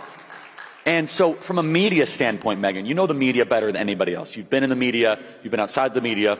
What's this Sunday night thing? What is that? So you have a July 4th weekend after the big, beautiful bill, and you leak it on a Sunday night? To Axios. What is that? If you want to leak it and you want conservatives to see it, you leak it to the Daily Caller. You leak it to Fox News. You leak it to Daily Wire. You don't leak it to Axios. Our people don't read Axios. If we read Axios, it's under protest just to see what the left is saying. So it was like you saw it appear. It was like, this must be bull. There's no way this is real. There's no way. I can tell you right now, there's zero chance Dan Bongino's leaking to Axios. Zero. And Cash. So, and yet today, as we came here, there's a piece in Axios that reflects very poorly on Dan, alleging Dan only freaked out once he saw in this memo that people weren't responding well to the missing minute of the tapes of Jeffrey Epstein's cell. Do you guys know this piece of the story? And that he went into a meltdown like a little child and then threw a hissy fit. So my point is not to weigh in on the truth or falsity of that. It's false. But it is to point out that's clearly a Bondi leak. Very clearly, that's a Bondi leak. So what's clear to me from this, as a member of the media, is Bondi leaked the memo to Axios, and Bondi's doubling down by trying to get Axios to dump on Dan and trying to make him be the fall guy and or Cash be the fall guy. And she will not face the cameras. If she means what she says, fine. Come out and defend it. To Dan's credit, he went on Fox a couple of weeks ago, and he got beaten up pretty good for this, and said, I think Epstein killed himself. And the base went nuts. The base doesn't believe that. But he's like, if you got other proof, show it to me. Well, if he faced the cameras and did it. She hasn't. I'm open to it. If that's true, why don't you just tell us the prisoners' names who are on the same cell block as Jeffrey Epstein? There's a lot. No, that's BS. I'm sorry. The President of the United States figured out whether we have HIPAA for federal prisoners. Tell us who the other prisoners were if no one had access to it, because all of a sudden if we find out some of these prisoners had suspicious intel ties, what I'm getting at is at some point we want answers at some point. Yeah, answer the questions. That's it. I don't want to talk about this as long as we have, and like we had this amazing summit and we've spent all these resources in planning. But Charlie, wait, let me just make the case for talking about it, because it's funny because you look back at the past, Dan and Cash talked about Epstein all the time when they were in my business. So that's the point, is that hasn't been a shtick of mine. Mine either. I've talked about it when it's bubbled up. Right? Same. But I am a lawyer by training, and I can smell BS when it's being shoveled to me. And it's very obvious to me right now that we've got spinners trying to mess with us in Washington on a story that is important, and here's why. Yes, obviously, child sexual abuse matters. And if we have some ring of pedophiles running around, outside of Hollywood, we need to know. But here's why it does matter. It's worthy of discussing at a place like this. It's about transparency. One of the main reasons that we voted Trump in was because we wanted real answers on real stories, and we didn't want to be BS'd anymore with a bunch of nonsense from our government that treated us like a bunch of stooges. Right? Thank you. And I believe Trump is still loyal to that mission. And maybe the people who are behind that memo are loyal to that mission too, but this ain't it. That would require, especially on a story they know the base has been led down with a trail of breadcrumbs to believe something else for years. This is a story, the only way to end it, if that's your goal, is you stand in front of those cameras and you take every single question your biggest critics have for you. So let's go through a battle plan. Let's say you're senior advisor to the president. What is the 1, 2, 3 sequencing? Press conference, you would get rid of Bondi. What else to get us back on track towards transparency? I think the DOJ should immediately move to unseal all the Epstein documents in the Southern District of New York. Yeah. Everything. And Everything except child sexual assault material. I think every file should be released to the public the same way as the JFK files. Let the American people decide. Put them out there, because if there's nothing in there, then we can see there's nothing in there. Now listen, people who are truly conspiratorial, who will just never believe anything other than Jeffrey was murdered and there's a ring of pedophiles, they won't be satisfied, and that's fine. You're entitled to believe that. That's fine. You're entitled to your own beliefs. However, some percentage of skeptics will at least give them credit for opening the files. And we could have a situation where they open the files and Dan and Cash stand there and say, I don't know what was taken out of here before we got here. You know, it's possible that those files are rather disappointing and they're not to blame. I don't know. Or it's possible, I just got to say this for the record, it's also possible that Jeffrey Epstein was an absolutely disgusting predator who loved just the barely legal types and did take advantage of them and didn't actually farm a bunch of girls out to a bunch of men. It's possible. And I'll say this on it. I know somebody very close to the case, who I trust implicitly, and that person has told me from the beginning that that's what happened. That Epstein was very into the girls who looked like 13, but he knew he had to hire the ones who were like 17, 18 to come in and give him massages that had the so-called happy ending, and that was really his thing. And there are over 1,000 of those. No, I get that, but I think what people want to know is what other powerful people were involved. Yeah, we've heard all the names who went to Epstein Island. Who went to Epstein Islands? Who specifically went on the plane? Who stayed for more than a night? That's what Alan Dershowitz is saying, and he's so right about this. He was dragged through the mud by that Virginia Giuffre. And he won his case. He did not molest Virginia Giuffre. It was a lie. Okay, and I've done this in depth, the study of this. His name was suggested to her by somebody who thought she'd sell more books if she named a famous guy, and it was suggested to her, how about Alan, who Jeffrey knew because Alan represented him when he got arrested for transportation of a minor in prostitution. And Alan, you know, he did represent Epstein. That's not great. He represented OJ. Isn't that worse? Like, that's what criminal defense attorneys do. I don't judge it. We need them. We need them to kick the tires on the system. So in any event, that's how he knew Jeffrey. They weren't buddies. He wasn't like Bill Clinton palling around with him everywhere. So she got accused. She accused him unfairly. But he is saying now he thinks the entire files should be opened, even if other men like Alan get swept up into like a web of like, you did it, and then let them rehabilitate themselves the way he did. Let them show the evidence of, I actually wasn't even in the country when I got accused. I was at a different place. I was at work. I'm on camera at the Starbucks, whatever. But why not? Given the amount of like smoke around this fire, why not just open the files? Do you think there's any intel community involvement in this? I wouldn't be surprised one bit. I am convinced, based on my own sources and my own reporting on this story, he wasn't one of ours. So he wasn't American, which leads basically 3 options: MI6, Saudi, or Mossad. Yep. Which one would you choose? I guess Mossad, given his connection to Ghislaine Maxwell. So what does that mean? Well, I mean, it's possible that that's the reason everything's getting buried, that there is some treasure trove, and it's getting buried because... How many people here believe that? Raise your hand. Okay, I'd say about half the hands think that it's being buried because of an Israeli thing. It could be. I really don't know. And I have no evidence to suggest that. No, me neither. I did think it was very odd how, look, half of you raised your hands because you've heard that theory, you've heard it debated, you have questions, but the one time Pam Bondi was asked a question about this at the cabinet meeting on Monday, she was like, and as for whether he was an agent, that I don't know. I haven't looked into that. I'll get back to you. You haven't looked into it? What do you mean? So that was kind of a fishy answer. And Megan, remember, Alexander Acosta in 2007, he said he was told to treat Epstein carefully because he was an intel asset. That was That was one of Trump's cabinet secretaries who was literally a U.S. attorney 3 hours from here in Florida. He said that himself. Well, and let me tell you the consequences of that. His subpoena, his search warrant on Jeffrey Epstein's residence was very narrow. It was not the kind of like, let's get everything. Let's see everything inside this guy's, dressers and so on. It was very, very narrowly tailored. And to this day, that's what the FBI is stuck with.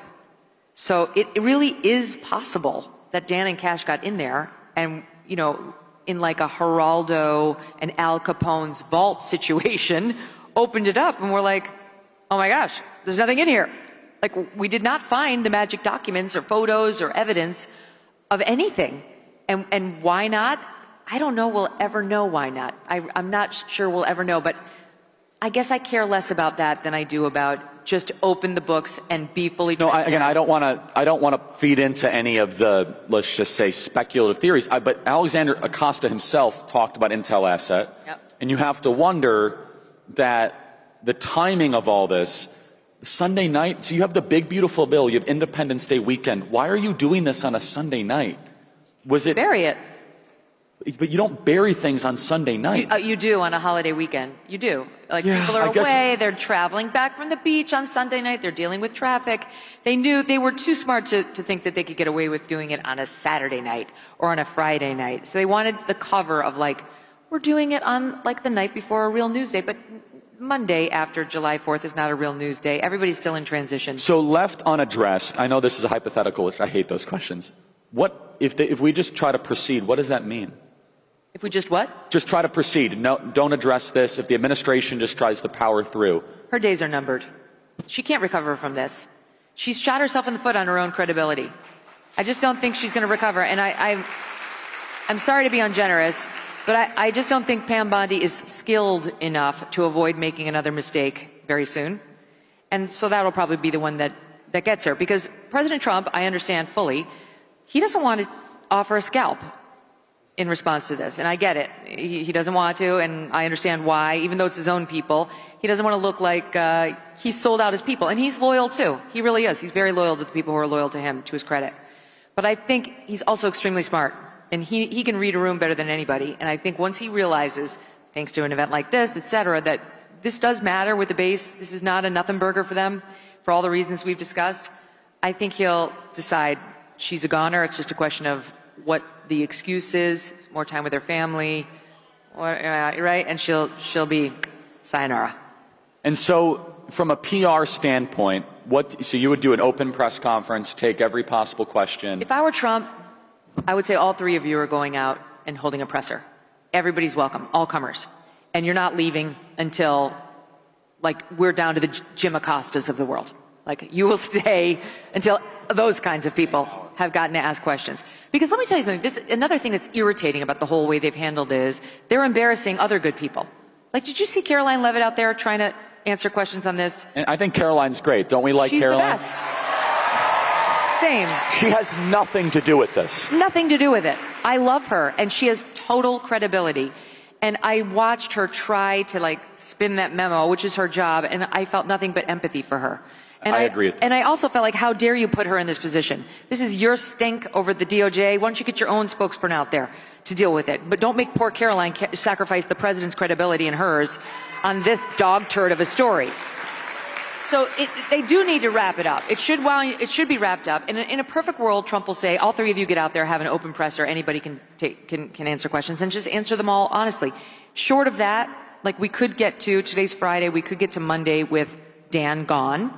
Possibly Cash gone. Again, my reporting says Cash is staying. Others says he'll go if Bongino goes. I think one of them knows we have a country to run, and we really do need one of them there. No, I think we need both. I mean, I'd hate to lose them both. I do too. And let's play this out for a second, though. Let's say Bongino leaves. Well, he's not going to keep his mouth shut. So he's got one of these too. He's got a big one of these. Yeah. And he will come out immediately, and he will tell his side of the story, which will not help the integrity of the administration. No. Right? So if you let Bongino walk, you will have somebody for years that will be bitter towards the administration, and all of us He's not going to want to hurt Trump. No, but he'll tell the truth and we will lose. We will be like, if Bongino can't go and fight and solve this thing, then like, I mean, what are we doing here, right? If Dan Bongino, who's like one of the greatest patriots we have, cannot go and reform the FBI with Kash Patel after we win a popular vote majority, then we'll never give up. But I know for millions of people that will be met with just a sigh of cynicism. But think about it, you know Charlie. what I mean? Yes, 100%. You think about, like you mentioned, Jeanine. Jeanine Pirro would take no prisoners. She's totally confirmable too. She'd be great in this role. Like, it's not like there's no bench behind Pam Bondi. Like, there is a bench. Jeanine could do it. Harmeet could do it. Even Matt Gaetz can't do it. I mean, he could do it, but he's not confirmable. Yeah, he's not confirmable. Matt Gaetz for a special prosecutor, that would be very interesting. Now that would be fun to watch. Matt Gaetz with a government corruption special prosecutor. Anyway, there are other people who could take over that role. And just think about it, because I can see the untenability of Dan and Kash staying effectively working for Pam, right? Like, they're working for her, and she seems feckless, except she seems somewhat petty and personal, given the leaks I'm reading. And she seems way too focused on being a star. It reminds me of Brian Williams of NBC. Remember how it was like, it turned out he was more interested in seeing his mug on television and telling fake stories about what a badass he allegedly was, and like Abbottabad, with SEAL Team 6 practically raiding the compound, than he was in being taken seriously and being a credible news anchor. And I'm sorry to say, I think she suffers from that same disease, and so she has to go. Two final thoughts. Number one, everybody, just so you know, all going late tonight and all tomorrow, we are doing exclusive interviews for the Charlie Kirk Show right near Ballroom C for members only. So if you guys want to see interviews, we're going to be interviewing all the major names. We just had a conversation with Pete Hegseth and Tucker Carlson. We have big ones tomorrow, so it's at Ballroom C. They'll be happening all day. Just look at your agenda. That's right on there if you guys want to attend. Megan, last question. There's 7,000 people here, most of which are students. What advice do you have for them fighting on campus, trying to figure out what they want to do with their life? Let's do a non-Epstein end to all of this. Awesome. Be who you are. Don't pretend you're a lefty in order to win any professor's good humor. He's not worth it. Get your D on your paper because you refuse to argue that capitalism is bad, and wear it like a badge of honor. Bring it with you into your job interview. And that will make sure you align with an employer who's right for you, right? Don't say that you support Planned Parenthood the way they want you to. Don't call yourself a feminist because your teacher will give you pats on the head. Stand up for what you really believe in, and that's how we spread the good word. That's how we convert others over to where we stand, rather than just get ahead pretending we're with them, and then only once we have power tell our true feelings. It's not worth it. If anybody who came to me with a crappy GPA from one of these elite universities and then showed me all their papers that spoke up for conservatism and America and God, faith, I would hire them in an instant over somebody who emerged with a perfect GPA, who went along to get along. That's not a leader. That's a sheep. Don't be like that. Stand up for your beliefs now when it matters.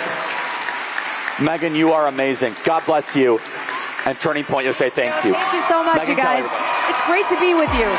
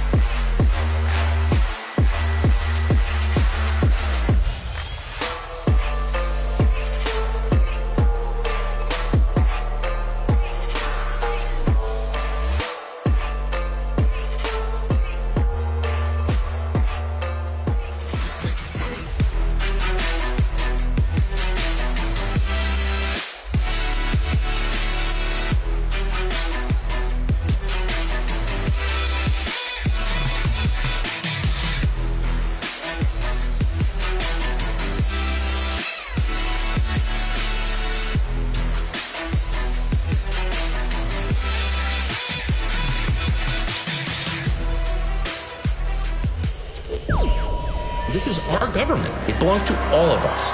That's what democracy is. They've spent 50 years trying to convince us that masculinity is dangerous, and so we live in a world with very little of it, and the society's become much more violent. The more you tell the truth, the stronger you become. But the era of no debate, shut up and obey, surf is over. Do not accept any attempt to take away your birthright, something that God gave you, and a government's job is to protect, which is your absolute right to say what you think is true, period. And to me, that is liberation. It's the freedom to say what's obviously true as a free man and not a slave. Ladies and gentlemen, Tucker Carlson!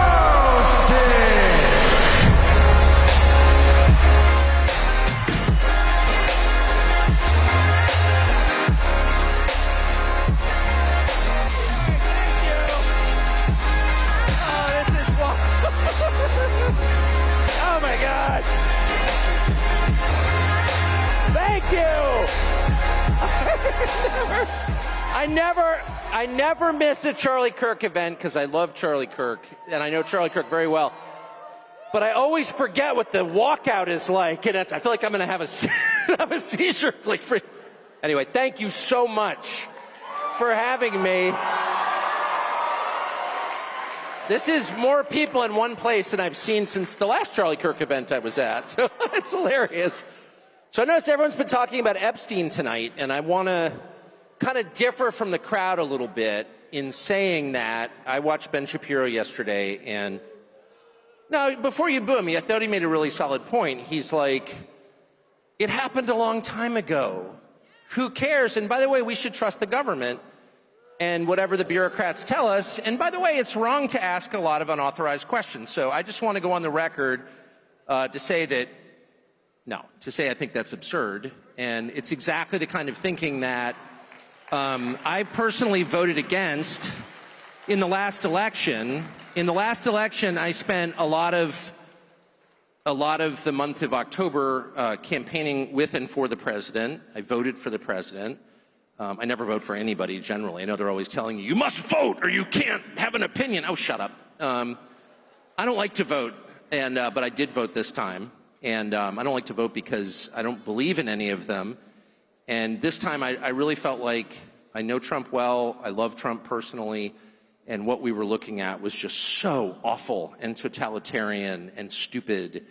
And it wasn't even the arguments that I disagreed with from the Kamala Harris. It's weird to even say her name now. Who was that exactly? It was like a bad dream. But it wasn't even so much the arguments I disagreed with, though I definitely disagreed with the arguments.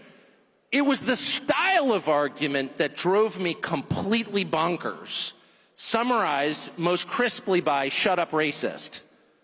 Whatever you said, it was shut up racist. And it's like, but wait, first of all, I'm not a racist, but that's not even the point. The point is, I just told you what I think. I just asked you an entirely legitimate question, mostly, what the hell are you doing? And rather than answer it, you didn't pay me the respect that you would a human being. You treated me like a slave or an animal by telling me to stop barking. Shut up, racist. And I won't put up with that because I'm not a slave or an animal. I'm an American citizen, an adult man who pays his taxes. So, I ask people questions for a living, and very often I get answers that I don't care for, that I disagree with, that I think are stupid. But at least they're answers. At least the person responding is treating me like a human being with a soul created in the image of the Creator. He's paying me the respect that every human being is due. When you ask a direct question to someone in charge, you are due. That person is morally bound to give you an answer. He's not bound to agree with you, but he's bound to stop and answer your question. And the left never did that. They would dismiss you out of hand. You are not worth listening to. Be quiet. And that's, of course, where the impulse to censorship comes from. It comes from the belief that you don't deserve to speak because you're not fully human. They own you. And that's what I voted against above all. I voted against a million different things that I hated about the last administration. Their insane desire to start pointless wars around the world. Their total unwillingness to protect this country domestically, to protect the people who live here, to protect the territorial integrity of the country, bringing in tens of millions of people illegally, giving them free stuff the second they get here, making a mockery of citizenship. I hated all of that. I hated all of that. But the thing I hated most was their total unwillingness to answer any question about why they were doing what they were doing, because it was just too insulting. And every single time I would just feel like raising the middle finger and screaming obscenities, which is not an adult response, I'll concede, but that's how I felt. And I think that's really at the heart of why the Epstein thing is so distressing. I mean, the guy was some weird sex freak who was abusing girls. We knew that. But the fact that the U.S. government, the one that I voted for, refused to take my question seriously and instead said, case closed, shut up, conspiracy theorist, was too much for me. And I don't think the rest of us should be satisfied with that. And by the way, let me just say really quickly, because I was so mad about it that I think I found out part of what's going on. I think we are going to find out more. And I think the truth, for whatever it's worth, in case you're interested, is that the DOJ didn't release lots of incriminating sex videos with Epstein and his billionaire pals because they don't have them. They don't have them because when the original search warrant was served 2007, I think, possibly 2006, I think 7, it was basically designed to protect Epstein. The search warrant was written in such a way to make sure that the feds never got their hands on the actually incriminating evidence. It's another way of saying the cover-up has been going on since 2007, almost 20 years. And so the real question is not, was Jeffrey Epstein a weirdo who was abusing girls? Yes, we can answer that. The real question is, why was he doing this, on whose behalf, and where did the money come from? And those are the questions that need to be answered. And I think it's entirely fair to ask them. And it's not adequate to say anyone who asked them is somehow desecrating the memory of little girls who died in Texas. I'm not going to put up with that answer. I don't care who gives that answer. That is not acceptable. And I think the real answer is Jeffrey Epstein was working on behalf of intel services, probably not American. And we have every right to ask, on whose behalf was he working? How does a guy go from being a math teacher at the Dalton School in the late 70s with no college degree to having multiple airplanes, a private island, and the largest residential house in Manhattan? Where did all the money come from? And no one has ever gotten to the bottom of that because no one has ever tried. And moreover, it's extremely obvious to anyone who watches that this guy had direct connections to a foreign government. Now, no one's allowed to say that that foreign government is Israel because we have been somehow cowed into thinking that that's naughty. There is nothing wrong with saying that. There is nothing hateful about saying that. There's nothing anti-Semitic about saying that. There's nothing even anti-Israel about saying that. I've spent my entire life pretty much in Washington, where I knew and loved a number of people, including one very close person who worked at CIA. That has never prohibited me from saying, I think the CIA has done some horrible things, murdered a bunch of people, participated in the murder of a sitting U.S. president. It's got a whole trail of crimes. That doesn't make me a disloyal American. It doesn't make me anti-American in any sense. I was born here. My family's been here for hundreds of years. I love this country. That's why I live here. So criticizing the behavior of a government agency does not make you a hater. It makes you a free person. It makes you a citizen. You're allowed to do that because you're not a slave. You're a citizen. And you have a right to expect that your government will not act against your interests, and you have a right to demand that foreign governments not be allowed to act against your interest. That's not creepy. It shouldn't be forbidden. And yet all of us have trained ourselves to believe that you can't say that somehow, that that's like too naughty and forbidden. And the effect of making that off limits has been to create a lot of resentment, and I'll say it, hate online, where people feel like they can't just say, like, what the hell is this? You have the former Israeli prime minister living in your house. You have had all this contact with the foreign government. Were you working on behalf of Mossad? Were you running a blackmail operation on behalf of a foreign government? By the way, every single person in Washington, D.C. thinks that. I've never met anyone who doesn't think that. I don't know any of them that hate Israel, but no one feels they can say that. Why? And I think the longer that we play along with it, the more subterranean and creepy and hateful the conversation actually becomes. So I think it's better just to say it right out loud. Did this happen? And of course, that question has been asked to the government of Israel, and their answer is, we're not going to tell you. And I think our answer should be, no. As long as we're sending you money, if you were committing crimes on our soil, we have an absolute right to know, did you do this or not? And yet everybody has been so brainwashed into thinking that's somehow an expression of hate or bigotry, when it's not. It's a baseline question that every U.S. citizen has a right to an answer on. What the hell was this? And by the way, if it turns out that it was nothing at all, that somehow Jeffrey Epstein really did earn $165 million giving tax advice to somebody, which is, for the record, a lot more than most people pay their accountants, and that none of this was actually a foreign intel operation, and that there was no blackmail involved, that actually Bill Gates was just hanging on the island because the weather was especially good. No one was videotaped doing anything immoral or illegal, and then that was used against them to get them to obey. If all of that is false, then just tell me how it's false.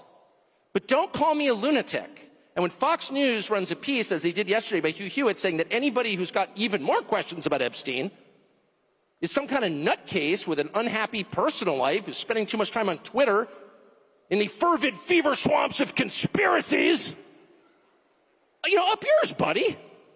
Then why don't you answer the question then?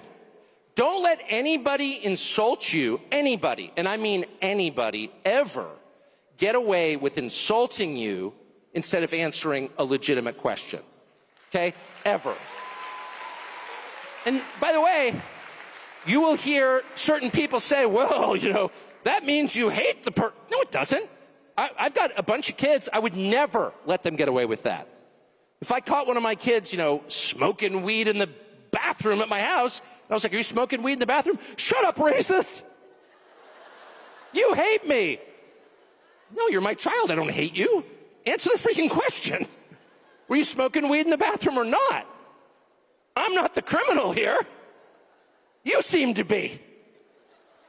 So I just think it's really important to get into that headspace. And even now, when people talk about this topic, I can promise you, since I spent all day on the phone yesterday on this topic with informed people, they're like whispering certain words. And I'm like, why are we whispering? Why should I be ashamed as an American about wanting to know what the hell that just was? Why should I be embarrassed? I'm not the bad guy here. Why should I be embarrassed to ask, what's in this war for us? We got to go to war. Shut up. You're a bigot if you don't want it. First of all, I'm not a bigot. But second, that's kind of not the point. The point is, what's in it for us? Why is this a good idea? Shut up. And it's exactly the style of argument that I voted against, and I will never accept it. I don't care who does it. I will never accept that. Give me a legitimate answer, a reasonable answer, a sincere answer, a good faith answer. We may disagree. You may say, as a good friend of mine who's like totally deranged, but a good person, said to me yesterday, Iran is the biggest state sponsor of terrorism in the world. Reading the talking point that apparently everyone, a bumper sticker that is for sale somewhere, I guess. And I'm like, okay, I don't even know what that means exactly, but how many Americans have been killed by Shia terrorism in my lifetime, which is 56 years? I can't think of any. I'm sure there have been some in the United States. There have been Shia terror attacks sponsored by Iran in the U.S. I can't think of any. There was 9/11. That was a Sunni terror attack. And then there's the drug epidemic, which has killed more than 1 million people during that same period. People I know, my next-door neighbor's kid, dead. People, a bunch of people I know have died, and a bunch have been totally screwed up and taken out of life, basically. Their lives have been hollowed out. They're husks. They've been totally destroyed by drugs. That's the reality that I live in the United States. So you're telling me Iran is a bigger threat than the people peddling this garbage? I don't think so. Not where I live, it's not. Oh, shut up. And the person literally said, we're going to have to agree to disagree. Disagree with what? What are you even talking about? But at least he gave me an answer. He didn't say, oh, you hate so-and-so. He didn't go immediately to motive. Okay, so this is always the tell. This is when you know you're dealing with someone who has zero interest in getting to the truth of the question and instead is trying to make you be quiet in order to roll over you and make you obey. And the tell is when they go immediately to motive. Well, you just hate some group, or you're taking money from some other group. And neither one happens to be true in my case, but I always feel like saying, well, okay, what if I am getting paid? Or what if I have some kind of creepy bigotry?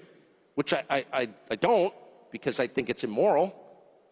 God created individuals. Each one knows the hairs on your head. Each person has a soul. No person is seen by God as a member of a group. Each person is seen by God as an individual. So I don't like that. And I really don't. I'm not just saying that. And I mean every individual on the planet, regardless of what he looks like or what he believes. That is true of every person. And I sincerely mean that. But even if I didn't, maybe I was some full wacko. And maybe I was taking tons of money from some bad country, one of the bad countries you're not allowed to talk about or like. Qatar! That's the most hilarious. Qatar is kind of controlling our conversation. Qatar. Evil Qatar. I am laughing. I've actually been to Qatar. It's awesome. Never taken $1 from the Qataris or the Qataris or whatever they're called. It's a great country. But whatever. But even if I was on the payroll of Qatar, which I guess I can't now. But anyway, even if I was, it still wouldn't make the question any less relevant. Why is this a good idea? And their refusal to answer that question lets you know right away that you are not dealing with a person of good faith. You're dealing with a propagandist who is trying to control you. And I would say at exactly that point, that's when you say out loud, I know who you are. This is all fake. You can't even answer the question. You're trying to make me shut up because I'm a bigot, like the liberals did 7 months ago. And that's why we voted them out. So I'm not putting up with that. I voted against this, and I won't tolerate it. So the second point I would make, before maybe taking a couple of your hostile questions, I hope, about Qatar, is I was brooding about this today. What about the Epstein story is so uniquely infuriating? And I'll just say, I've never met Epstein, but, I know a million people who knew Jeffrey Epstein. It is true that he was around. Everyone knew Jeffrey Epstein. I don't think I was cool enough to actually meet him. But, he was just a guy who was kind of circulating around, this rich guy who knew everybody. What is it, and everyone knew he was a creep, but then there are a lot of creeps in that world. Just telling you what you probably know already. What is it about Jeffrey Epstein that's so infuriating to people, so infuriating that it's actually causing seismic political problems? And I hope that they'll address it and it'll get better. I really do. But what is it? I'll tell you what it is.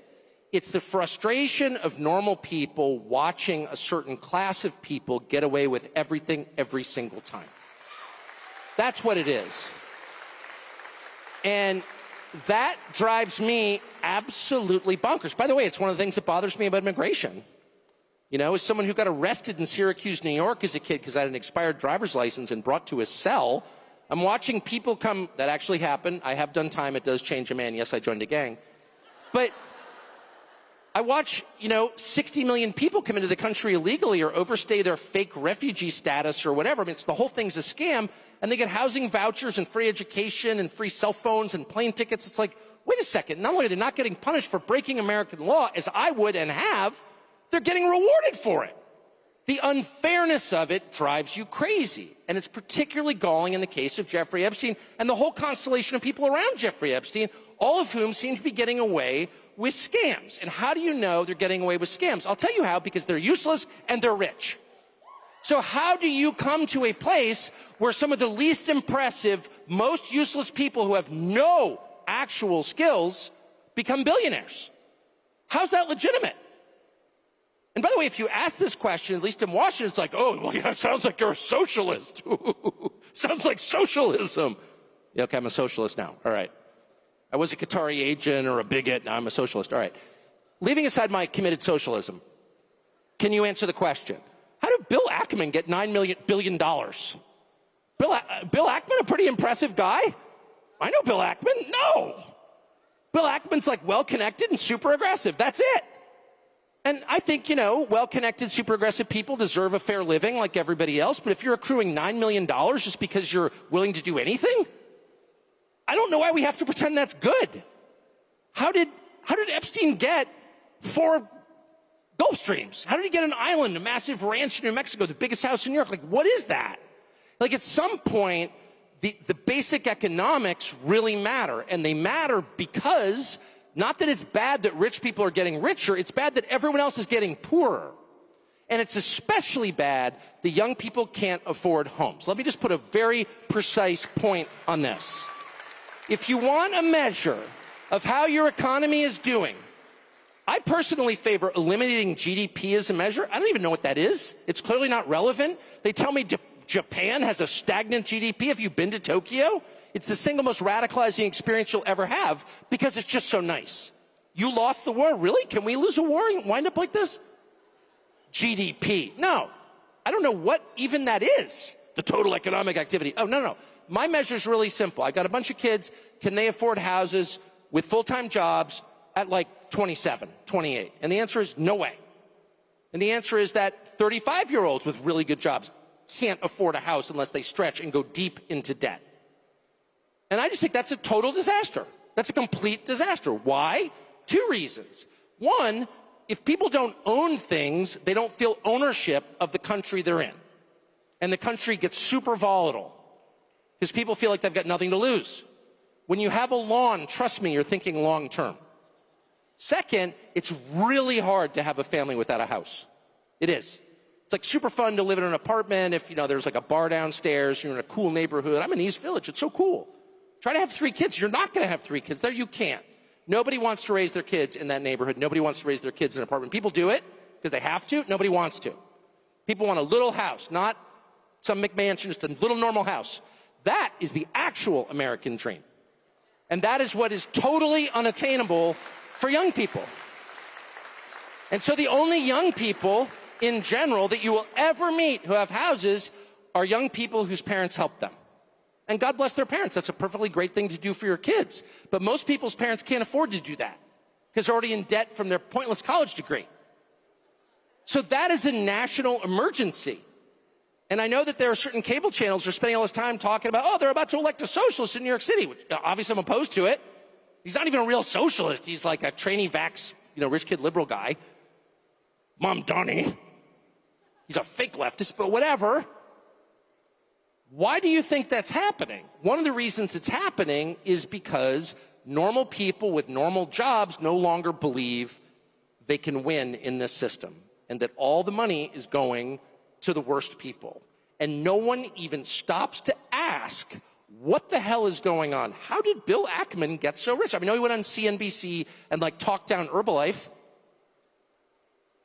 Bet against companies by driving down their stock prices. That's what he's been accused of. I'm not accusing him here because he'll sue me if I do.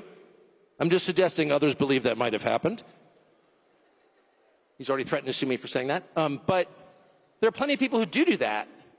And I'm not saying even that it should be illegal. What I'm saying is that our leadership class should say something about it and should assign a moral value to it. And if you're getting rich by loaning money to people at incredibly high interest rates, that's something you're going to have to talk to God about. That is not good. That is not virtuous. That's disgusting. And the fact that nobody feels free to say that, nobody feels like you can just say 30% on a credit card? Why is anybody paying a credit card bill? I said to somebody recently, I feel like I'm very moderate and sensible and, well, yeah, that's what they used to call it. It was forbidden. I said to someone recently, we really need a political party where people just it's the, hey, I'm not paying my credit card bill party. And let's just bring down Citibank. Just not permanently, maybe permanently. But credit card debt is the single biggest cause of human suffering that I'm aware of in the United States. It's not Iran. Iran's not doing that. Oh, you, a tool of the Ayatollah. No. I'm actually Episcopalian, not Shiite. Not a tool of the Ayatollah. I'm just very committed to observing physical reality and drawing my conclusions from that. I'm what we call a physicalist. I believe in the things right in front of me, the things I can touch and smell. And the people I can touch and smell are suffering not from Iran, not from Qatar. They're suffering from their credit cards and their inability of their kids to buy a house. Yeah. I don't think Dan Crenshaw is sold on this. Dan Crenshaw believes our threats are in other countries. Okay, they may be, but how are they bigger than credit card interest? So I suggest to this person, who's a really good guy, I was like, hey, why don't we start, I'm not going to pay my credit card bill party, or I'm not going to pay my mortgage. You know, because they always say, like, if the very rich, if you borrow enough from a bank, you're kind of in charge of the bank because they need you to pay them back, so they're totally happy to negotiate terms with you. But if you borrow a little bit from the bank, they'll just take your house away. So what if people got together and just decided, wait a second, 30% interest is a lot, especially since they're pushing credit cards on kids like crack. And I know that conservatives are always like, well, it's your fault if you don't pay back the credit card. Yeah, okay, it's my fault, but maybe it's a little bit their fault too. They're pushing this crap on kids. So I say to this guy, maybe just people get together, not like everybody, but just a couple million people are not going to pay our credit cards, and just like bring the bank to its knees, and the CEO weeps on television, they readjust it down a little bit.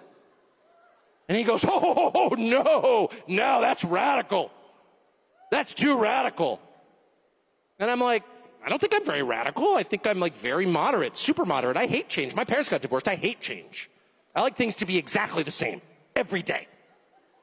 I'm not radical. What I am is very worried that if we don't do something really soon, we're going to wind up like New York City. That there's going to be actual radicalism. And that radicalism will take very unhelpful forms. And you're going to see race and ethnic hatred that's real.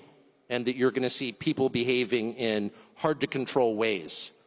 If you deny people what they actually want long enough, and instead substitute things that you claim they should want, like bombing Iran. You know, I mean, I'm not for Iran, where you spend all day telling me that it's so important that, you know, boys not playing girls' soccer teams, whatever. I agree. I hate the tranny stuff passionately. I think you should keep the boys off girls' soccer teams. But I don't know. It kind of feels like you're feeding me appetizers. At some point, I want to look around and see a better country. I want to see a country I recognize. I don't want to see people sleeping on the sidewalk. I don't want to see people ODing on drugs. I want to know where those drugs coming from. Why can't you stop it? You've got the U.S. military. Don't you have SEAL Team 6? Like, what are they doing today? Don't you have Delta Force? You could give me another segment about how impressive the U.S. military is? I believe you. Why aren't they employed to make my country better? Why are my cities disgusting? I don't even want to go there. It smells like weed and halal food. And you're lecturing me about how it's a great moral victory that I kicked the boys off the girls' soccer team? Good, I'm so glad. But let's do the real stuff, like making New York livable. And create an economy where my kids can have kids. How about this? How about we just make the measure really super simple? Can my children have without the benefit of like the great luck I have had, can they have a roughly approximate life that I had? Or how about just a middle-class life? Can they like get married young, as I did, and like have 4 kids and, you know, take a couple jobs, work hard and all that stuff? But in the end, it's like, fine. Can they do that? Or is that like so remote a possibility that you need to tell me that Iran is the real threat to take my mind off the fact that you stole all the money and screwed up my country beyond recognition? So I guess what I would say before I have an actual aneurysm is, unless we say to the people in charge, we are going to determine what's important, you need to listen to us, your voters, about what we actually care about. I'll take a lecture for about 10 minutes. I can do that. I went to school. You know, I'm used to sitting there and being like, oh, yeah, okay, the Axis powers, that's so important. Thank you for telling me. I can take a lecture for about 10 minutes, and they're like telling me Iran is the greatest sponsor of terrorism. Okay, that's great. I hate Iran. Got it. But at some point, I want to pipe up and say, yeah, but what are you going to do about Union Station in Washington, D.C., which is filled with passed-out drug addicts with spreading urine stains? Like, it wasn't that way. I was here. How did that happen, and why aren't you fixing it? And by the way, if you don't fix it or even acknowledge it, dude, bad things could happen. Like, wake up. The time is to wake up out of your freaking fantasy world where you think telling the rest of us to shut up is enough, if you keep doing that, you know, this could go in dark direction. So I think it's so important for every person to look around and make your own decisions about what's important. What's important to you? What around you in your life? What do you see in your family, among your friends, in the town that you live in that's going wrong? Those are the biggest problems.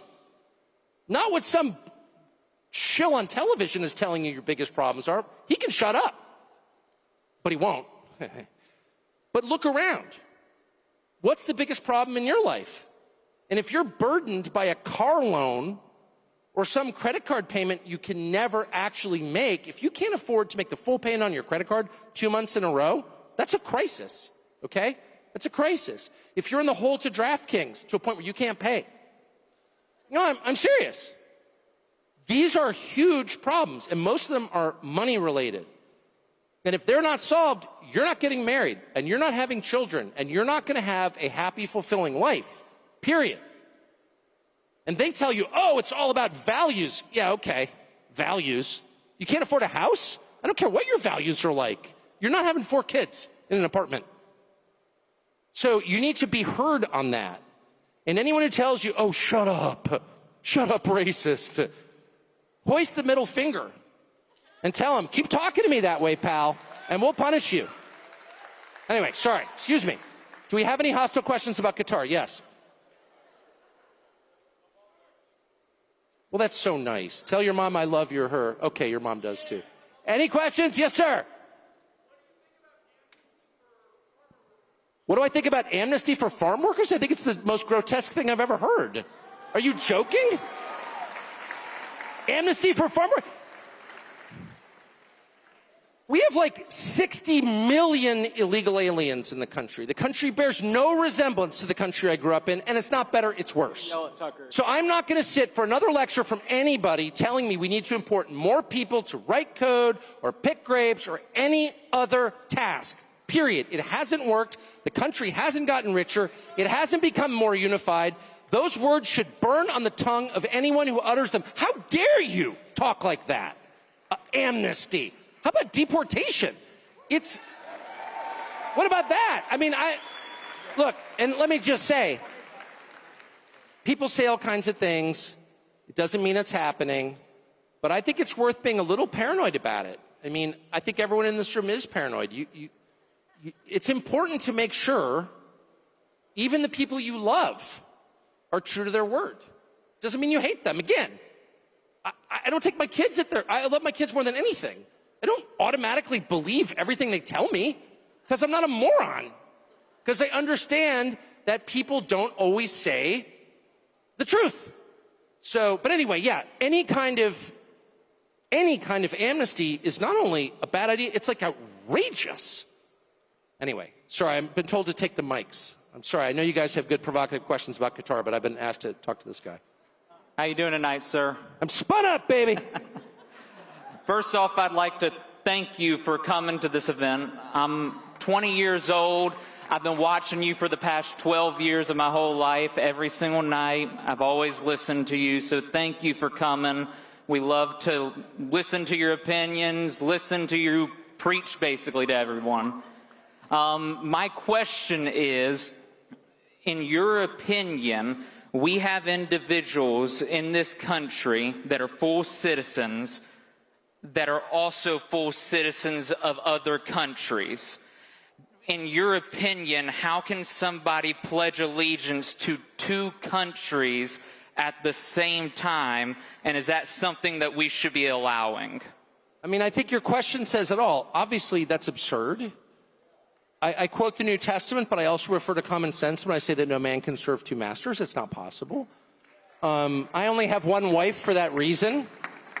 You say to your wife, I'm going to take another wife, but I'm going to love you just as much. Nothing's going to change. My wife's going to look at me like, no, it's 1 wife, 1 wife. Because you can only really pledge your loyalty to 1 person or 1 country. That's just a fact. And there's also a sense, and this is relevant to me, and I know you're speaking about Israel, but it's not just Israel, to be honest. I think it's a huge problem. I think anybody, by the way, who serves in a foreign military should lose his citizenship immediately. There are a lot of Americans who've served in the IDF. They should lose their citizenship. There's a lot of Americans who've served in Ukraine, and they should lose their citizenship. You can't fight for another country and remain an American, period. Obviously. I mean, it's like not even, it's so funny how all of us have been cowed into being like, oh, that's hate speech. No, it's not. You don't hear hate in my voice because there isn't any. It's just an obvious recognition of the truth. But there's a more insidious thing, and I say it's not just Israel. I'm not just trying to, like, give myself cover. I'm being honest. There are a ton of countries that offer citizenship, actually, some of which I love. I have been offered citizenship in a couple different countries that I really like, and I thought about it.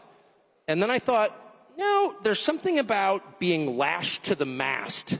Like, everyone can see that America's in trouble, the demographic trends are really bad, and the country's decaying, its cities are falling apart. So you're like, oh, wow, you know, maybe I should flee. And then I'm like, my ancestors are from here. My parents are buried right across from my kitchen.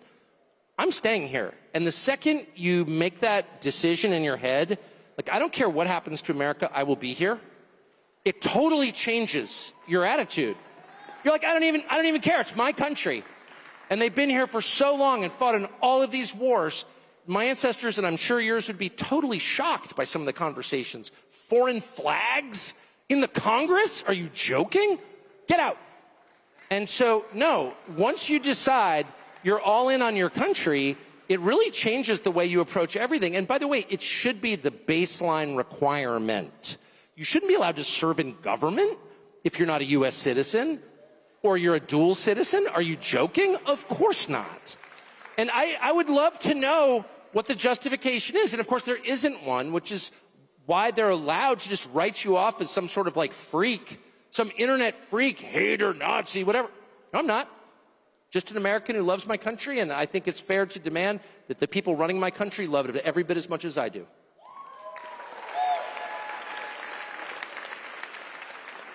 All righty, Tucker. Thank you for being here today. My question is mainly focused on national security. I have a question first and then a proposal. I'll see how you go about that.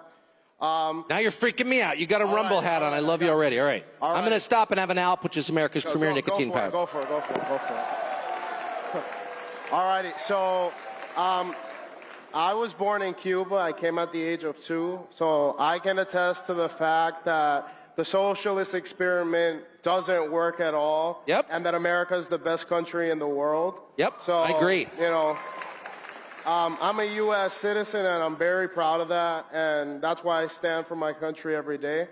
But I have a question specifically about national security. All right, hit me with it, baby. No preamble. Just go right to it. You can't scare me. So, for example, I would say that the head of the snake for a lot of the spying that goes on in the United States is Cuba.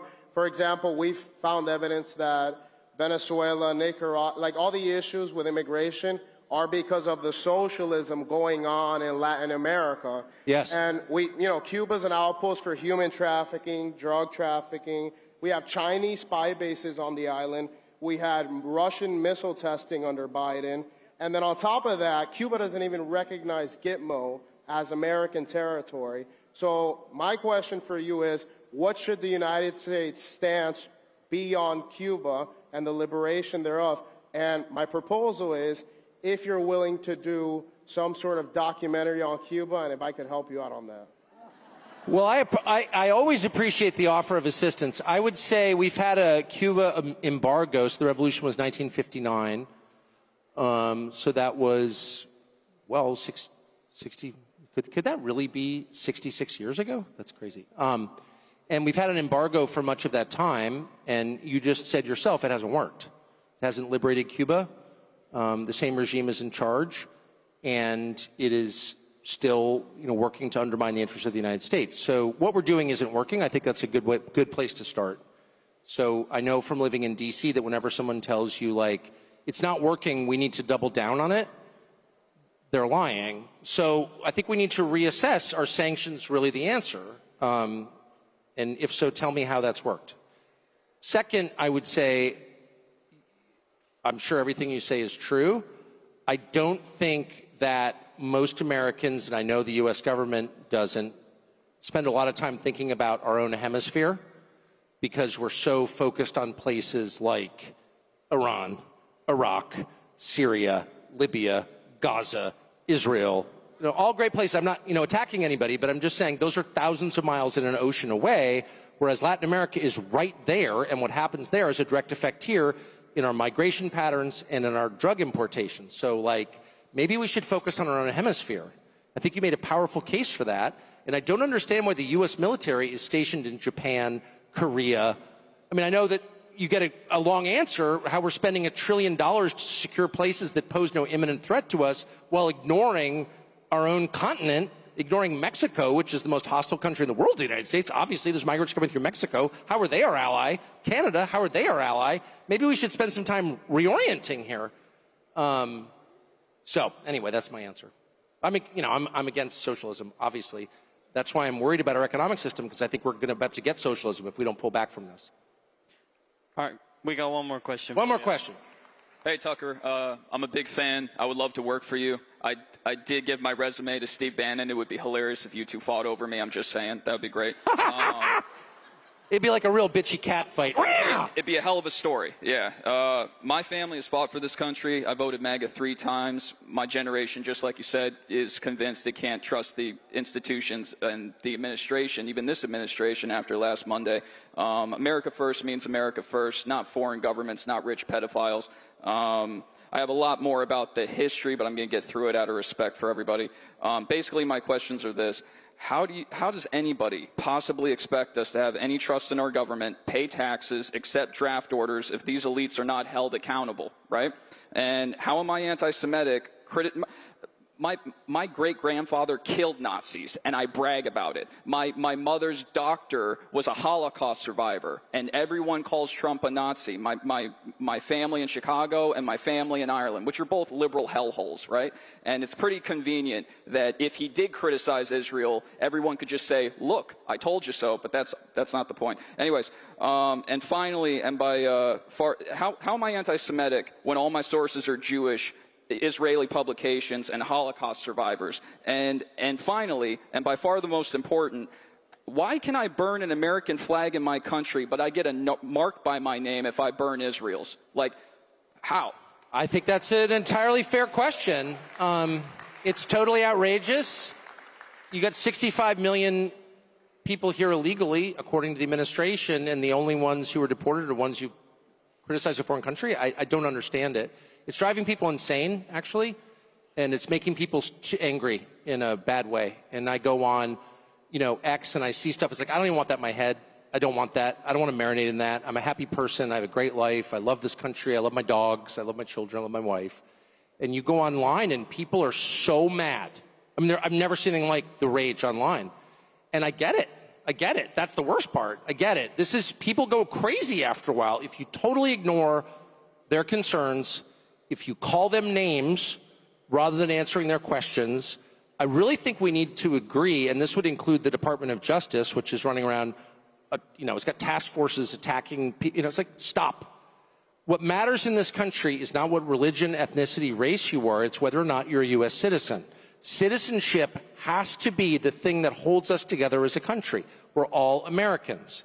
And this continuation of identity politics is the most destructive thing we can do.